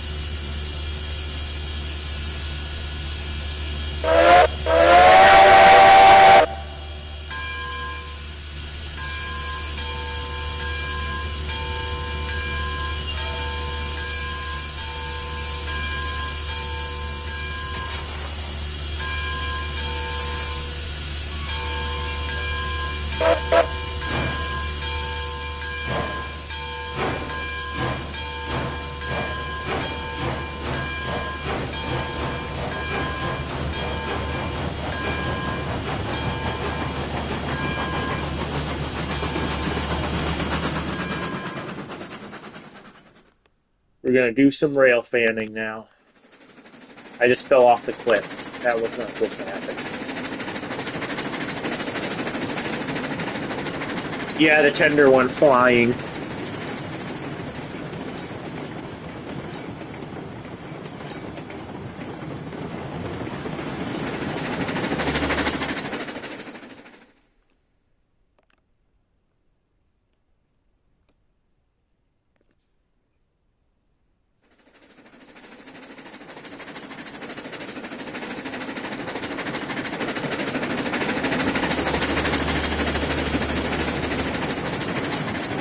Yeah, this has been a pretty fun stream. I've never done anything like this before. I'm glad it turned out so well.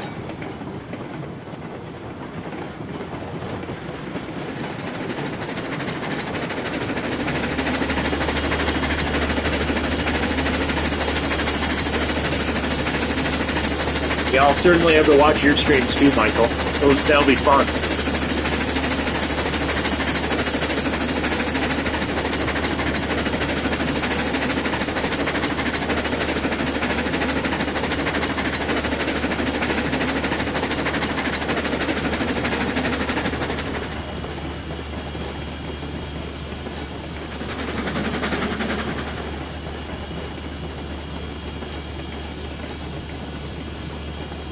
You should definitely make a community post beforehand, though, if you're going to do a stream, just so more people know about it, though.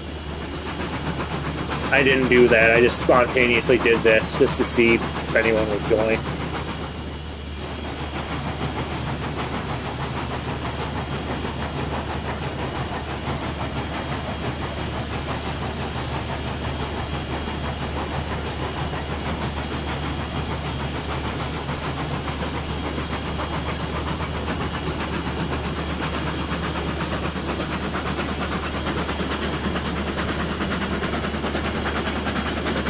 I thought your channel had a couple thousand subscribers goal.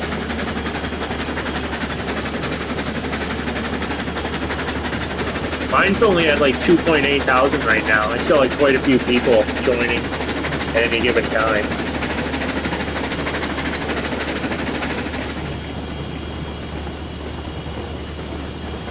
$200? I thought it was in the thousands. How is it only at 200?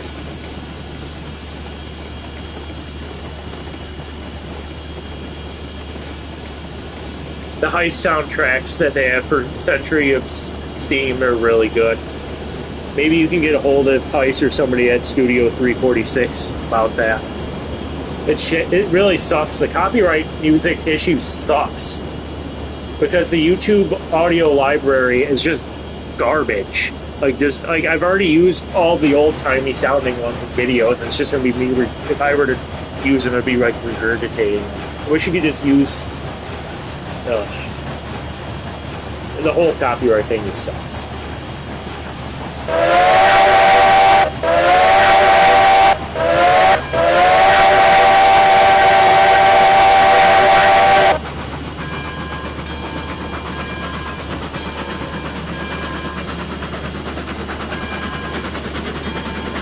Michael, were you able to, did you just remove your copyrighted music from your videos, or did you have to delete entire videos? Because I had to delete my entire Wild Wild West video, which had like 16,000 views, because I couldn't take any of the music out without, I couldn't replace it properly, and it was like ripping chunks of my narration out with it.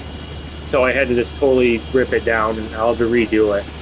And then my Red Dead video, I did get permission for the music in that, but I still ended up ripping out the entire intro montage just to be safe. And I changed some of the background in it, but it just sucks. The whole thing just sucks.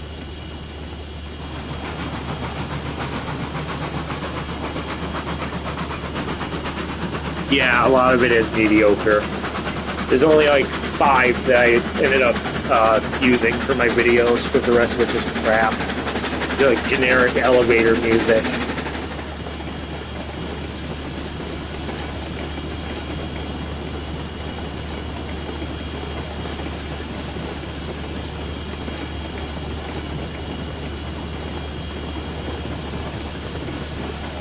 Yeah, that sucks. At least you were able to salvage some of it, though.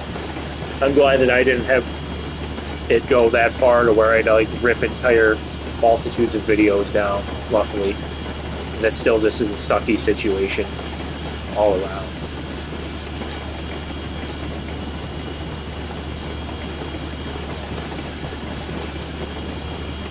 What, they gave you a strike? Usually they don't even give you strikes. They just give you like a heads up, and they're like, oh, whatever revenue comes from this video goes to the copyright holder. That's stupid that you got a strike.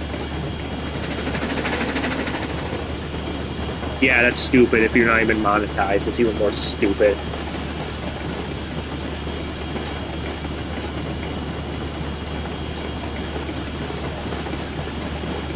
At least it's not AI. Do they have AI music? Like, is that a thing? Oh wait, it is a thing, because I've heard it before. Never mind. And it sounds horrible. It's like garbled, unintelligible nonsense.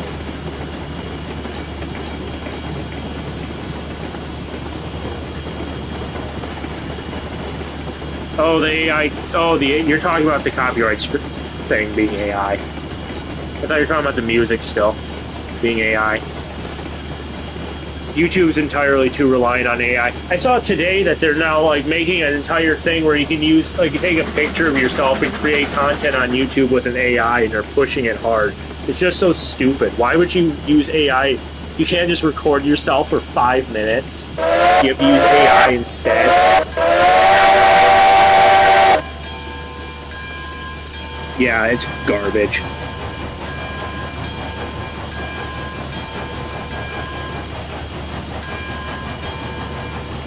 AC/DC got you a strike. Wow.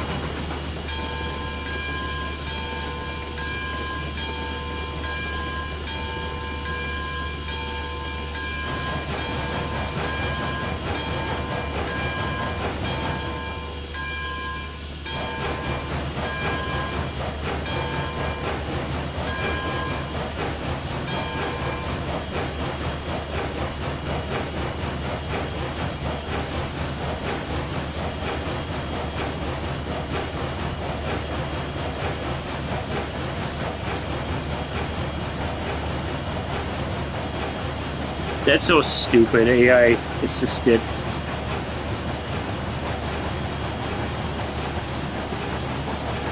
They're allowing that crap on Spotify? Why?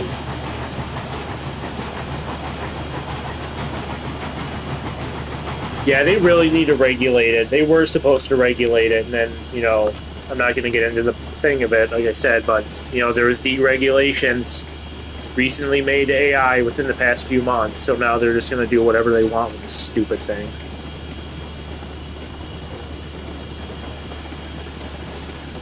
Yeah, I know it's not AC/DC's fault. It's the record company holders. It's just so stupid that it's so petty like that.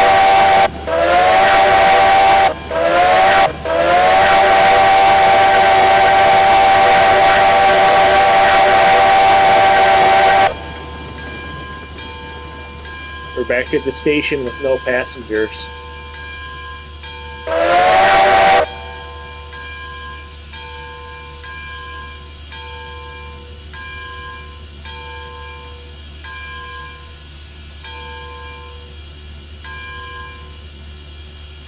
That's so stupid. Another thing that's really annoying me with Spotify is that they'll take your playlist and jam songs into it that you didn't ask for and don't care about into your playlist. Like, thanks. Thanks for completely putting music I would never listen to in my life into my playlist of enjoyable songs. I appreciate it.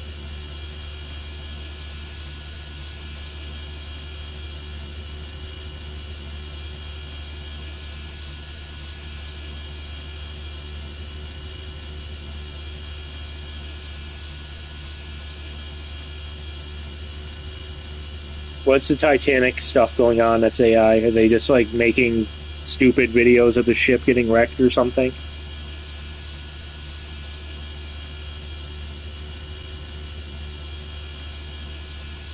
Yeah, Spotify's going downhill really bad. Pretty much any corporate entity like that's gone downhill. What is it? There's a word for it. I think it's called shitification or something. We're gonna pull one more train before I get off because I don't care to get off at the moment. One more train. What are we gonna use? We're gonna do 168 here with the most annoying shrill whistle on earth.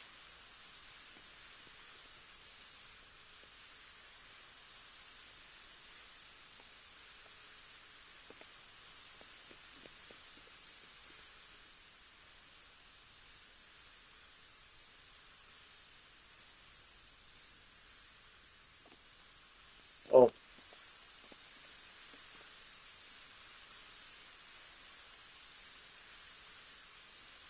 yeah, that sucks. I bet James Cameron likes that. James Cameron's really cool. He has a lot of stuff. He's like really involved with all the Titanic stuff like that.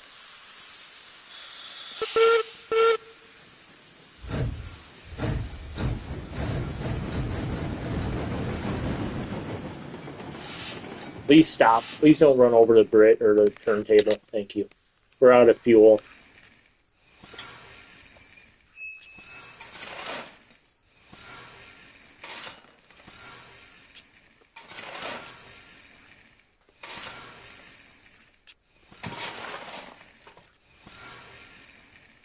How did you get artifacts from the ship?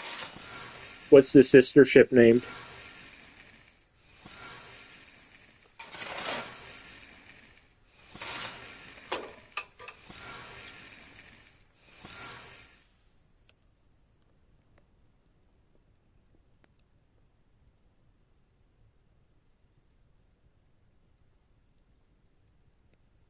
Oh, on eBay. The Olympic. Oh, I can't imagine remnants like that being too cheap. You're lucky to find those on eBay, though.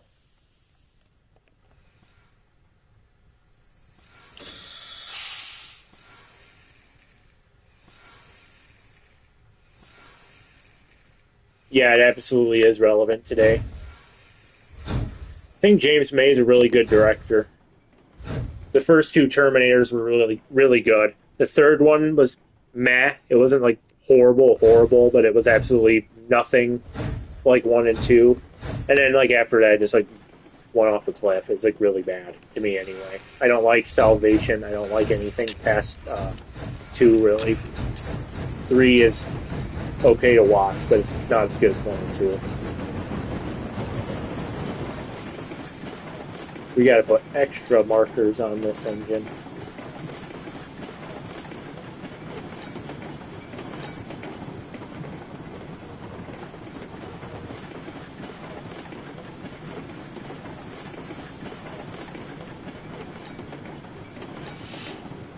Alright, we gotta let this engine build up pressure again since it's low.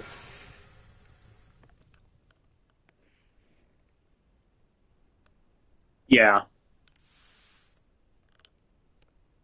I think the second one really like changed filmmaking. It was a really good movie. I like the first one a lot because it's like just screams 80s. It's like the most one of the most 80s things ever. The third one, I can watch it. It's not like, I mean, it's not horrible, horrible, but it's absolutely like nothing compared to the first one and two. You at least get a little bit of interesting exposition to how Cyberdyne came to be in that one, but yeah. For Skynet. Actually, I think the Terminator 2 was supposed to be like the end of it. Like, there's a deleted scene where Judgment Day comes and goes, and it like they confirm that they thwarted Skynet, but then they took it away for some reason and changed the ending to what we got. Putting markers on while on the road. Yep. That's how we do things here.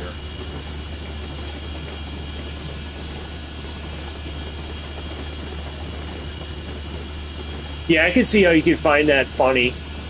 I find it really uncanny. I think stop motion stuff like that's really creepy because it's just really unnatural and uncanny how that stuff moves.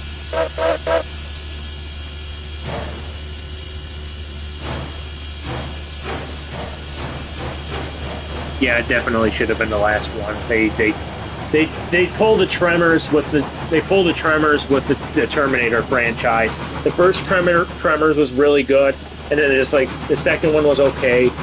Third one is kind of crap, and then fourth one I like only because it's a western, and the rest of them are like smoking hot garbage. They overdid it with sequels. They sequeled them to death, just like Tremors.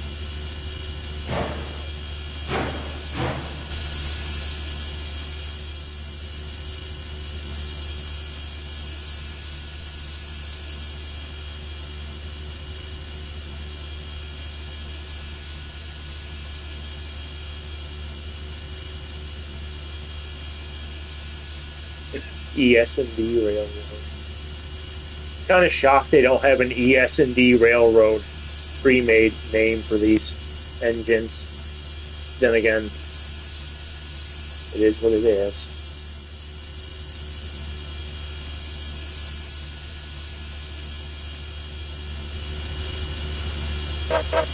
All right, number 42. Back into the engine shed you go. I'm going to turn off your dynamo.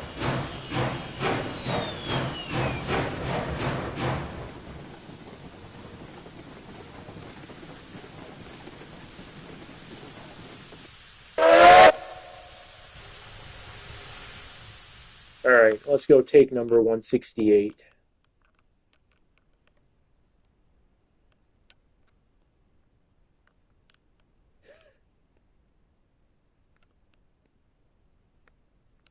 Where did I park 168? It's gone.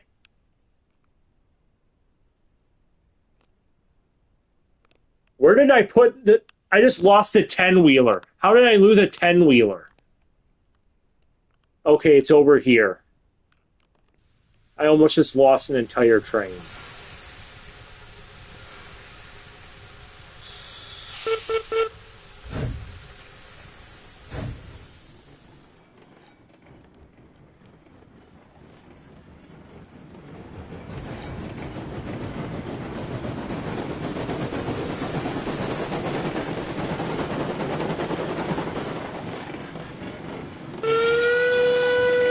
This might be the most annoying whistle in the game.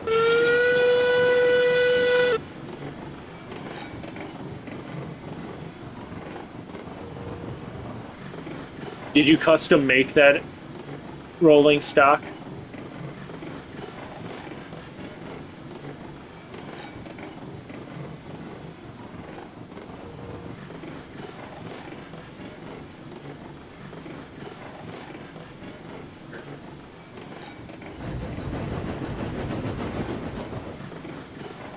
Oh, you bought it from him? He sells it? That's cool.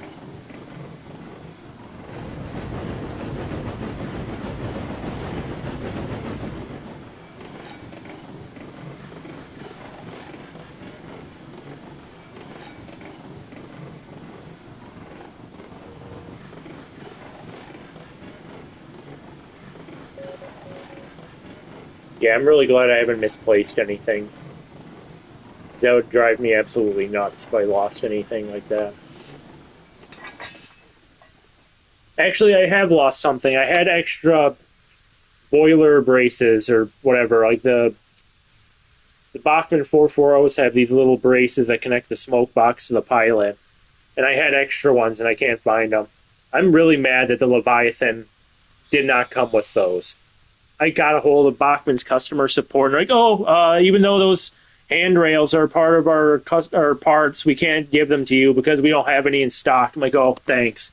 Because I'll have to just take some properly gauged wire and make my own railings now because you neglected to send me them in like a $200 model. Thanks, appreciate it.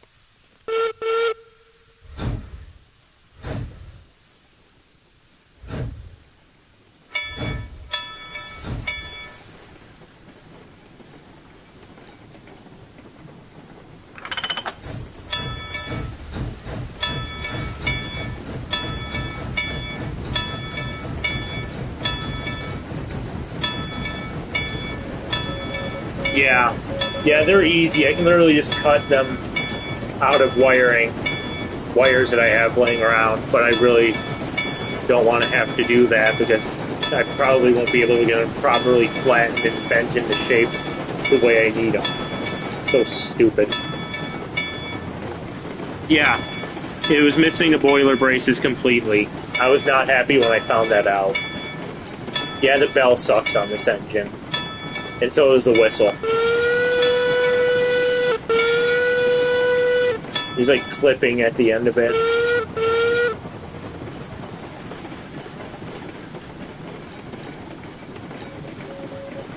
Oh, it was nice having you in the chat there, Richie. Have fun on Hunt. I heard that's a good game.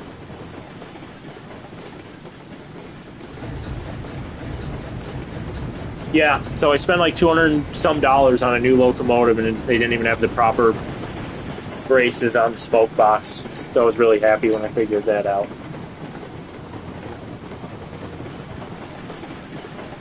Customer service, of course, no help. It's weird.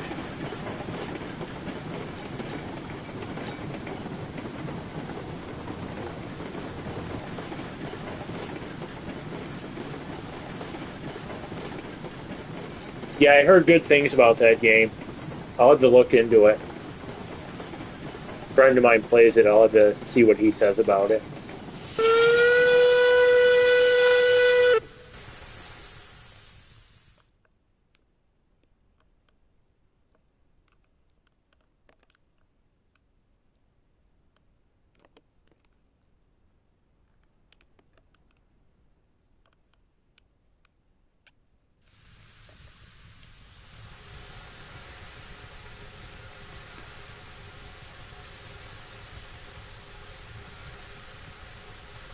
I used to have a Nintendo Game Boy. I only had one game cartridge for it, though. I wonder what happened to that. And I would appreciate that, Michael, if you could do get some handrails or some boiler braces made for me, because I have to dig. I don't think I'd have to dig around, but I don't think I have the properly sized ones. I tried to source some from another scrap 440, and I can't find them. Just like I said, I lost them. Sucks that they sent me. That's the second time it's happened too. They sent me another one that was like missing the sand lines on it. Not really okay for a $200 model.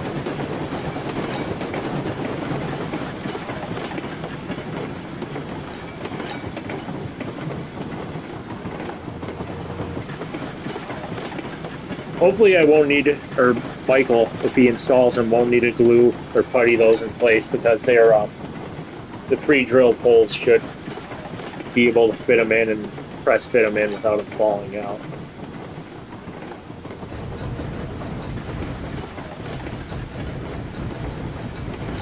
Oh, you don't have to take one off your own engine. That's not necessary.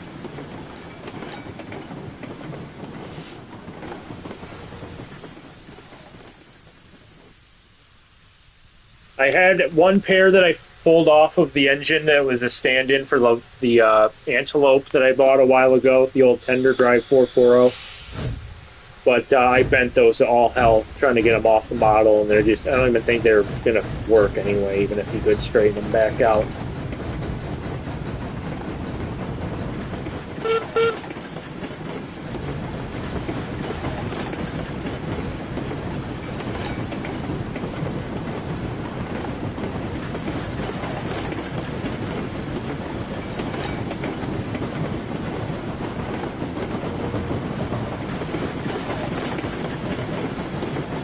Yeah, if you can find the proper wiring, if you can take, maybe you can take a piece, one of the braces with you to compare or whatever, and I'll pay you for the entire thing if you want, for the wiring if you want.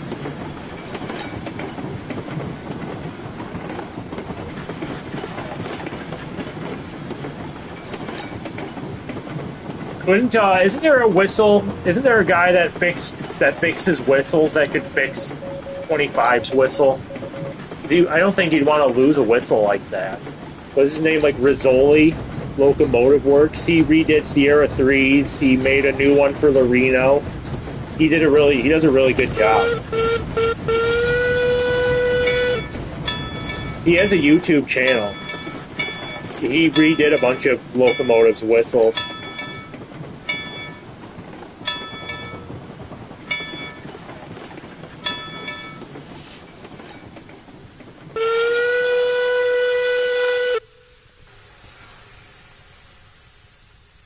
Oh, hi, John. Hi, John. God, you're so ugly. Let's get out of here.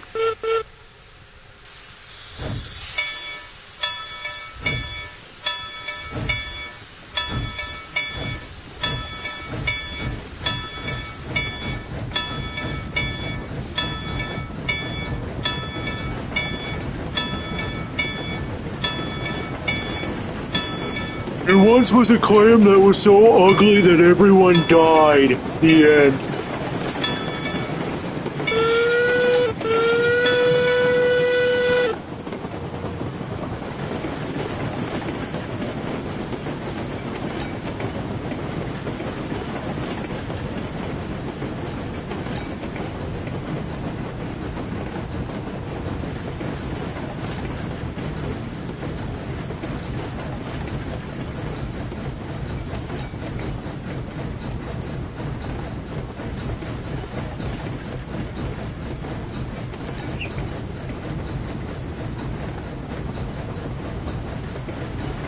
Great Northern's pretty similar. Their 5 chimes are pretty similar to the Nathan ones.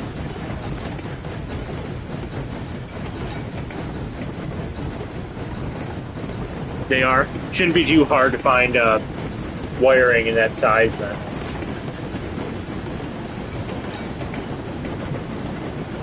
Okay, did I set the freaking brakes again? Because this thing feels like the brakes have been set again. Okay, it doesn't have brakes set.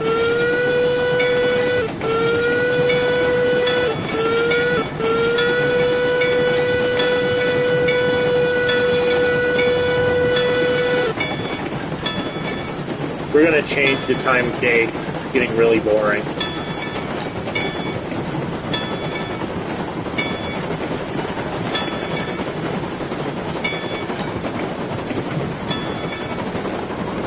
Don't mind me, I'm just going to walk to the front of the moving locomotive at 20 miles per hour and turn the headlight on.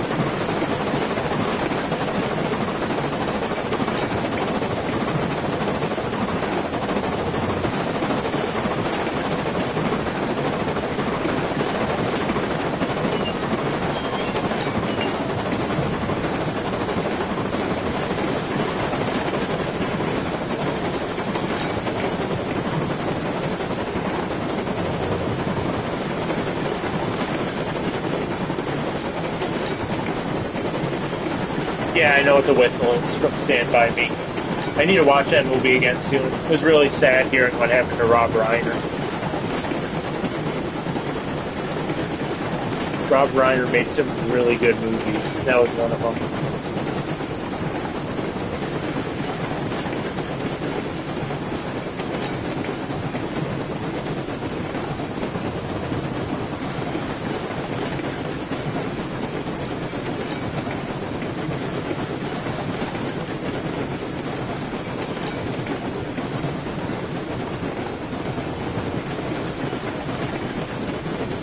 Must be cool to see number 25 in person. I have a whole checklist of engines I want to see in person one day. 25 would be neat. Sierra 3 is absolutely on that list. I do want to see the William Mason at some point, so I have to go to the B&O Museum. I'm blanking out, but I know there's like a ton of other engines I gotta see at some point.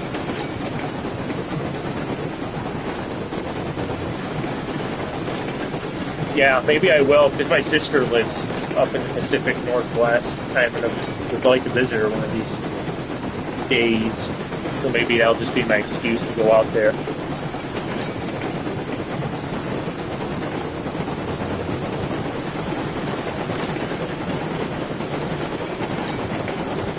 Yeah, I imagine the engine is amazing. That's like, I think Mason Machine Works is probably the finest locomotive manufacturer from the 19th century. Literally every one of those locomotives they turned out were beautiful. They did not put out a subpar locomotive. It's a shame that only 2 of them are left in existence as well.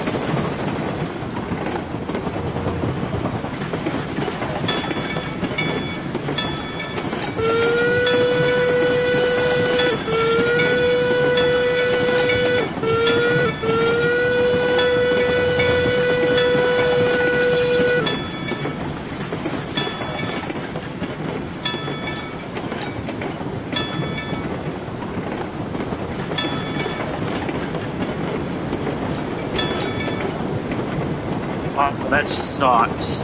I hope it's not ripped up for trails. Because all the trails they ripped our tracks up for here are literally wasted. Nobody uses them.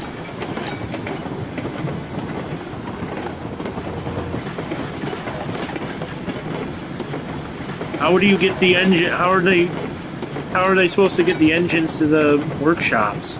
Are they going to relay track or?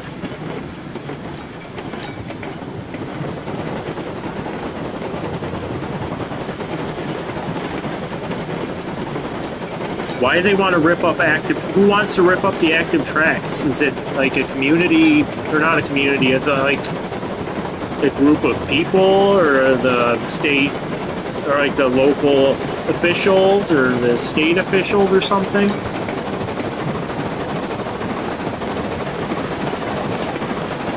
Oh, that's a shame. The Thatcher Perkins is really cool too. I heard that engine got like total in the roundhouse collapse, so they had to rebuild it.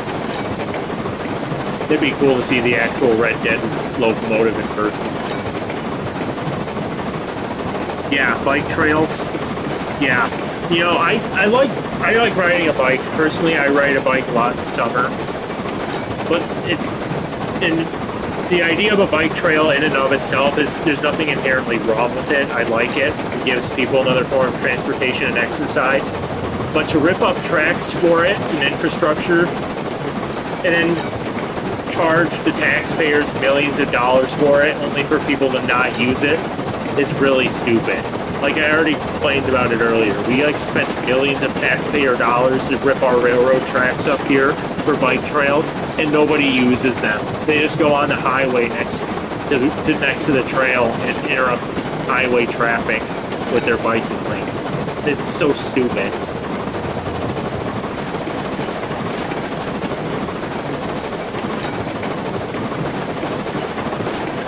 Yeah, I'm glad they were able to restore that.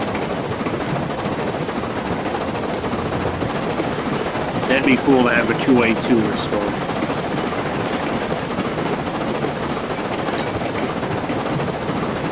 Yeah. If the trails were actually being used and the railroads were generally or genuinely were not in use, then I would be fine with it. But tearing up active rail lines and then having people refuse to use them and using roads next to them is just stupid. Just infuriating, honestly. And the bell won't turn off again. Why won't the bell turn off?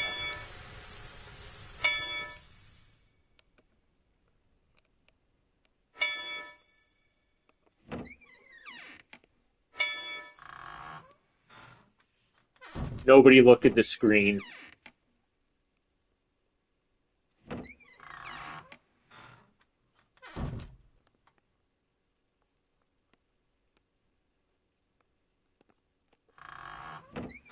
There we go.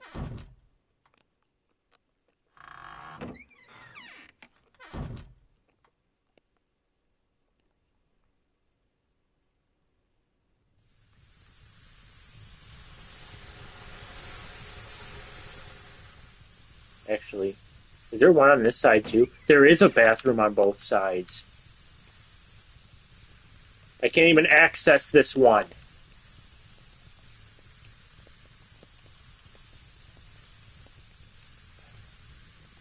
I can't get in the stupid bathroom.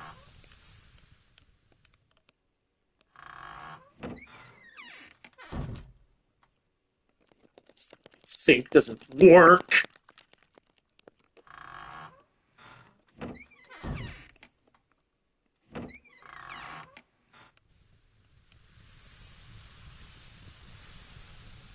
People apparently are lacking common sense because when I was at the Durango in Silverton, the conductor's like telling the entire car, we were on the Alamosa observation car, they're like, do not flush anything that's not toilet paper in the toilet of this car. We have several people that flush things that are not toilet paper in the car, and we have to deal with cleaning it out every time.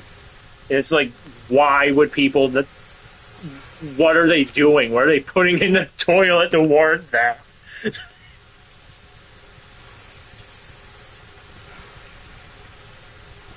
Yeah. Yeah, and the Amtrak bathrooms, don't even get me started on the Amtrak bathrooms. Those are really bad. Our line is short, 5 miles. It's only 5 miles of track? Wow, I thought it was longer. 10 miles total up to Wheeler. That's stupid. I hope they have rail preservation groups that are going to fight to save those tracks. We don't need more bike trails at the cost of active railroad lines that can be repaired and used for tourism and education. That's absolutely beautiful, ocean line views.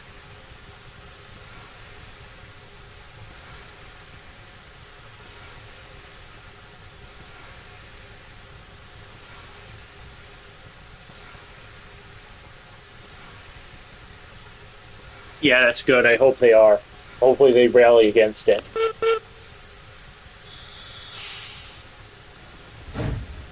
Speaking of railroads and bathrooms, there's this hilarious story that Sierra Railway posted. I think his name is Mike, the guy who runs that channel, because I've talked to him a couple of times. But he said that the engineer, I don't know what really happened, but he was talking about it in a video. The engineer, there was a story where he would hang his laundry and he fell off of number 30. What engine was it? It was their little 262. They had a little 262, it was like number 32 or something, that they ran on Angels Branch in Sierra. And allegedly he would run the train and he would have his laundry hanging out of it, and he fell off of it doing laundry one time. But apparently there was, that's not what actually happened. He was actually going to the bathroom off of the locomotive and it hit him, like jolted or something. It sent him off the cab or something while he was trying to use the bathroom with the train in motion. And it's just like the most hilarious thing I've ever heard in my life.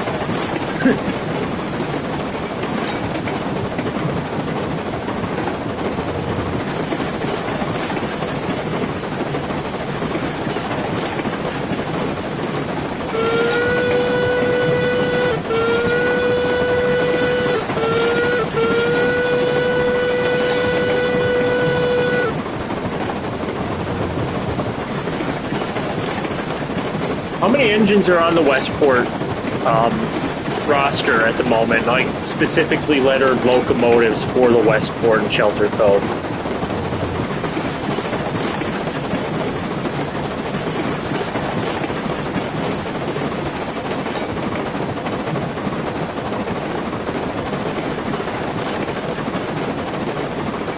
We're almost out of coal.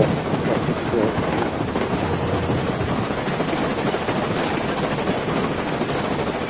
The Westport and Shelter Cove, that's Michael's railroad. That's his HO gauge railroad.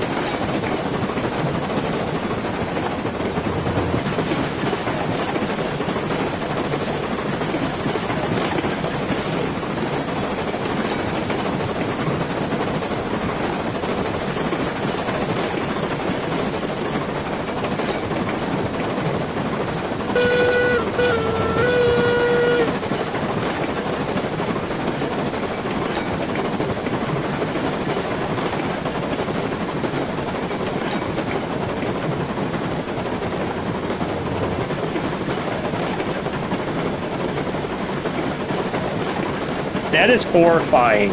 I am really glad that the railroads banned camelbacks because I've heard horror stories about those locomotives.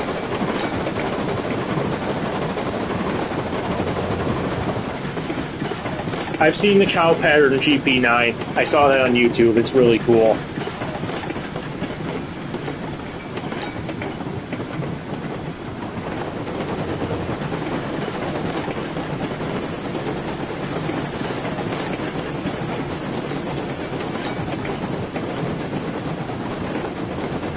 Seven locomotives.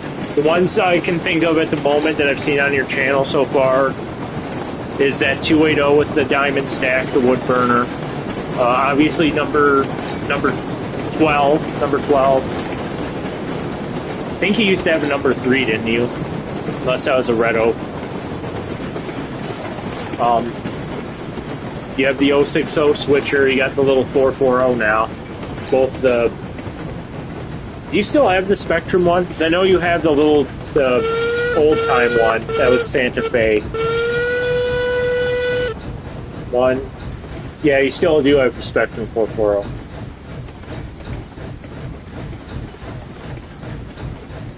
What's the number 40? What type of diesel is that?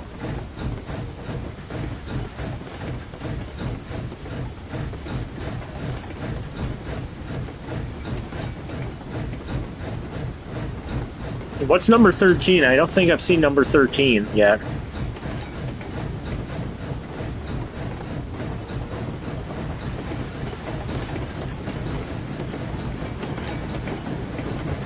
What engines do you have as well, Joel? What's your current roster? I know you have that GS4, and I know you have number 25, obviously, but what other engines do you have?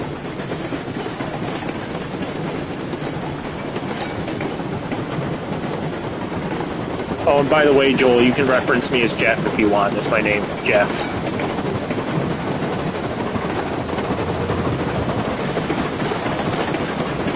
Oh, so number 3 is number 13 now. I'm speeding on this bridge. It's not a good idea.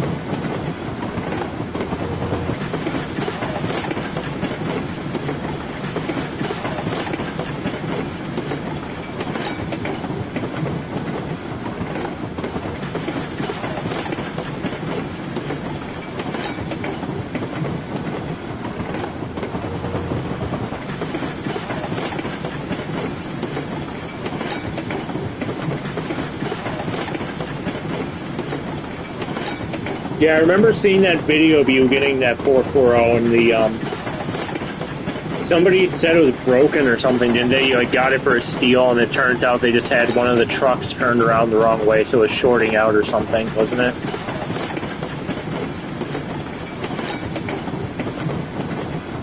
Oh, do you have European steam or something? You have switchers. 844, 4014, 700, and 4440. That's a pretty good collection. Those are big engines. You must have really big radius track to run those on.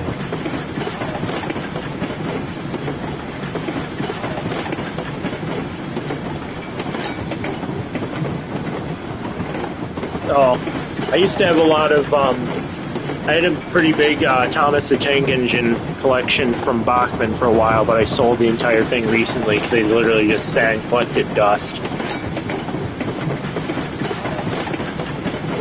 I think the only proper British locomotive I ever had that wasn't that, though, was this little Terrier tank engine, the Brighton Works. It was a pretty little engine that Hornby had made, but I didn't really ever run it.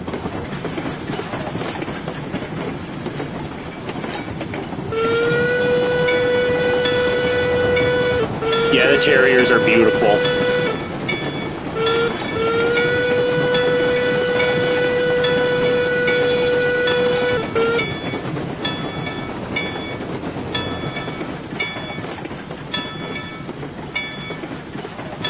Have you ever seen those debates where you see like American foamers and British, what are they called? They have like a specific term for foamers in the UK. But they'll be getting into fights and like insulting each other's engines. They'll be saying that the British locomotives are boring and ugly, and then the people in the UK are like, and American engines are ugly. They have those giant, goofy-looking diamond stacks and cow catchers. It's just the funniest thing ever, seeing them just go ham on each other over it. So stupid. I think both countries' engines look equally beautiful in their own ways, personally.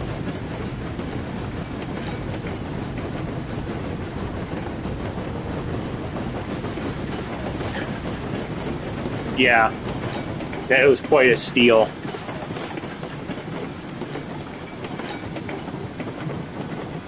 Oh, I know. And there's like a giant argument, like, people are arguing over the Mallard and the 999 over who went over 100 miles per hour first. There's like, I've seen massive arguments break out on YouTube over that. Like, no, it was 999. No, it was the Mallard.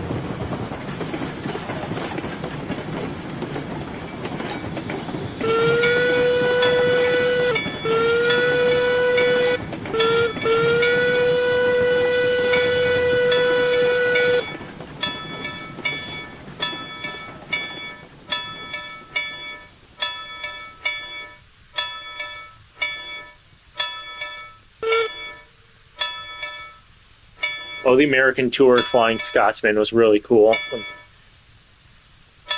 And the Sterling Singles, oh, those are really beautiful.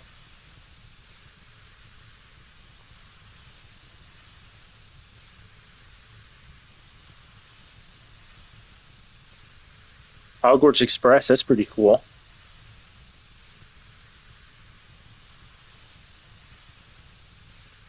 That's another one of those things that Lionel's like blasting out tons of the Hogwarts Express because they have licensing to it too.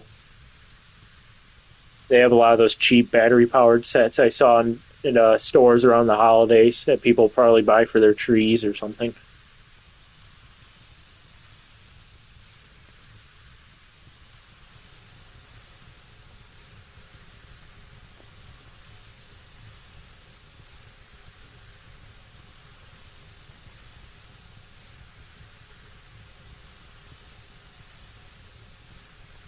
Don't they have actual castle classes?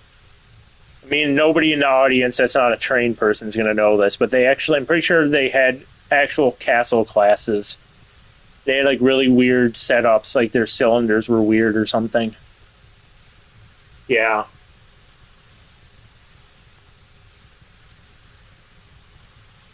Yeah, they are. I will say though that the hall there was it Olton Hall. It did look good in crimson though. Yeah, the cylinders on those were weird. I remember seeing them like, huh, that's a pretty weird looking locomotive.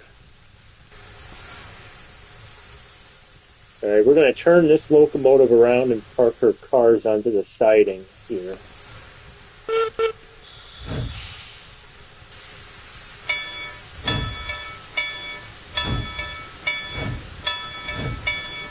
Have you seen any of those French steam locomotives? They have some really, really bizarre locomotives on those French railways and the Italian ones. If you watch any spaghetti westerns, they have really goofy looking valve gears on those Italian steam locomotives. They dress up as Americans.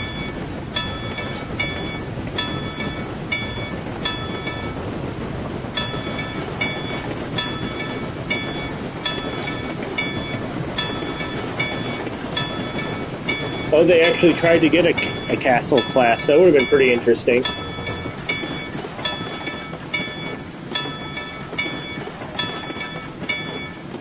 Okay, shut up, Whisper Bell. You can stop now. You can stop now.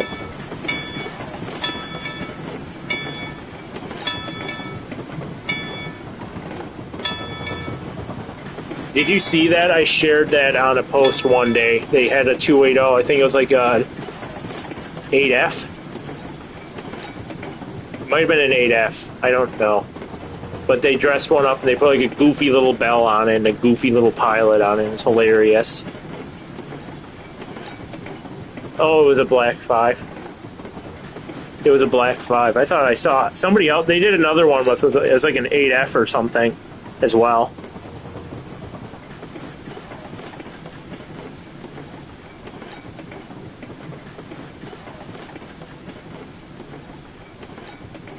Yeah, the crimson was beautiful on that engine.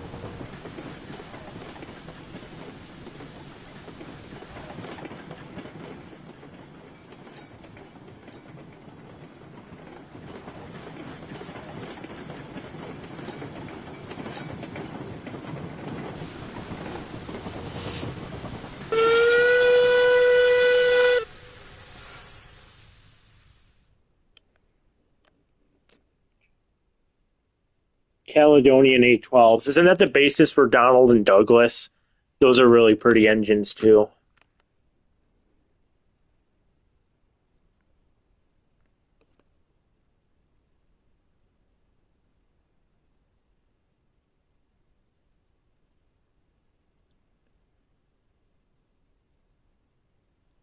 Wait, what did Lionel do with it?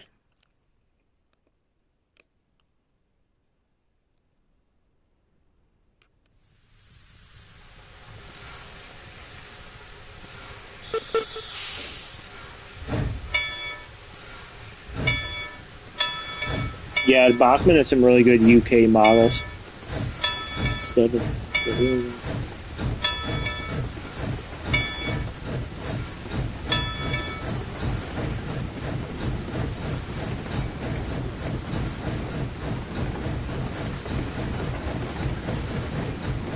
Wait, they just took boxcars for the Hogwarts Express set and just put pictures on the side of it.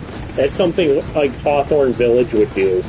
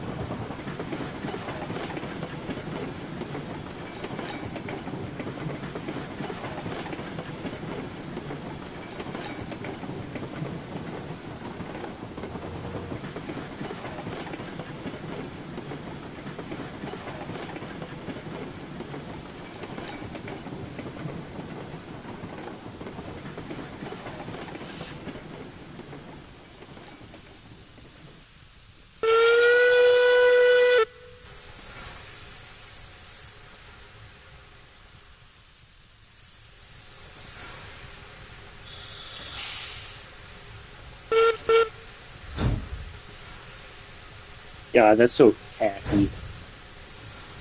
I've seen some of the really beautiful models that they have. Rapido does really good British models too. On Sam's Trains YouTube there.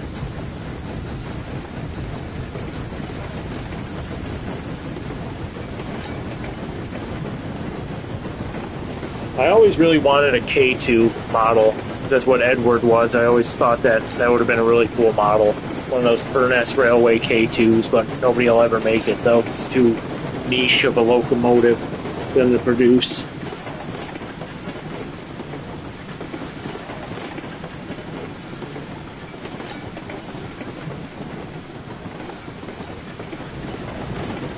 That Lionel, I swear to God, Lionel is going to crash and burn really bad once the boomers are finally gone in the next, like, 10, 15 years.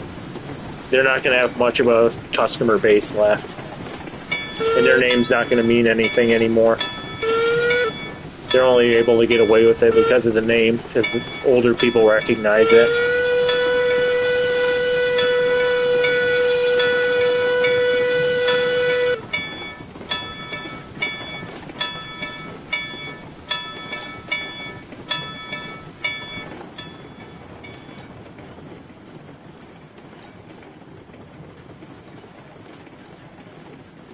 Yeah, that was always my favorite character, too.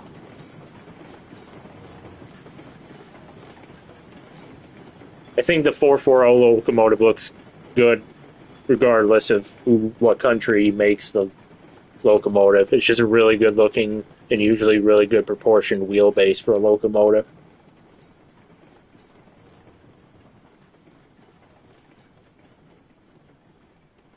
$1,200.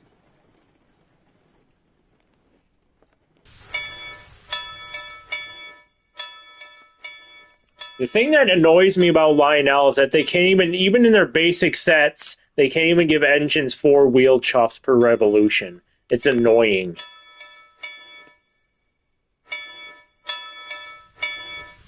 Which is why I'm glad that the one that I bought doesn't even have sound in it except for like the air whistle.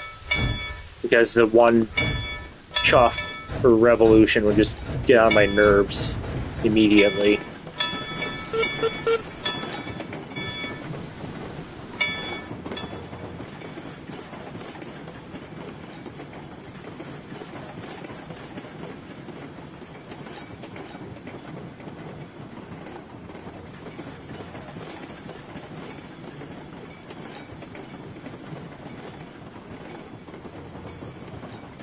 Yeah, Lionel is not sustainable. Their HO attempts is like grasping at straws. Apparently, I know a feller who I don't know if it's still true, but they have a bunch of the toolings for Mantua at Lionel and HO scale. They're just sitting on them and doing nothing with them. If they did something with them, they might be able to turn a bit of a profit in HO scale. But I don't think they will, though. They're just going to siphon as much money in O scale with their cheap, gimmicky crap as they can until they go under.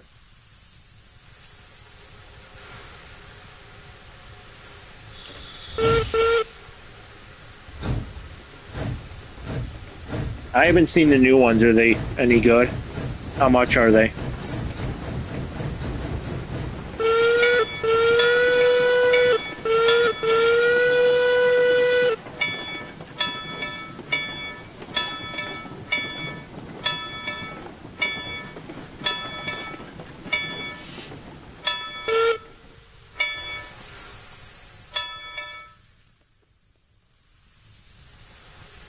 Nothing like playing with peasant for a toy.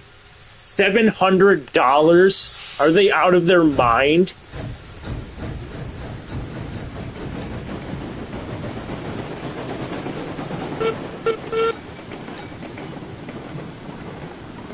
Yeah, I would hope for $700 it's not the frickin' toy grade Polar Express crap.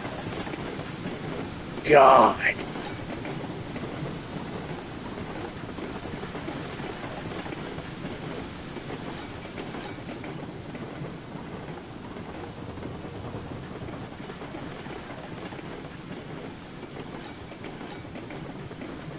And I thought I was nuts for spending $600 on that Rapido D10. That is crazy. At least you can kind of justify it with the Rapido one with the high level of detail and the die-cast construction. I heard some people got screwed over by those D10s, though. They had, like, domes and lights falling off them in parts, and they shorted out or something.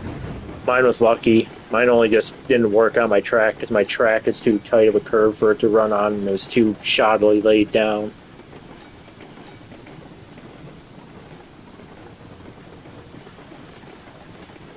Yeah, Rapido is for the most part good. I've only heard of like 2 bad products from them, and that says a lot because they have a lot of stuff in the market. And hello there, Aussie.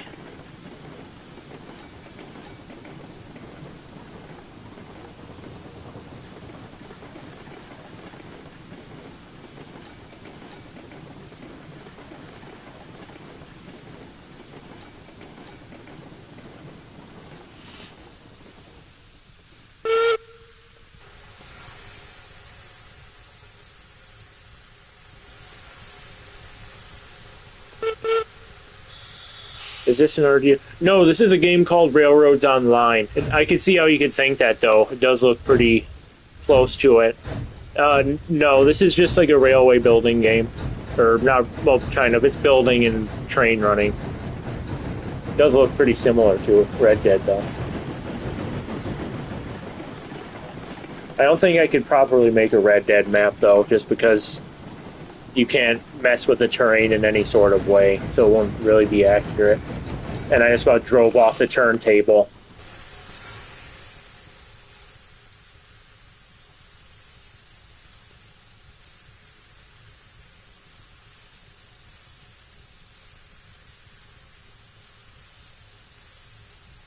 Yeah, if you could actually alter the terrain, I would definitely have tried at this point, because I have remade that map, and I just knocked the engine off the track.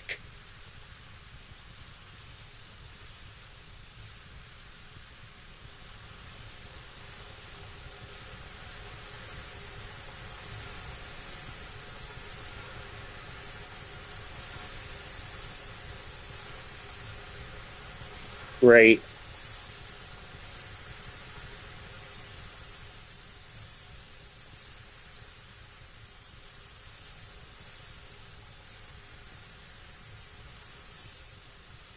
Well, looks like I'm going back to being a brakeman.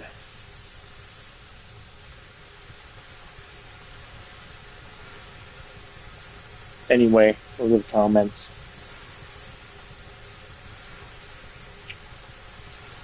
For the Red Dead layout, I'm going to build it soon. I just don't have the money right now to invest into getting the table built yet, and I'm not going to tear my current layout apart until I have the money to do the new one. But I have plans for it. I'm looking into doing dual gauge. I don't know if I'm going to go follow through with that because it's like $600 for a K36, and the track is expensive, so it might not be happening. I might just have my AHO scale Durango and Silverton stuff and call it good. We'll have to see how much money I can get set aside for the new layout. If it's too costly, I'm just going to forego the narrow gauge track inclusion, the dual gauge track, and just do HO standard. Yeah, it is insane. It's really expensive. And then all the HON3 stuff is really expensive, especially the Blackstone stuff, which is what I would probably be buying. I'd probably want one of their K36s, and their C19s would be pretty nice too. Alright, let's re-rail this piece of shit.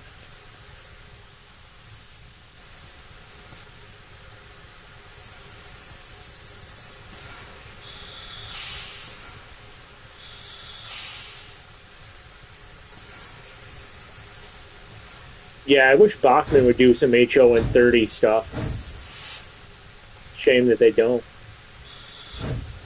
They have all that Tally Lynn Railway stuff for the UK because they get dual usage out of it with the Thomas stuff and the actual Tally Lynn stuff. But it'd be nice if we got something like that.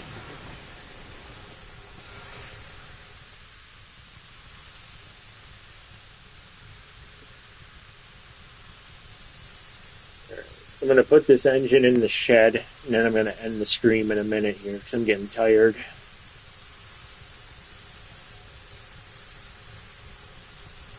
Turn it all the way around in the turntable that takes 40 effing years to turn. Come on, let's go. Yeah, it is beautiful. Has anybody seen the somebody did like a Georgetown loop layout. I don't remember the guy's name, but he did a really good job. He did a 4x8 HON3 Georgetown loop layout, and it is just spectacular. He did a really good job on that. He has like a K36 that he runs on it. And I think he recently redid a Brass, Colorado, and Southern Mogul too.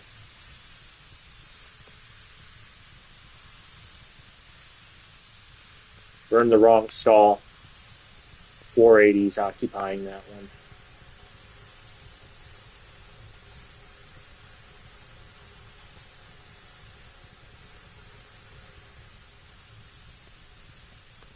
Yeah, the name of that channel is at the tip of my tongue. He has a really good layout. The Georgetown loop layout is really cool. He made really good usage of space in a 4x8 with HO narrow gauge.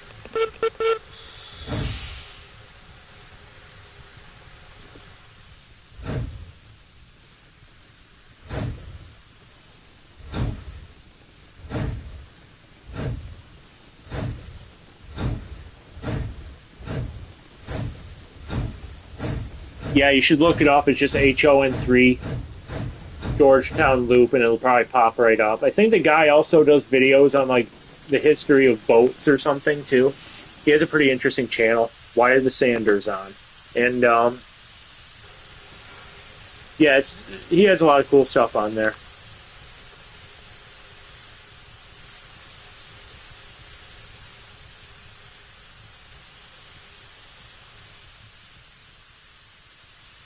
Oh, we better go down to the pit real quick and go check on the locomotives I destroyed down there.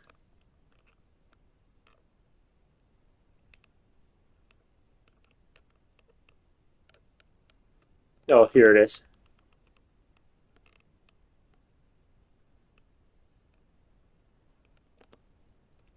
Yep, the trains are still wrecked down there. Everybody's dead. This one's broken. This one's broken. Yep, this is going to be my designated scrap yard now. Any engine that is ready to meet its maker, it just gets sent on the roller coaster of death and dies. The end.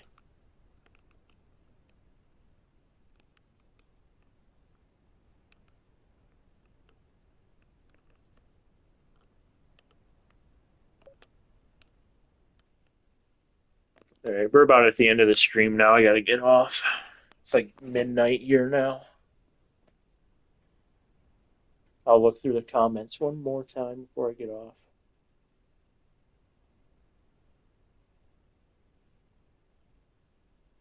Historical modeler. Yep, that's him. Yeah, it's really cool. I think he has a whole build series, or at least a couple videos building that layout. He did a really good job on it.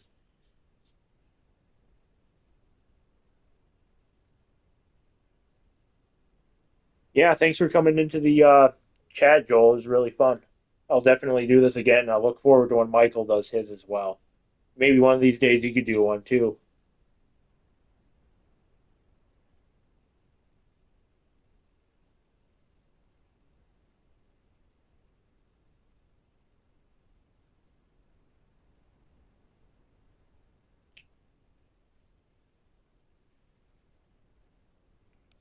All right. Yeah, you take care too. I'm gonna end the stream now. It was nice seeing everyone that was in the chat though.